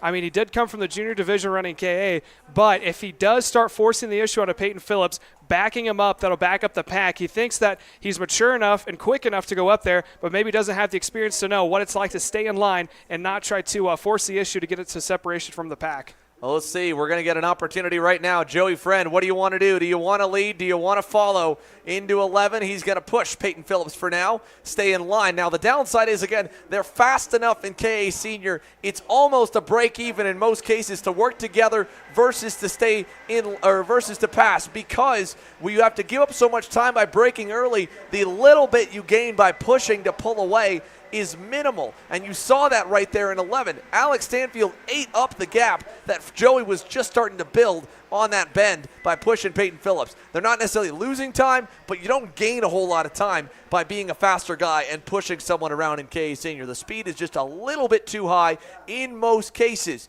As they exit 7 here, we're still seeing Friend follow Phillips. Not a bad thing, though. The benefit more so is by being able to drive under the limit and keep your tires 10 to 15 degrees cooler. That makes a big difference when it's down to crunch time and you have to push 110% in the end of the race here. Braden Robertson fading out of line a couple times there in 8th on Ruben Asensio. He did not go by. It is still single file for the top 9. Your update on Adrian Cruz, he's gotten to 10th. The downside, he's 2.8 seconds back. The good part, there's still 10 minutes plus 2 laps to go. If they battle up front, Cruz might be able to drive from 22nd into the top 5. Yeah, but as of now, Joey Friend seems to be content with where he's at in that second spot. As you said, under 10 minutes to go, still plenty of time if he can bite his way and just stay right where he's at behind Phillips. Phillips has a lot of experience. He's one of the quicker drivers here, and so I'm sure he's learning everything that Phillips is doing, putting into his own account, and if he can just sit there and wait the clock out, let that 4-pack that's about to come down to 3 here shortly as they're slowly starting to pull away from Jake Faulkner,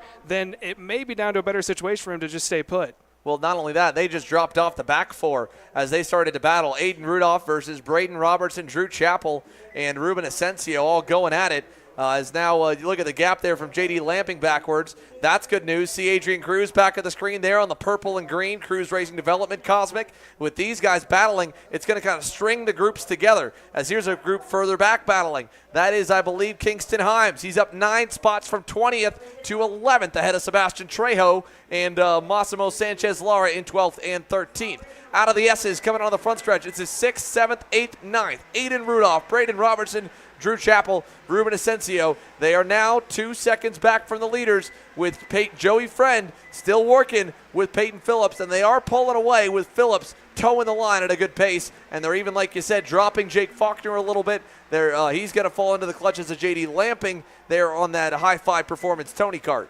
Yeah, and if those two decide to start racing back and forth for that 4th position, that'll even more so open up that gap. But now we're seeing here, Alex Stanfield, he's kind of plateaued where he's at in that 3rd position, trailing by about a half a car length to a kart, not closing it too much up to the top 2 like we've seen before yesterday, especially in heat races 1 and 2. He could be biding his time. He could be saving his equipment and waiting until we get down to the crunch time. But as of now, he's kind of biding his way in P3 as Aiden Rudolph loses 1 spot there to Robertson, moving himself back into 7th. coming into the final couple corners. Joey Friend still pushing with Peyton Phillips here, and you can see only those three fit into the frame now. This is J.D. Lamping now into fourth. He got around Jake Faulkner. Down the front stretch, Joey Friend still being able to ride and match the lap times of Peyton Phillips. The same for Alex Stanfield, but Peyton Phillips towing the way as they go to turn number 4. So the pack is spread apart, and we'll keep tabs on where everyone else is at. I will say Adrian Cruz was good that time. He was the only driver, even if not better than the leaders the lap before at a 104.6.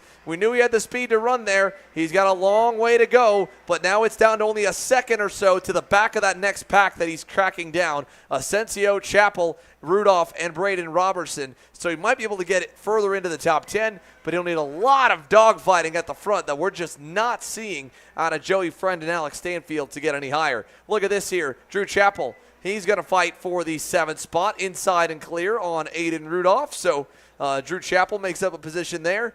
And up front, still the same.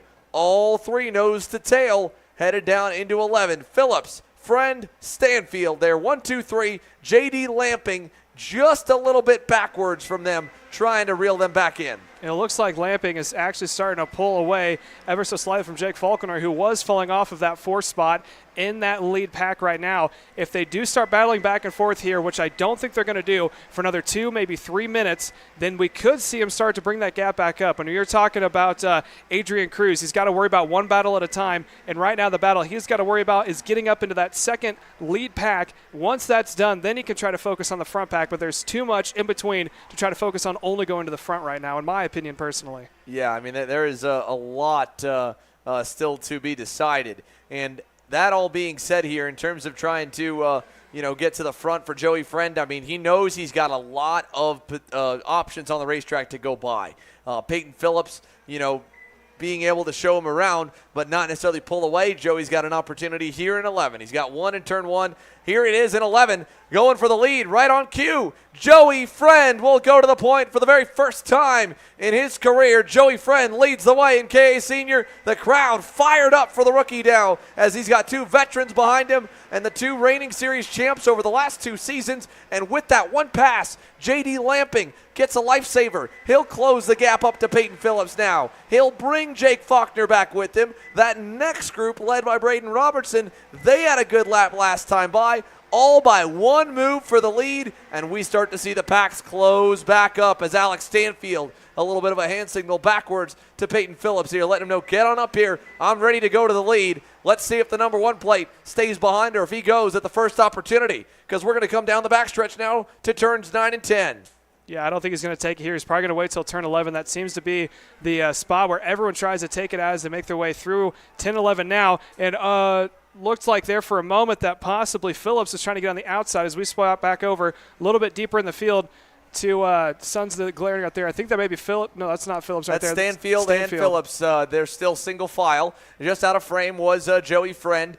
Jake Faulkner is back into it. We had our viewer poll right before this race to see who you guys thought would win it. Well, 46% of you are believing in the man in second, the reigning champ and winner in Denton, Alex Stanfield, a 46% win on the poll. 31% of you believe in Peyton Phillips, the pole man and the 2021 series champion. And 15% said someone else. 8% of you believed in Adrian Cruz, who had to roll all the way back from 22nd. It's possible, but he needs a lot to go his way right now. He's 5 seconds back from the lead, just caught up to the back end of Aiden Rudolph a lap ago. Up front for Friend, though, he's starting to pull away a little. I mean, I thought Stanfield might get back to him. That gap has opened an extra car length. Joey Friend is rocking and rolling right now through turns 9 and 10. I think Stanfield just might be saving his tires a little bit towards the end, because if you look at it too, Phillips also isn't trying to make a move. As you can see, Stanfield making the signal to go right forward. Here it is. Look at that run. Alex Stanfield, he knew it as soon as Phillips got to him.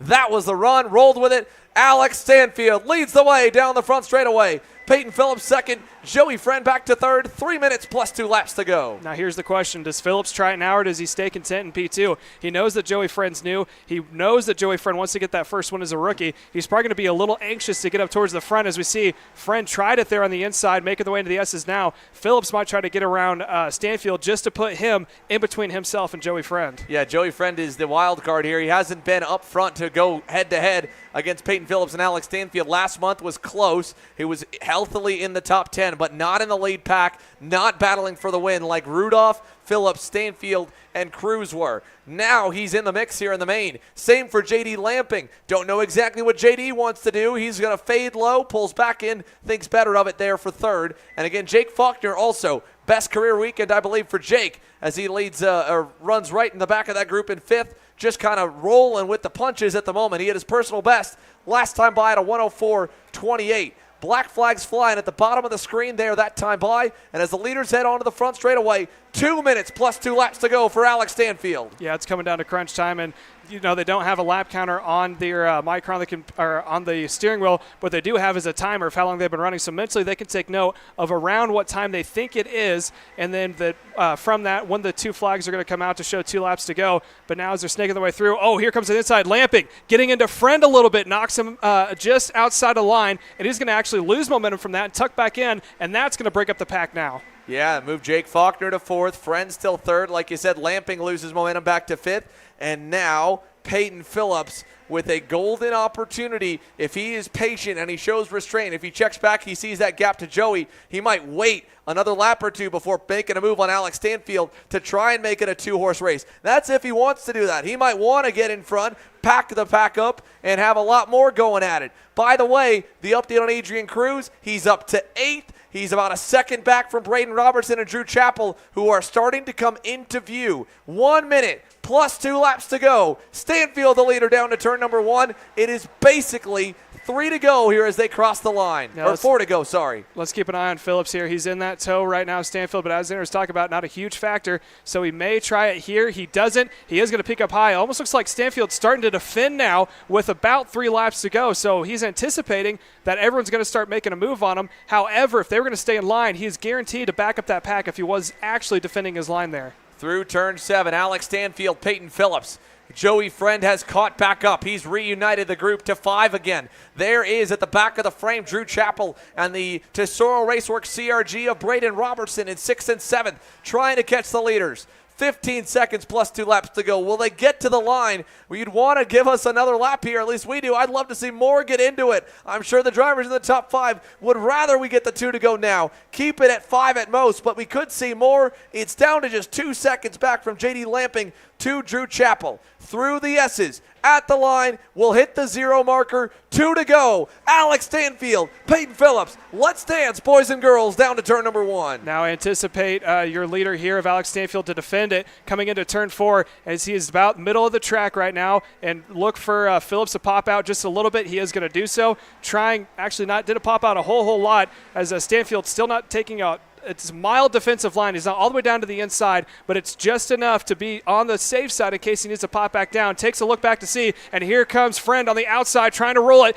door to door as they make their way out heading into the sweeper. Yeah, and Joey Friend way too high, wide, and handsome, unfortunately. Got into the marbles, trying to hang on at Peyton Phillips' left side pod, and then into the dirt for a moment. That'll take the rookie backwards to 5th. It's now Phillips with Lamping behind, Faulkner in 4th, and Stanfield holds Phillips back. Now J.D. Lamping gets through with a crossover. J.D. Lamping into 2nd, coming to the white flag this time. Stanfield leads them. They're side by side for 3rd as Phillips blocks low from Faulkner and Joey Friend as well, and Stanfield defending. Here comes 2 more. There's the white and orange Kart Republic of Drew Chappell, the black and orange CRG of Braden Robertson. It's 7 deep on the final lap. Alex Stanfield leads to turn 4 over J.D. Lamping and Peyton Phillips, a couple of teammates into the S's section. Yeah, Stanfield didn't defend as much because he had just a little bit of a breathing room, making the way through the S's now, still not defending. Look for it, though, coming into either this hairpin right here or turn 9. He's probably going to take more of a defensive line if Lamping is able to pick it up to him. Now Phillips to the inside of Lamping. That'll take over 2nd. A little bit awkward going by, though. That's going to give the gap to Stanfield. By the way, at the edge of the frame, Jake Faulkner and Joey Friend got into into it, and it allowed both Braden Robertson and Drew Chappell to get through. Lamping now defending for third over Chappell into the 9-10 complex. And on the final lap here, with that pass for second, can Peyton Phillips make a Hail Mary dive into 11? Stanfield's out front, 2 car lengths. Alex Stanfield is going to remain undefeated in 2023 as he rounds turns 11 and 12. They beat and bang behind him. Alex Stanfield wins again in Amarillo. Braden Robertson was through sideways, and J.D. Lamping in the dirt. Drew Chappell fights and claws his way to a podium in third. Peyton Phillips second. Lamping ends up in fifth. Jake Faulkner sixth. Unofficially, poor Joey Friend there got the short end of the stick as he went wide. He ends up down in the 9th spot by the end. Adrian Cruz, 14 spots gained from 22nd to 8th as he gets to Ruben Asensio at the end. Here's a look at how they all ended up in this 35-driver KA100 Senior main event. What a performance for Alex Stanfield. He does it again. May not be the fastest Friday, may not even be the fastest Saturday, and he might not even be the fastest Sunday, but he finds a way to come out on top and play these ones perfectly. There it is for your top 10 all the way through, down to Joey Friend in 9th and Aiden Rudolph rounding out the top 10. You look further down the order there to the rest of 16 through 20 through 30th. Now, again, for those of you that have watched the racing online, of course, this does wrap up the on-track action here from Amarillo, but we're back live in 5 days on Friday at Pittsburgh, Pennsylvania for the Steel City Showdown in the Stars Championship Series. It's week 6 of 8 that we just put the books on. Now we move on to week 7 of our crazy KC Summer Road stretch. And from there, the Miami Grand National Championship. But for the Texas Sprint Racing Series, well, we roll in to the brand new, to the schedule, Rimrock Raceway in West Texas in Odessa in a month's time in August. So we continue to roll. The battling continues out there. For now, podium ceremonies and time to pack up and load out of the fantastic Amarillo Kart Complex. Can't say enough good things about Kyle Kuczynski and his family and what they've done to elevate this property that was already a phenomenal racetrack to now a phenomenal racing facility here in Amarillo, and without question has put on some great races here this weekend. For the Texas Sprint Racing Series, for everyone here at Amarillo Kart Complex, for all of us at Kart Chaser, including Caleb Smock and myself, Xander Clements, thanks for watching, and see ya on Friday.